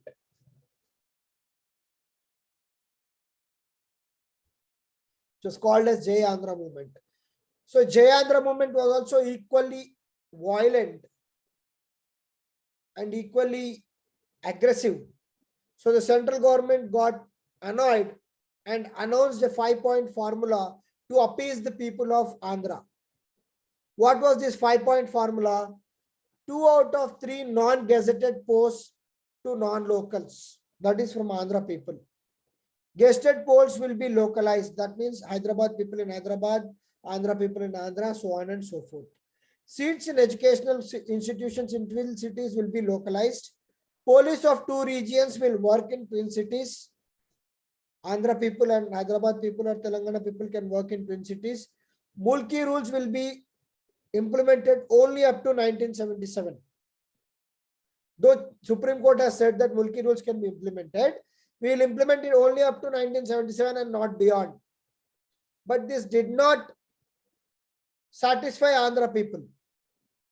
They kept on agitating, and to further appease them, Center came up with 6-point formula. And what was the content of the 6-point formula? You see the 6-point formula. Special committees and boards for development of backward areas. Again, reference to some committees. Local candidates would get preference in entire state. See the wording. Local candidates would get preference in entire state. And we are going to establish Central University in Hyderabad, where everyone is welcome. You will see this point once again. Local candidates would get preference in the entire state. Government posts, certain government posts would be localized. There will be an administrative tribunal for complaints regarding the promotion and seniority of jobs. Constitution will be amended to implement the safeguards which are promised above.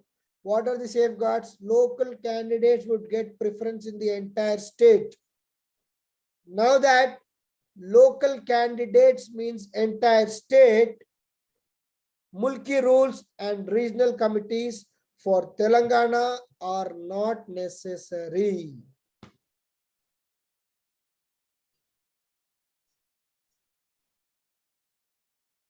It was grave violation of safeguards, and this particular 6-point formula buried the interest of Telangana once and for all.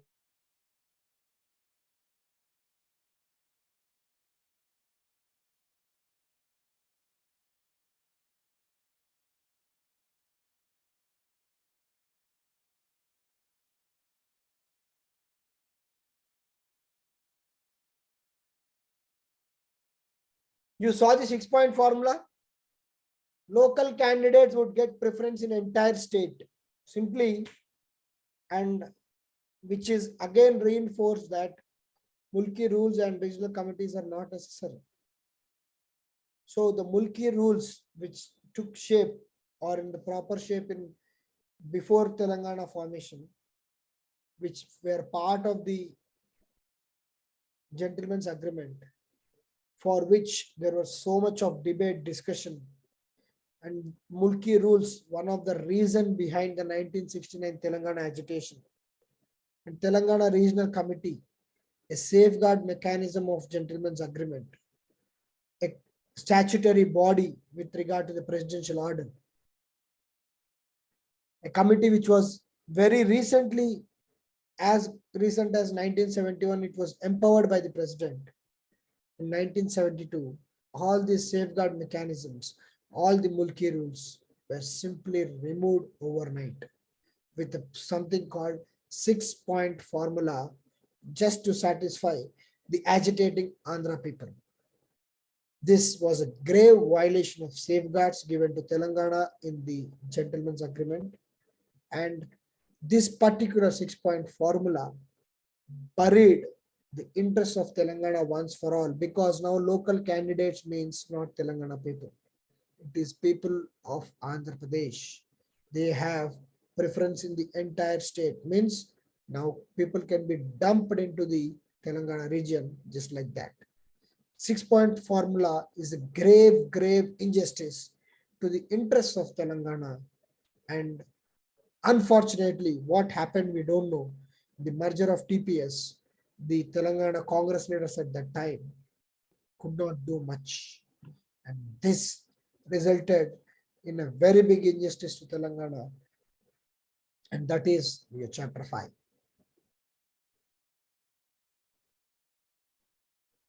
Every now and then we see a kind of mystery which is happening. Why gentleman's agreement was signed when the Hyderabad state movement was so much in high? We don't know. Some mystery happened. Why TPS was merged into Congress? We don't know. Some mystery happened. It's all politics, but then the state suffered. The interests of common people suffered.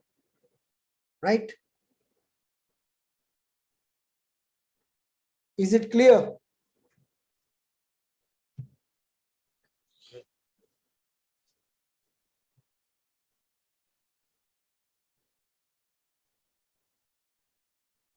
Anything to be discussed here?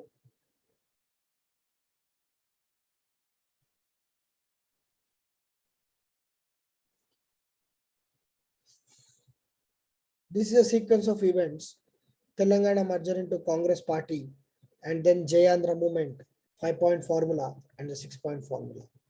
So 8-point formula and 6-point formula are very important. 8-point formula was a kind of I was to support the interests of Telangana, but 6-point formula was an outright formula which buried the interests of Telangana.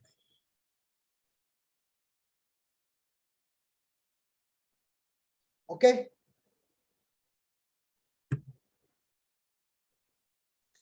What is the response of TS people? And by the time TPS is merged, Tejasvi, TPS, which was like a huge force, it merged with Congress, and PV Narasimha Rao became the chief minister, and then the 6-point formula was announced to satisfy the Andhra people, and by the time when there was no reaction from the Telangana people, it became implemented. We have Hyderabad Central University as part of the 6-point formula only. We are giving a Central University to Hyderabad. That is a compromise.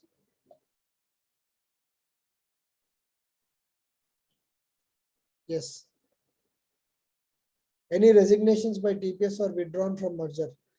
Nothing, ma. By the time they have merged into the Congress. Why did Marichana Reddy go and sign gentleman agreement when there was so much support for Hyderabad state in 1953-55? We do not have concrete answers. Why TPS did not, which actually led the movement, did not do enough against the 6-point formula? Political equations, we don't know. History is silent on certain facts. These are mysteries of very big movements. But there was no major opposition to 6-point formula. Maybe there are some noises, but They were suppressed. Because at that time, the Andhra movement was being projected as justification for 6-point formula. The Jai Andhra movement was projected as a justification for 6-point formula. Okay.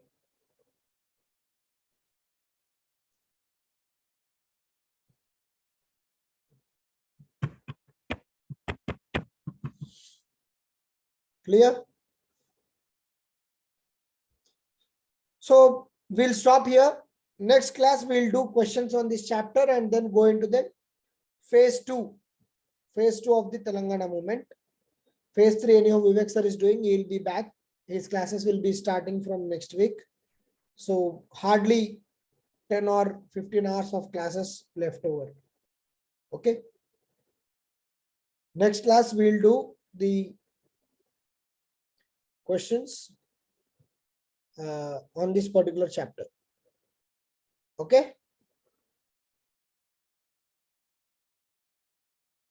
Okay. Fine, we'll meet.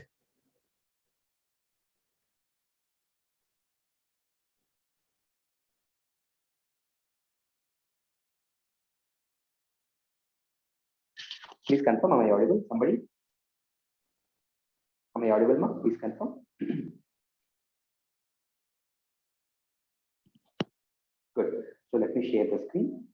Please note, I think it's been a while.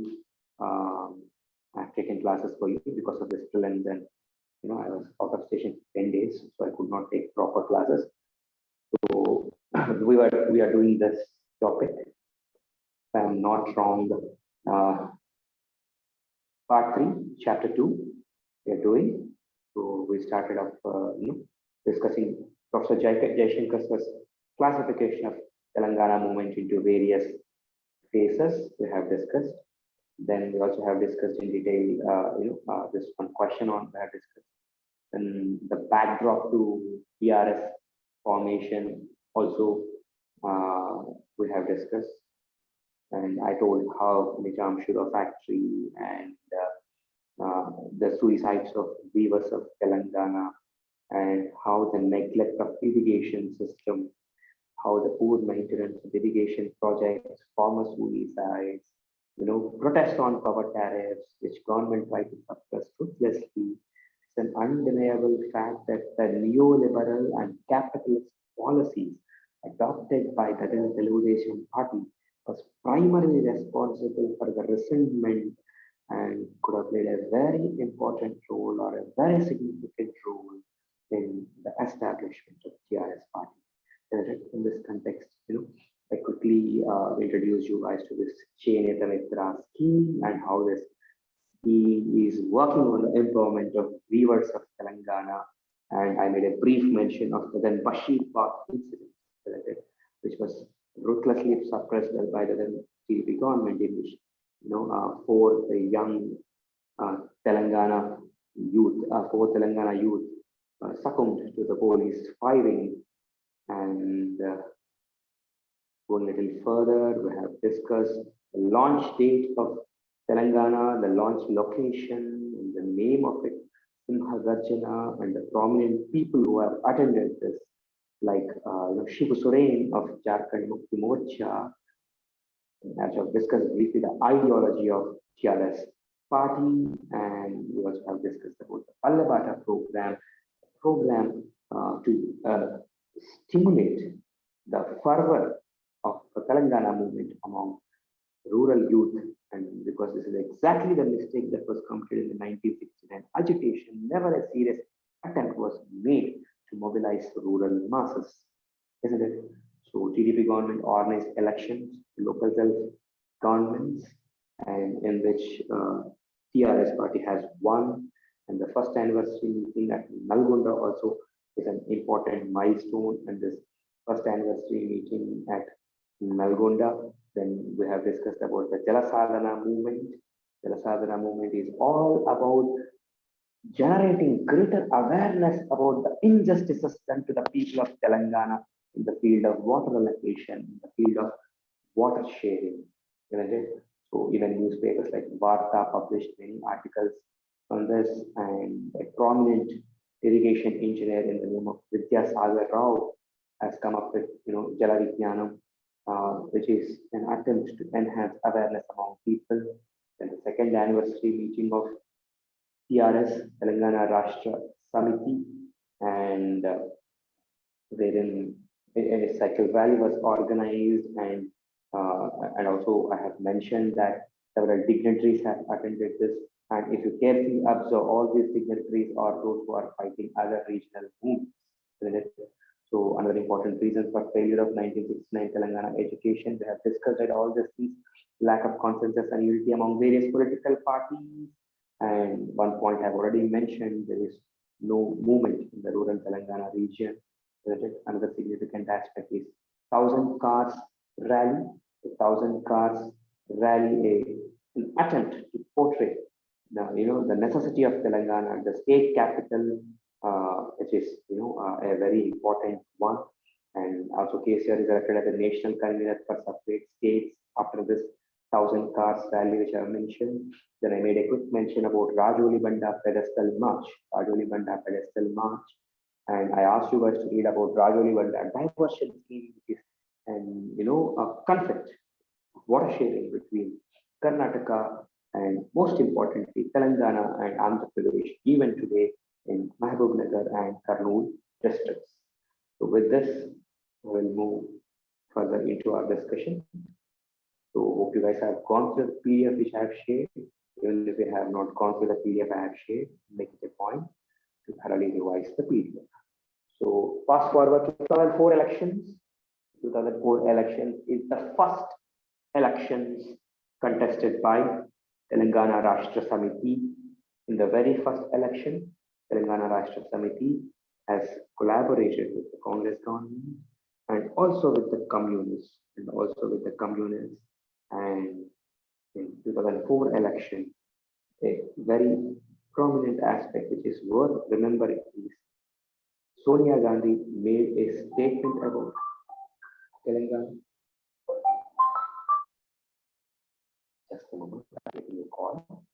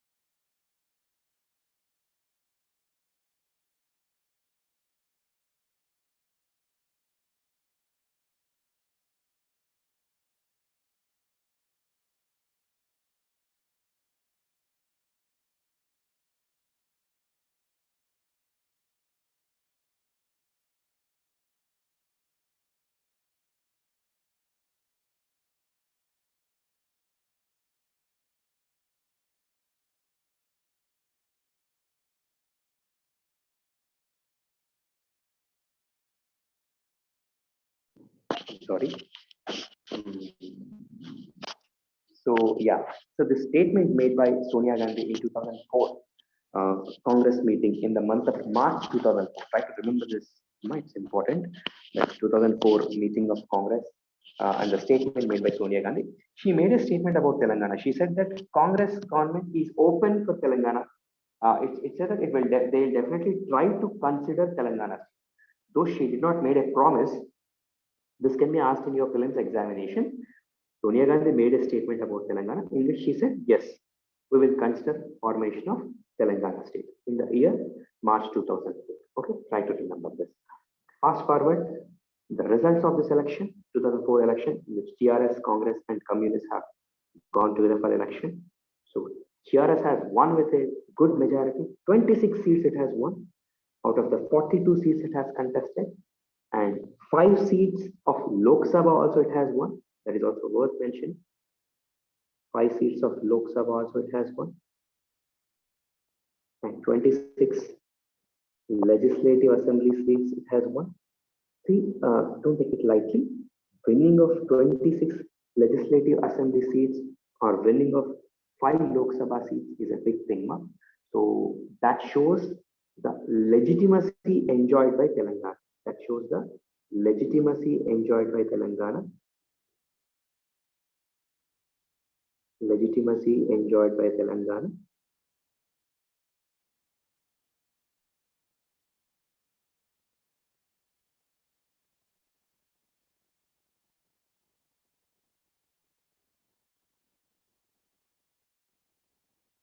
Especially the movement has gained momentum. Otherwise, in a democracy, it's not possible, to win these many seats. The movement has gained momentum. Then going a little further, TRS also has become a part of United Progressive Alliance. Means you must be aware this UPA is an alliance. What type of alliance? It's a coalition of political parties.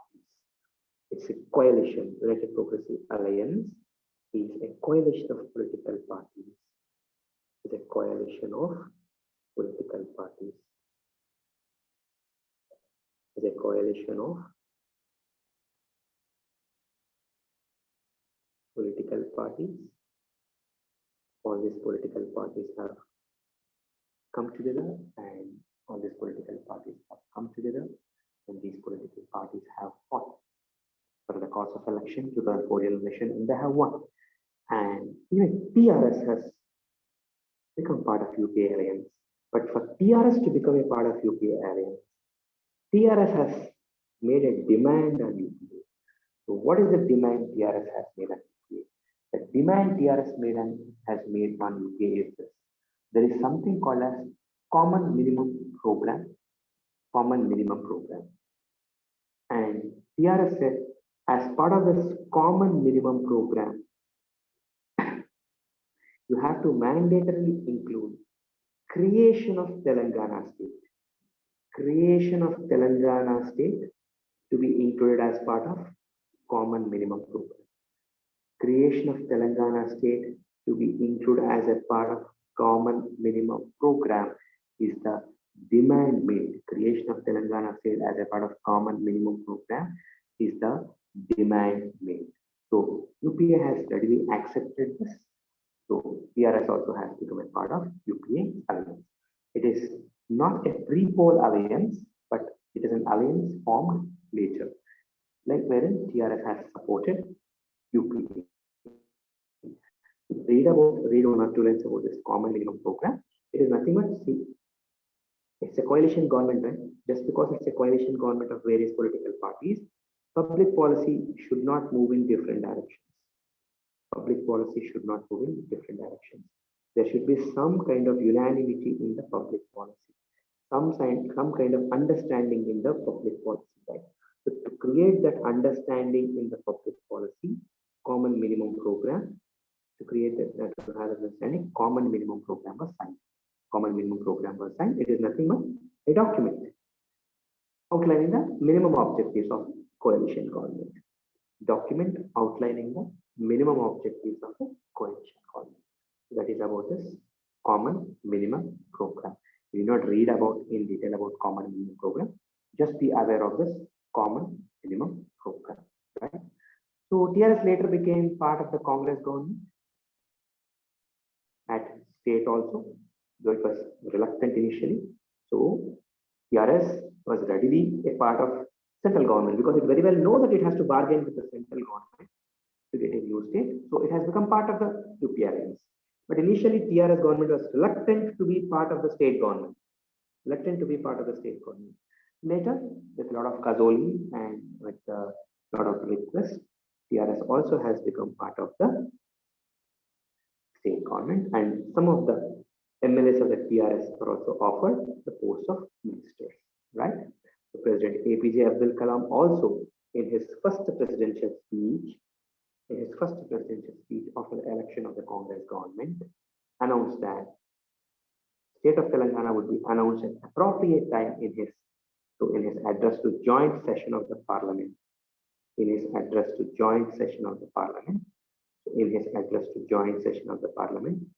APJ Abdul Kalam has said that yes, Telangana government would be announced at an appropriate time. And all these events were unfolding in the May 2004. TRS has already got impulsive. TRS thought that soon after the formation of the UPA alliance, Telangana state would be immediately announced, but that did not happen. So to show its resentment, TRS organized a huge public gathering in the month of December 2004 in the parade ground, Secunderabad. And this is a very popular meeting which was attended even by some national leaders.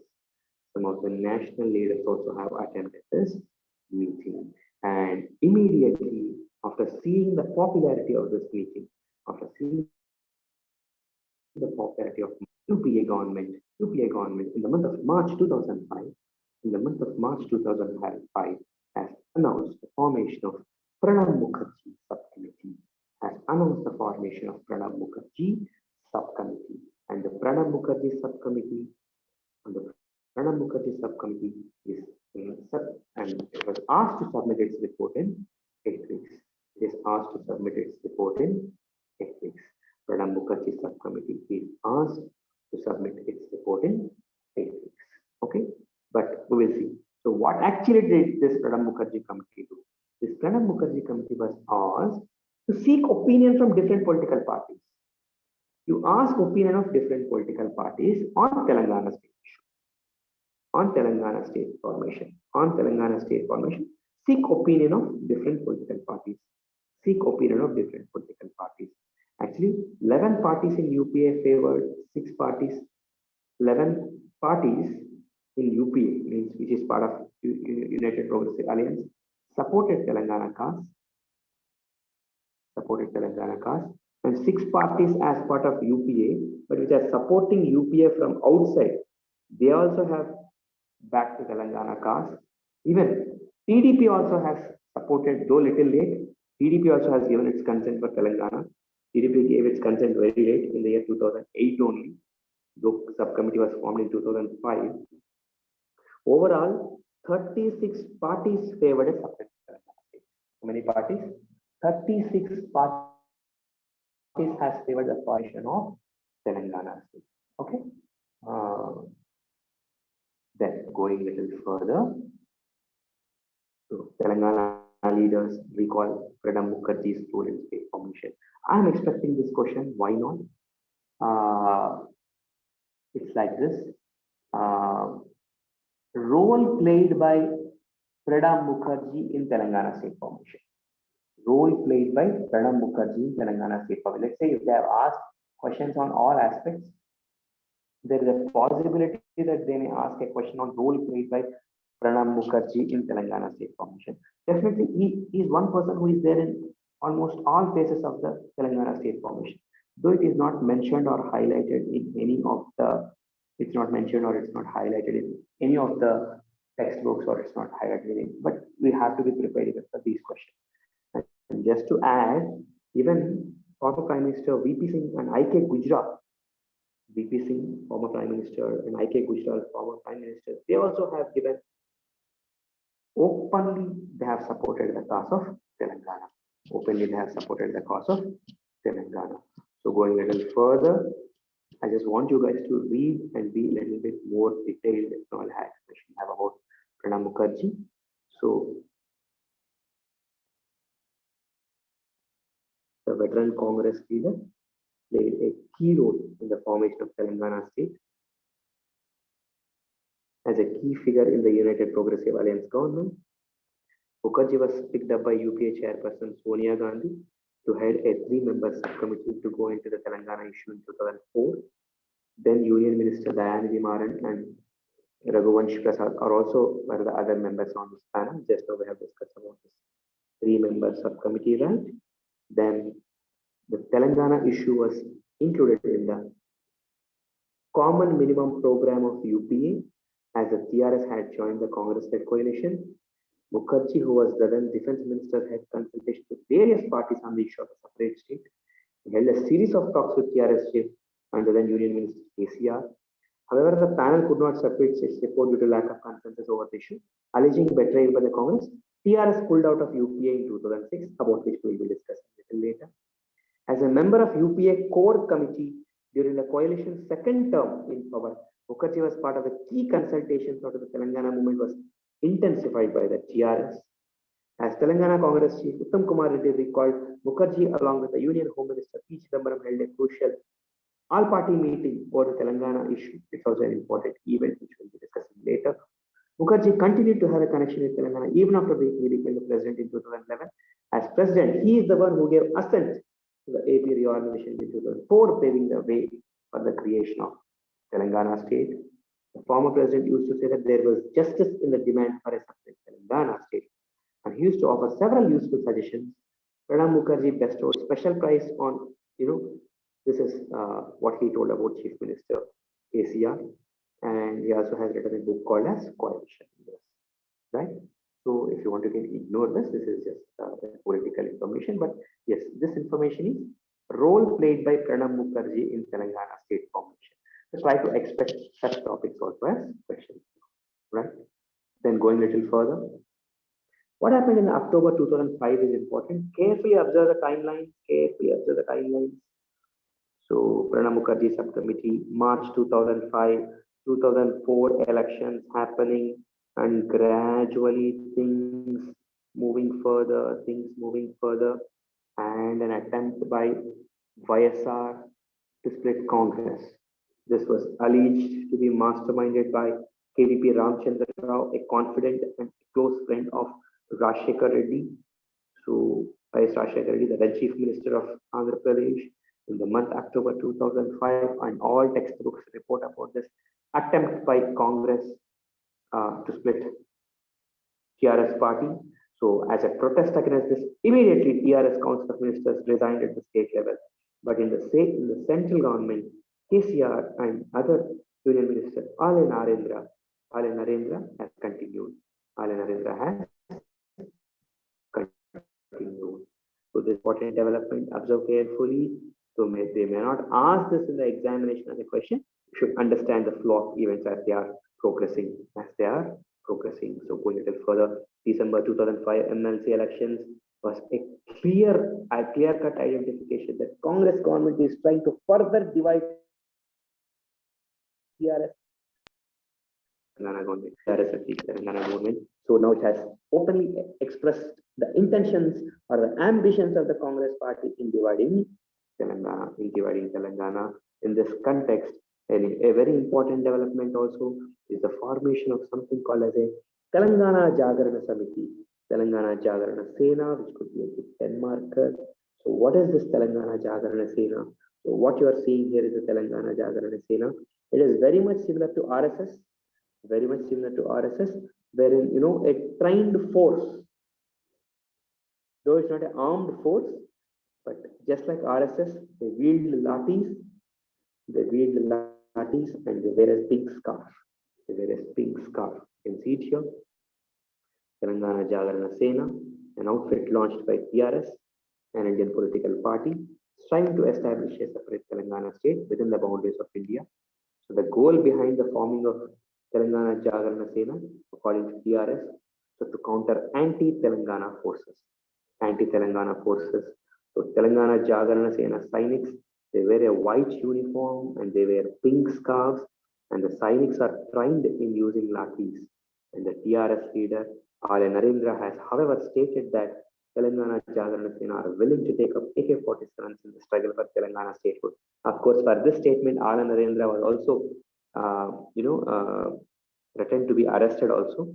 And Telangana Jagarana Sena has been accused of being the militant wing of TRS. Though it did not cause any law and order issues, but still it is labeled as a militant wing of TRS. Militant wing means, and something which has the potential to cause militancy, means something which has the tendency to go an armed struggle against the state, armed struggle against the state. So TRS leaders have, however, claimed that TJs are committed to working within the limits of the Indian Constitution. The chief commander of this Telangana Jagarana Sena is Korida Uma Khan, former RSS activist. The TRS formally launched TJS on September 10, maybe important for films, counter anti-Telangana forces by organizing a full-fledged training camp for lathi wielding cadres. Lathi wielding cadres, just like RSS, they also are lathi wielding characters. And in the first batch itself, around 600 people are trained. 600 people are trained. So that is about this Telangana Jagarana Sena, about which you guys have to be aware. Telangana Jagarana Sena. Going a little further in the timeline, we have to be aware of this February 2006 development. Polavaram Garjana. Polavaram Garjana. Polavaram Garjana is organized by TRS. Polavaram Garjana is organized by TRS. And this Polavaram Garjana is organized by TRS in favor of Polavaram Garjana is organized by TRS, and it is organized in favor of tribal people.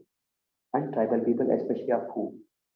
Especially in the Bhadrachalam region. See, if you observe carefully, even in the present time, the Khammam district got divided into two districts. Listen carefully. One is Khammam, other is Bhadradri Kottagudem. This Bhadradri Kottagudem district is even today dominated by tribals.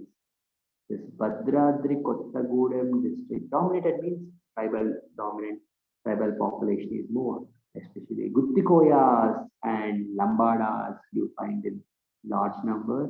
Guttikoyas, Lambadas you find in large numbers in Kottagudem Bhadradri district, and it is a rich mining belt. You have Singareni collieries in the proximity, and you have ITC, big ITC company in the Palvancha. And you also have another very important heavy water plant of India at Manukuru. Heavy water plant at Manukuru. But even today there is a concern that if Polavaram project gets completed, there is a possibility that as it is in the upstream, there is a possibility that the Bhadrachalam temple might get submerged. There is a possibility that the tribal lands and the tribal hamlets might get submerged, and the heavy water plant at Manuguru might get affected, and other mining belts or mining regions in Telangana will get affected. The concern is there even today, and it is still a water dispute. Even today, it is a water dispute between Telangana and Andhra Pradesh. And very rightly, TRS government has expressed its concern as Polavaram Garjana in the year 2006 itself, and it expressed its displeasure, and it is against the formation of this construction of this Polavaram project. And of course, Shibu Soren, a pioneer in tribal rights, and the president of Jharkhand Mukti Morcha, even Shibu Soren has actively supported the Polavaram, has actively supported this campaign against Polavaram. Okay, did you guys understand this particular aspect? Please confirm. All of you? Yes, please try to respond at least to make me feel that you are in the class.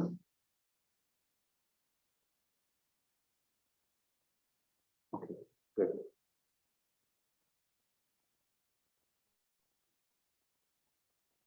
So just be aware of this. Telangana government has written to the Polavaram Project Authority, which oversees the construction of an irrigation project in neighboring Andhra Pradesh, seeking a detailed study on the even today the concern exists. That's what I want to show. Spread of backwaters of the project. Backwaters means there is a river like this, and if you are constructing a dam, what will happen? The backwaters will, flowing water will form backwater, and this backwater will submerge. Let's say if there are forests here, let's say if there are industries here, or if there are villages here, whatever it is, the backwaters can cause submergence. The backwaters can cause submergence. Backwaters can cause submergence.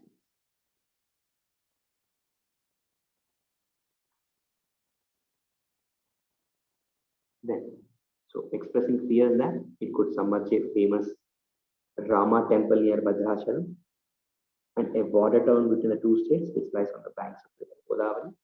So according to reports, Telangana government has sorted details of the exact boundaries of areas which could be submerged by Polavaram project to assess how the backwaters will affect a large region of land in the state.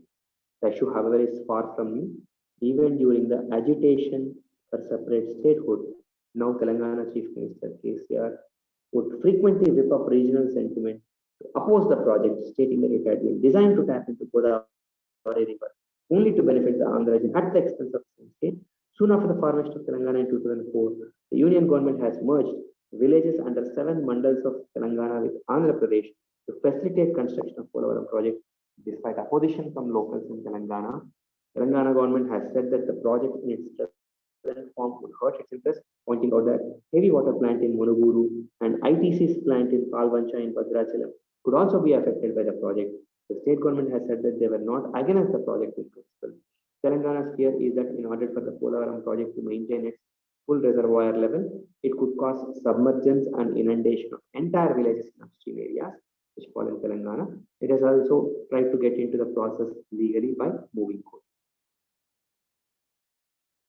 Right. So that is about this possible negative impacts that Polavaram projects can cause. Possible negative impacts that Polavaram projects can cause. Okay, so let's go a little further. And this is a heavy water plant in Munuguru.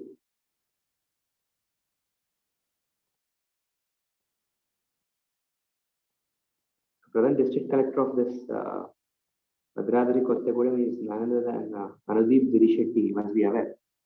The guy who got first rank from our state. So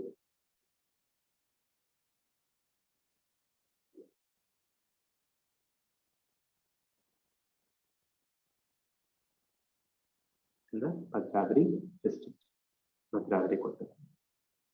So going a little further, look, a very interesting development has happened in August 2006. So, and what is this interesting development that has happened in the year August 2006? KCR and R. Narendra, both of them are central government ministers, right? They have resigned from the central government as the UPA government is further delaying as a protest.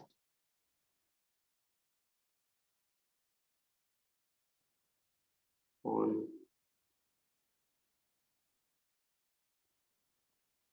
delaying the formation of state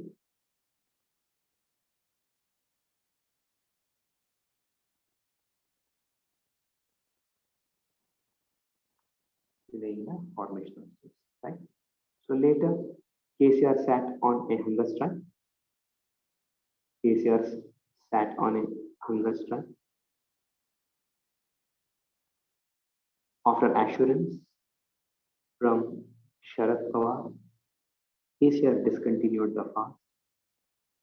Sharad Pawar, the then leader, National Congress Party. It's not Congress, it's a separate party. So KCR discontinued the fast because Sharad Pawar assured that Telangana formation will happen soon in September 2006. But what happened in the interim? Some of the political leaders in the Congress, state Congress, has criticized KCR, saying that he has resigned. He has resigned after enjoying the post of minister for 2 years, and he has won the elections with the support of the Congress. Had there been no Congress support, he wouldn't have won the election.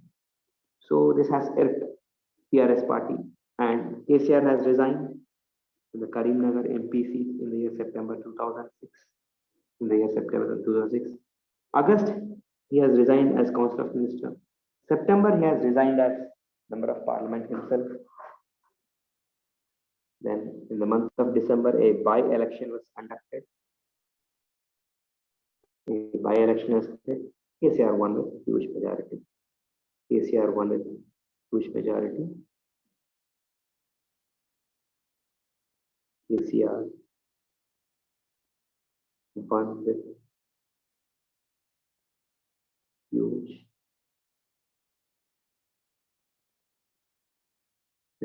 KCR won with huge majority.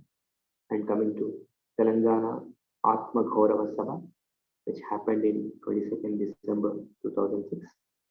Telangana Atma Gaurava Sabha happened in 22nd December 2006. And why did this happen? As a celebration of KCR's victory. I don't think it's important for mains, but maybe for prelims. As a celebration of KCR's victory, which shows that the sentiment of Telangana is still intact. The sentiment of Telangana is still intact. Later, TRS won few seats in MLC elections also. So again, as a matter of celebration, Telangana Sambaralu has happened in the Nizam College ground, and on these dates. It also is written in all the textbooks. I just want to mention this. I don't think it can be important for mains examination.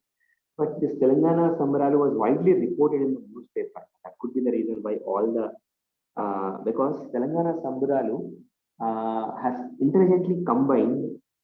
Telangana Sambaralu has combined awareness, political awareness with Telangana culture. Has combined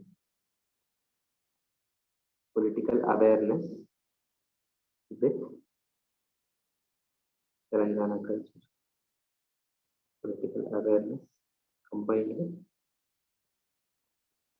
Telangana culture. Political awareness, like especially the way the Telangana cuisine was popularized, and the way the Nizam ground has turned into that place for all Telangana folk traditions, folk dance, folk paintings, everything. That could be the reason why Telangana Sambaralu was widely reported in the newspapers, and it also could be the reason why it is included in all the textbooks which you guys read without fail. Okay, so that is about this. And one important development happened in this context. Ala Narendra, owing to some differences, has resigned from TRS party, and he has formed his own party, Real TRS party. Though in the textbooks they have not mentioned it, but the reality is this: there are allegations of human trafficking and misuse of passport on Ali Narendra. It was a major embarrassment for him, and a person who is considered an upright and governing personality for a long period. And these allegations of human trafficking has been alleged on him. Even it was like a huge blow for TRS party. So TRS party has suspended him. So even before TRS party suspended him, his contemporary, he only moved out of TRS party, and he has formed another party called Real TRS party. But his political fate completely vanishes. His political fate completely vanishes, especially Ala Narendra's political fate completely vanishes after he comes out of TRS party. After he comes out of TRS party, and it almost becomes negligent. It almost becomes negligent. So that is about Ala Narendra. That is about Ala Narendra. Then coming to 2008, another very significant development. Try to observe carefully. We are gradually moving from, the timeline is gradually moving from 2004 to 2005 to 2006 to, so we are gradually moving to 2008. So what happened in 2008? PRS wanted to check if the legitimacy of Telangana movement, or if the inspiration for Telangana movement is still intact among the people or not. With this aspect, everybody resigned. MPs, MLAs, everybody resigned. And elections were conducted in the year May 2008. But this is a major setback for TRS party, because the then Congress party, which is in power, and even the opposition PDP party, all of them tried to, delegitimize the Telangana demand. They have poured in money, muzzle, everything. They have used state machinery at their disposal, and this has significantly demoralized. TRS party. So we can tell that a major setback for TRS party. And the 2004 elections, if you all remember, of the 26 candidates who have won in the TRS, by the time of this election, almost 10 of them have moved out of TRS into Congress. And TRS, of the 16 seats who are left in TRS, they have contested. Even among them, 9 have lost. Only 7 have won from TRS. So it can be said that it's a major setback to TRS, and some political analysts even interpreted as quick delegitimization. So demand for Telangana has just rise like a J curve, and it has immediately fell. And people have lost interest in the cause of Telangana movement.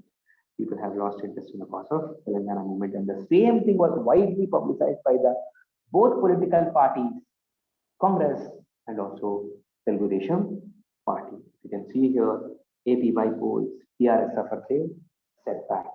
So the TRS seeking separate statehood for Telangana suffered a setback, retaining only 2 of its 4 Lok Sabha seats and losing 9 of the 16 assembly seats in Andhra Pradesh by election. TRS seeking separate statehood for Telangana suffered a setback, retaining only 2 of its 4 Lok Sabha seats and losing 9 of 16 assembly seats in Andhra Pradesh. The party could retain only Karimnagar and Hanamkonda Lok Sabha seats, losing Warangal to the state's main opposition Telugu Desam party and Adilabad to the ruling Congress. TRS finished 3rd in the 2 parliamentary constituencies it lost. The party whose legislators have resigned en masse to seek re-election on the issue of separate statehood to Telangana region had to bite the dust in 9 assembly constituencies. TRS could retain only 7 assembly seats, while regaining lost ground in the region. The PDP wrested 4 seats, and the Congress snatched 5 seats from the TRS. The Congress and TDP also retained Khairthabad and Tarlam assembly seats, respective by-elections, but these were necessitated by the depth of the sitting legislature. You must be aware at the time PGR, P. Janardhan Reddy of Khairthabad has died, so his son contested, he has won. So that's what has happened in this 2008 elections. And 2008 elections is a major setback for TRS elections. So going a little further, I would want you guys to be aware before we discuss about Girglani Commission. So you guys should have some knowledge about GO 610. GO 610. So did Nishant teach you about GO 610? Nishant taught you about GO 610? Did you come till that point?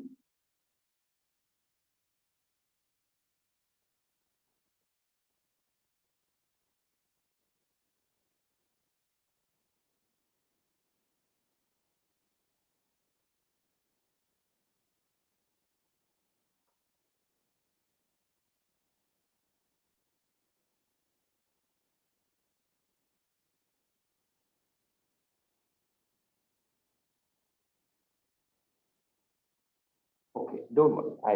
I'll teach it. It's a very simple and nothing complicated. What is this GO 610? Simple one. Observe carefully. If you read this news cycle, you will easily understand what is GO 610. Observe carefully.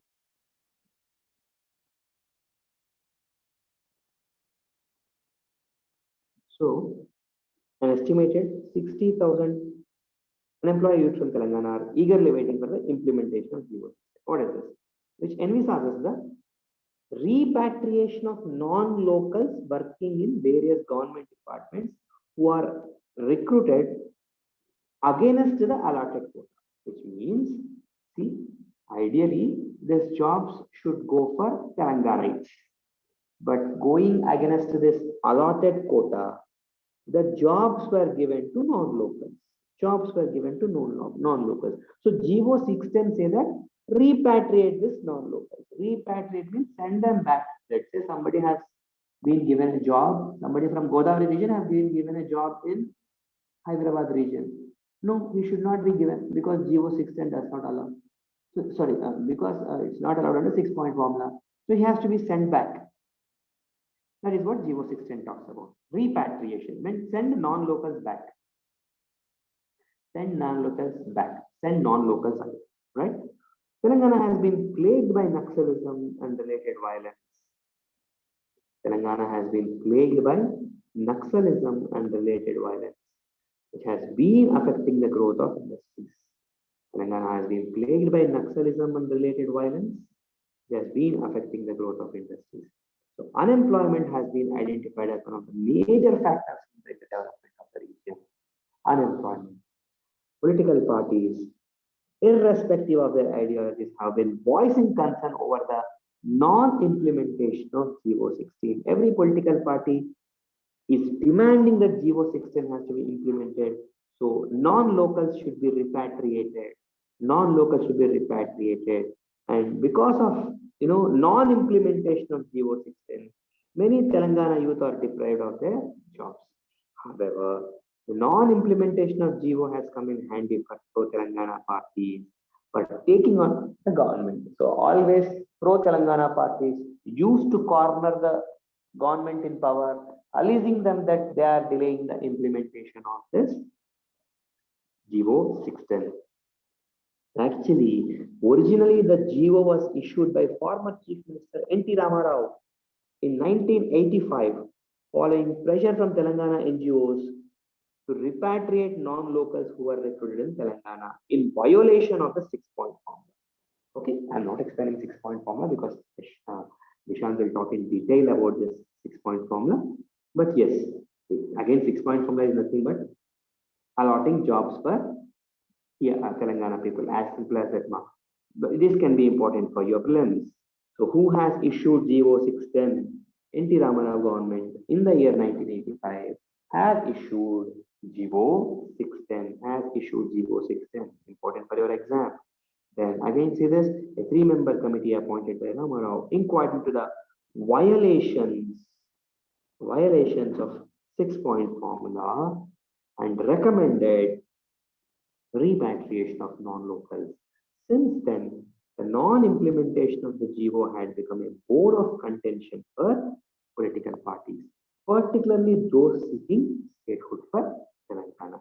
However, the origin of repatriation of non-locals exists from the days of violent 1969 separate Telangana movement. See, though GO 610 has come into picture only in the year 1985, the demand to send away non-locals who were otherwise allotted jobs which are supposed to be given to Telangana was there even during 1969 Telangana. Even, see here, the then president, the then Chief Minister KBR, Kasu Brahmananda Reddy led government had issued GO 36, recommending repatriation of nearly 28,000 non-locals who were recruited in violation of the 6-point formula. So don't think that GO 36 was already there and GO 610 was further issued by NTR. But in spite of all these attempts, even today, largely this repatriation of non-locals did not happen. So this GO 36 and GO 610, GO 610 came during NTR government, GO 36 came during. All of them pertains to repatriation of the non-locals, so that the locals will get the desired jobs. Locals will get the desired jobs. Simple idea, right? What is there so much difficult to understand? However, the non-implementation of the GO has brewed resentment. Means they are not happy, Telangana youth, Telangana NGOs, because Yes, GOs are not implemented. Government also has considered a one-man commission, Girglani Commission. Important. So what is that one-man commission? Girglani Commission. So Girglani Commission, why? Means it wanted this one-man commission. Girglani is an IAS. It wanted to study violation of zonal recruitments. Violation of zonal recruitments means simple marks. See, it's very easy to explain, not all difficult. Let's say this is the state, and the state is divided into different zones. State is divided. I'm not talking anything technically is correct. Just for the sake of your understanding, I'm giving you. This.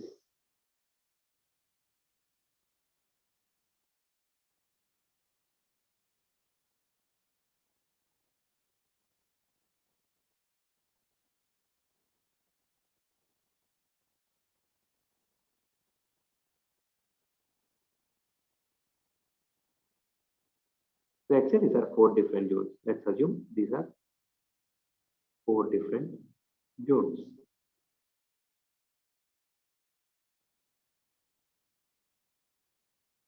These are 4 different zones. Say, let's call zone A, zone B,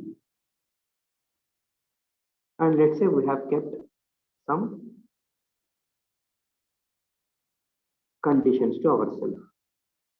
People in zone A have to be employed only in zone A. People in zone B have to be employed only in zone B. People in zone C have to be employed only in zone C. People in zone D have to be employed only in zone D. Like this, we have kept conditions. And let's say you randomly transfer people from, let's say, zone B to zone A, zone B to zone A, or zone C to zone A, or zone D to zone A.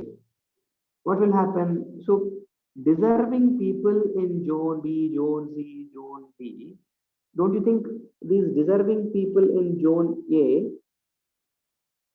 they'll be deprived of their job opportunities? So to insulate the people of zone A from zone B, zone C, zone D influx, we have come up with a zonal recruitment. Zonal recruitment. But in violation of this, randomly people are being transferred from different zones into zone A. That let's imagine that zone A is nothing but Telangana region for the simplicity of your understanding. So what is this doing? This is depriving Telangana people from their due opportunities, the job. So to look into this violation of the zone requirement, government has appointed something called as Girglani Commission. You see here, Girglani Commission in the year 2001. Girglani Commission in the year 2001. So who appoints this Girglani Commission? It's easy to tell. Girglani Commission appointed by Dadan Chandrababu Naidu government.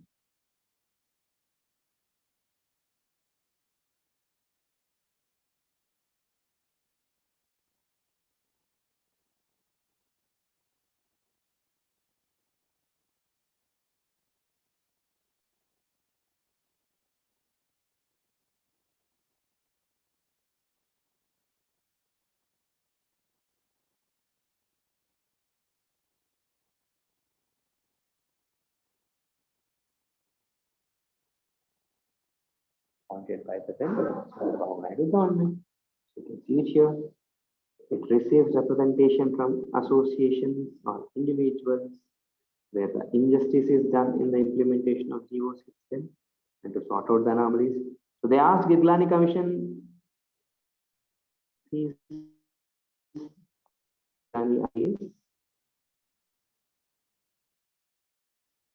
is appointed. So what he is expected to study? See how GO system and injustices done in the implementation. Whatever little implementation of GO system is done, that also is prone to injustices. And take up further follow-up action for the rectification of defects, anomalies, irregularities. Find out what all irregularities, what all defects have been done till now, and arrive at estimates to what extent there was deviations or anomalies from presidential order of 1975. That also Nishant will be teaching. If you guys remember, I also made a mention about presidential order 1975. And of course, suggest remedial action, means how to address this problem. So how to address this problem? Anyways, injustice has been done. So assess properly how much injustice was done. Assess properly how much injustice was done. And don't just assess how much injustice was done. Also suggest some measures of how to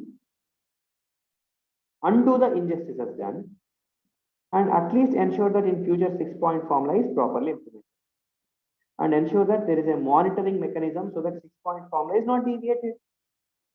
That is the mandate of Girglani Commission. That is the mandate of Girglani Commission. This one slide captures so much of it. Okay. Find out why this is not being properly implemented. Find out how much there is deviation from this. Give some remedial measures, and at least in the future, try to ensure that it is implemented properly. At least in future, try to monitor so that the 6-point formula is properly implemented. 6-point formula is properly implemented. Okay, ma'am? So that is very important. So go a little further. These are few more specific points related to Girglani Commission. You see it here. The misrepresentation of open category posts as non-local quota. It's very simple, right? It is such a difficult thing. They should not do like that. Open category is open category, right? Open category is open category. Open category post means it is open for all. Open category. Let's say you have written an exam, and in that they say that some seats are open category seats. So open category seats means it is open for both. So it should be open for both. Open category seats means generally it open for all castes. Open for, in our state we also have this, right? Members of all regions. Open for all castes, all regions. So what they have done, they have deliberately misrepresented open category seats. Open category seats as non-local seats. Non-local quota. If it is open category, so some seats we have reserved. Let's say some seats we have reserved for Telangana. So they try to misinterpret in such a way that, okay, all the reserved seats anyways we are giving for Telangana. Reserved seats or reserved jobs are for Telangana. And they have deliberately misrepresented, saying that reserved seats are anyways for Telangana, open seats are all for non-Telanganas. In such a case, what will happen? See, there is a possibility that there might be some Telangana people who also would fall in the open category, right? Who will fall in the open category. So that will deprive Telangana of the number of seats which it would have otherwise got. Okay? So it's very simple, just like your MSET counseling or NEET counseling, whatever you have gone through. But this one is with respect to jobs. Then they have randomly increased the pay scales of some posts which are occupied by non-locals. Posts which are occupied by locals, especially Telanganites, pay scales means payment hike was not given. Another anomaly, reserved category vacancies were filled before filling the open category vacancies, which caused the loss to locals and gain to non-locals. This is another problem. Let's say there are reserved seats. There are 100 seats. And we say that after the 100 seats, let's say we reserve 20 seats for scheduled castes. 20 seats we reserve for scheduled castes. And 80 seats we will say that is open category seats. It is very much possible that in this 80 open category seats, some of the bright SC students have got. But if you tell that, as I have already reserved 20 seats for SCs, even somebody has got it in the open category, I will give them only under reserved category. So what this will do, those bright students who have otherwise got a seat in the open category, they are taking as part of the reserved seats. So essentially there is a possibility that SCs might get only 20 seats. Otherwise, if we allow these SCs to take seats even under the 80, let's say 20 students are there in the top 80. So that 20 will get, and rest then 20 seats are already reserved. 20 plus 20, 40 SCs will get. The simple mathematics, what is so difficult to do. So they have done all these. They played with this reserved category vacancies and local, non-local quota. They try to manipulate, and also in the transfers, inter-zonal transfers, inter-district transfers, there are frauds, and many people have submitted bogus certificates, local bogus certificates as locals and gained jobs. That also was ignored, and also especially in the judicial services, also violations happened and illegal appointments have happened. And backlog posts of all local candidates. Sometimes there's a possibility that no local candidate might have been suitable for the job. Then the post would have not been filled, they might have become a backlog post. Ideally, the backlog posts have to be carried forward and backlog posts have to be filled with the local candidate. But what they did, they have, the moment some backlog posts are there, let's say 20 posts are there for locals, but there are only 10 locals who are eligible for job. Ideally, what they should do, they should save these 10 jobs, and then in the next year recruitment, they should apply. And in the next year recruitment, they should recruit 20 plus 10, 30 locals. But what they have done, every year they have interpreted that when backlog posts are there, in their place, take open category people. Take open category people or non-local people. So by all these means, what they try to do, they try to deprive locals of their jobs. So like this, different things they try to study. So equal justice was not done to all regions, and appointment rate to vacancies of state level offices like secretariat. In the secretariat also, disproportionately high number of non-locals were there. 6-point formula was not properly implemented, and some of the judgments given by administrative tribunals also were not taken seriously, and GO 610 was also not implemented. So all these are the findings of Girglani Commission. Girglani Commission can be an important 10 marker also. Girglani Commission also can be an important 10 marker. Okay. So is there anything you guys did not understand in this? I don't think it is so difficult to understand. Simple reservations, how they have misled, and how reservations are misused. Reservations, these kind of things happen even today. Yeah, especially you guys would have seen all these kind of injustices in because in counselings and all. Here it is with regards to jobs.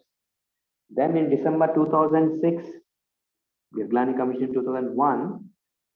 In 2006, when Congress government was in power, it has again brought up this GO 610 because the protests were intensifying at that point of time, right? See this timeline, December 2006, and it has constituted this Uttam Kumar Reddy Committee for implementation of GO 610. Though the committee was constituted, nothing happened. Though the committee was constituted, nothing happened, and GO 610 implementation did not actually take place again. But try to remember, they may ask in prelims, Uttam Kumar Reddy Committee is what? Uttam Kumar Reddy Committee is something related to implementation of GO 610. Something related to implementation of GO 610. Fast forward to, there is one more small piece of information, that is Rosaya Committee. Rosaya Committee. I'll be discussing about Rosaya Committee tomorrow. Because I'll mention about it, but a little detailed discussion I'll have it tomorrow. In the aftermath, like in the progress to election, 2009 election, just before 2008 election, just as an eyewash, Rosaya Committee is constituted.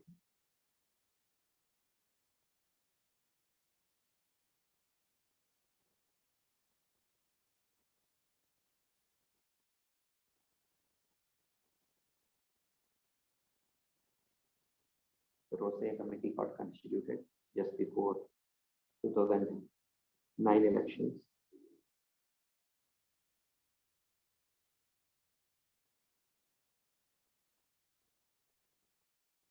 you observe here, UPA, though it has in a way given indirect promises that if we win 2004 election, we will give Telangana, it did not give, it has delayed, and it tried to play all politics, and it did not give Telangana. And again, the time has come for elections. So it's very much possible that the people of Telangana might reject Congress or criticize Congress for not, living up to their promise. So Rosaiya committee got constituted, and Rosaiya committee, before 2009 election, it has given certain recommendations. We will be discussing. Gave some recommendations.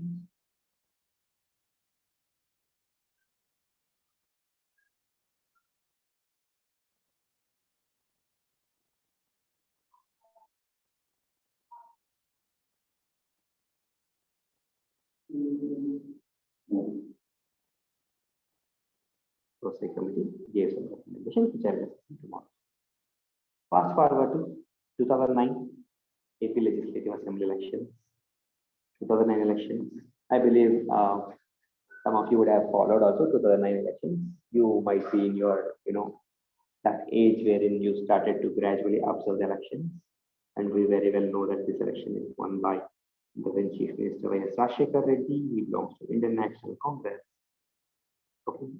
So first phase of election happened 16th April, second phase of election 23rd April, and results came out in May 2009. Results came out in May 2009. Results announced.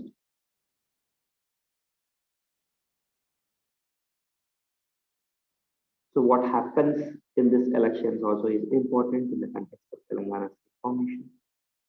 So let's try to see some information about it. So after the 2008 Lok Sabha vote of confidence, in 2008 what happens is, try to understand, you may be thinking what is this Lok Sabha vote of confidence? Simple, my UPI government, you must have read in your international relations, UPA government tries to enter into Indo-US civil nuclear deal as a Indo-US civil nuclear deal. It's a very important agreement internationally, and it is considered as one of the biggest successes of the UPA one, and also one of the biggest successes of Manmohan Singh government in trying to sign this Indo-US civil nuclear deal. The civil nuclear deal with United States America has opened up widespread opportunities for India to access nuclear fuel from different countries. Before that, there is an embargo. Before that, there is a restriction on selling of the nuclear fuel to India. People have widely reported in the newspapers saying that it's one of the biggest successes of the nuclear government, that Indian nuclear sector would receive a major boost after this, and nuclear power is going to play a very significant role after this. And many countries followed the suit, and many countries like Kazakhstan, Australia, Canada, and Ukraine, many countries have later signed civil nuclear agreements with India, promising that they will transfer nuclear technology to India. They will sell nuclear fuel to India so that India can use nuclear fuel for the civilian purposes, not for the military purposes. Okay, but communists were not happy with this Indo-US civil nuclear deal, and communists have withdrawn their support to the Indian National Congress. Then, as communists have withdrawn, a vote of confidence has come to the parliament. Then UPA has to prove its majority. But yes, UPA could prove its majority, and UPA could sustain or successfully pass out of this vote of confidence. The left front withdrew support to the Congress in the state as well. Of course, in the state also, left has withdrawn his support from in the state government. In the AP also, left has withdrawn its support to the Congress. TDP and TRS then joined the left as part of the National Front. So what happened? TDP, TRS, left, all the three have come together as a third front at the national level. In the state level, they have formed who? TDP, TRS, left. All the three have come together and they have formed a grand alliance. Grand Alliance in Telugu, we call it Mahakutami. It was widely reported in the newspapers that Mahakutami. You can see this image. This actually is the Mahakutami. Mahakutami. There is no left, nobody from the left here, but yes, TRS, TDP, all of them coming together, Professor Jaishankar, all of them coming together and forming this Mahakutami as Grand Alliance to fight elections against corrupt Congress and communal BJP. What happened? Immediately after the elections, TRS switched its allegiance to NDA. Immediately after elections, TRS switched allegiance to NDA. TRS did not support Congress, but TRS was in NDA. Let's see what happens in these elections. To carefully observe, even in this election, TRS performed poorly. TRS performed poorly. Look at this decline in the vote share of TRS. Significant decline in the vote share. 2.69% decline in the vote share for TRS. Many seats they have lost. There were only 10 seats, which is it. 16 seats they have lost. So this election result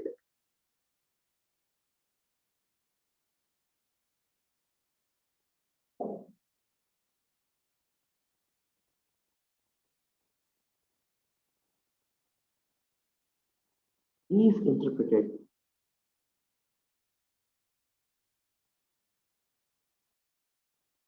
since 2009 election result is interpreted by many political analysts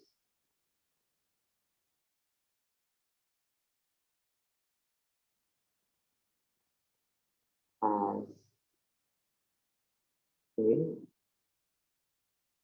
loss of legitimacy to the demand of a separate state of Telangana. A very important development. This May 2009 election result was a shocker to TRS. Shocker to TRS party. Just 10 seats. A significant decline in the vote share, significant decline in the seat won. And yes, all these were interpreted widely by political analysts as delegitimization of demand in Telangana. And of course, these elections are also characterized by entry of Prajarajam Party. Entry of Prajarajam Party. With, that charismatic Chiranjeevi has come. So this might have also impacted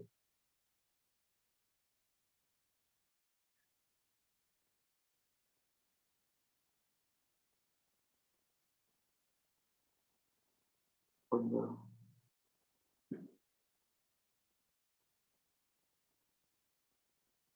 vote share TRS and Prajarajam Party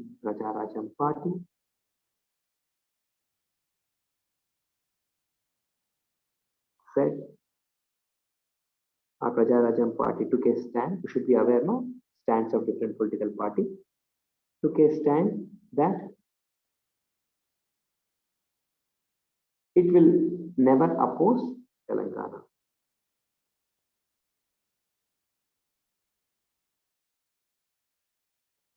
That it will never oppose Telangana. It is standard. It will never oppose Telangana. And it has come up with slogan, Samajika Telangana.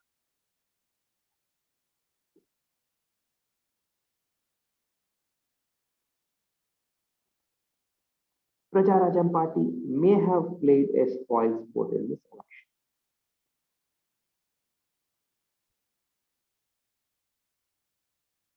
And Sonia Gandhi again played the trick.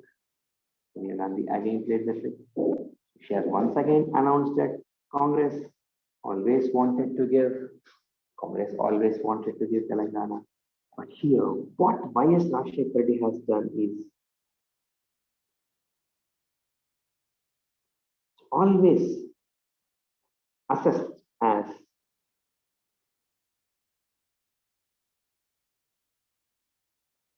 assessed by political analysts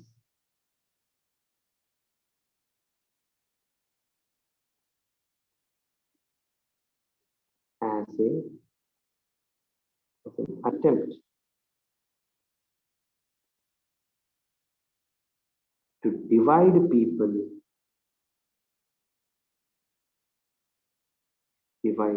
of Telugu states. You know what he has done? Does anyone know what YSR has done?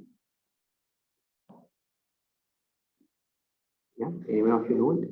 What YSR has done? You must have read in newspapers or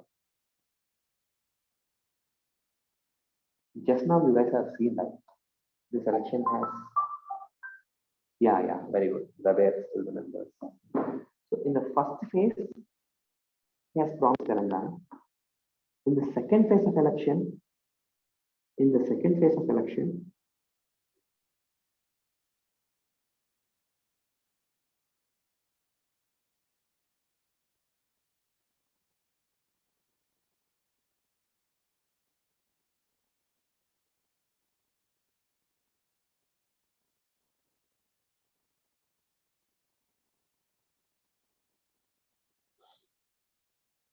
as elections are in Telangana,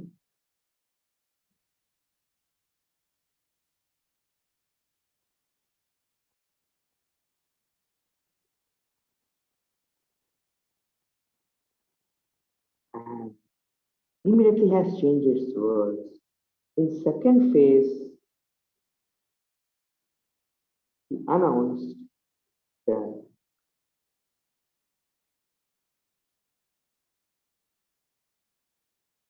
if Telangana becomes a reality,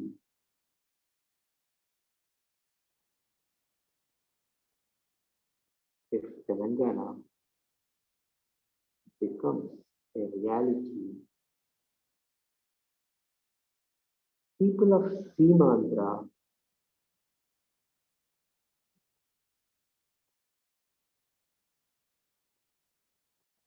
should carry visas to visit Telangana.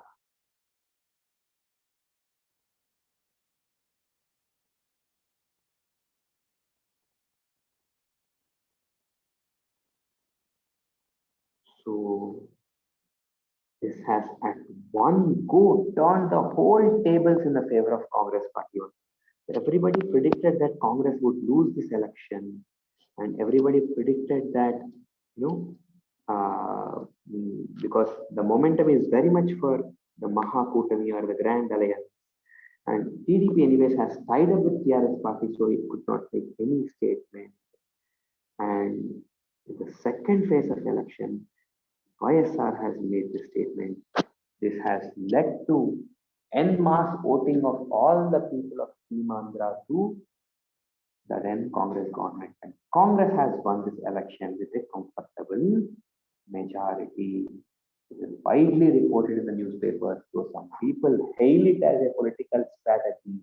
But people of Telangana consider it as a backstabbing of the cause of Telangana.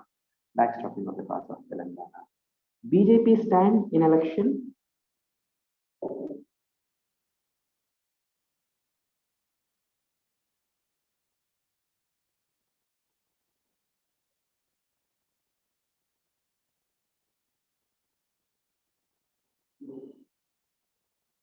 So it promised that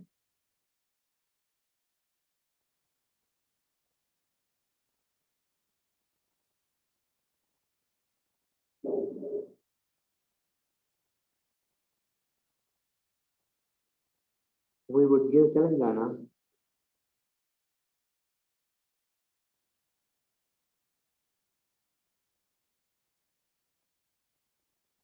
in 100 days of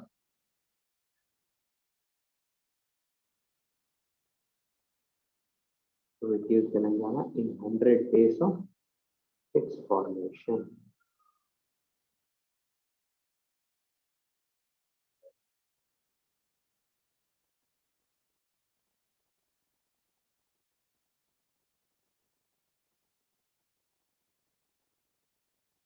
In 100 days of its, right? So that is the BJP stand in this election. And MIM, Lok Sabha, both of them always are for United Andhra Pradesh. MIM has its own fears. It says the security of the Muslims can get compromised in case of formation of separate states, so they always opposed. And even Lok Sabha party, though it was in the beginning days Delhi Darling, but in the later date it has given support for a United Andhra Pradesh. So these are views of various political parties in 2009 elections. So with this, I'll stop my class for today. Try to revise all these things. In my next session itself, I'll try to finish off this topic. Next topics will also be easy, not difficult. Today also I know nothing is difficult to understand. All pure facts, right? And hope you guys are properly going through all the current affairs. To have a revised current affairs without it. Okay. So I'll stop the class for today. I am sharing this PDF right now. Otherwise,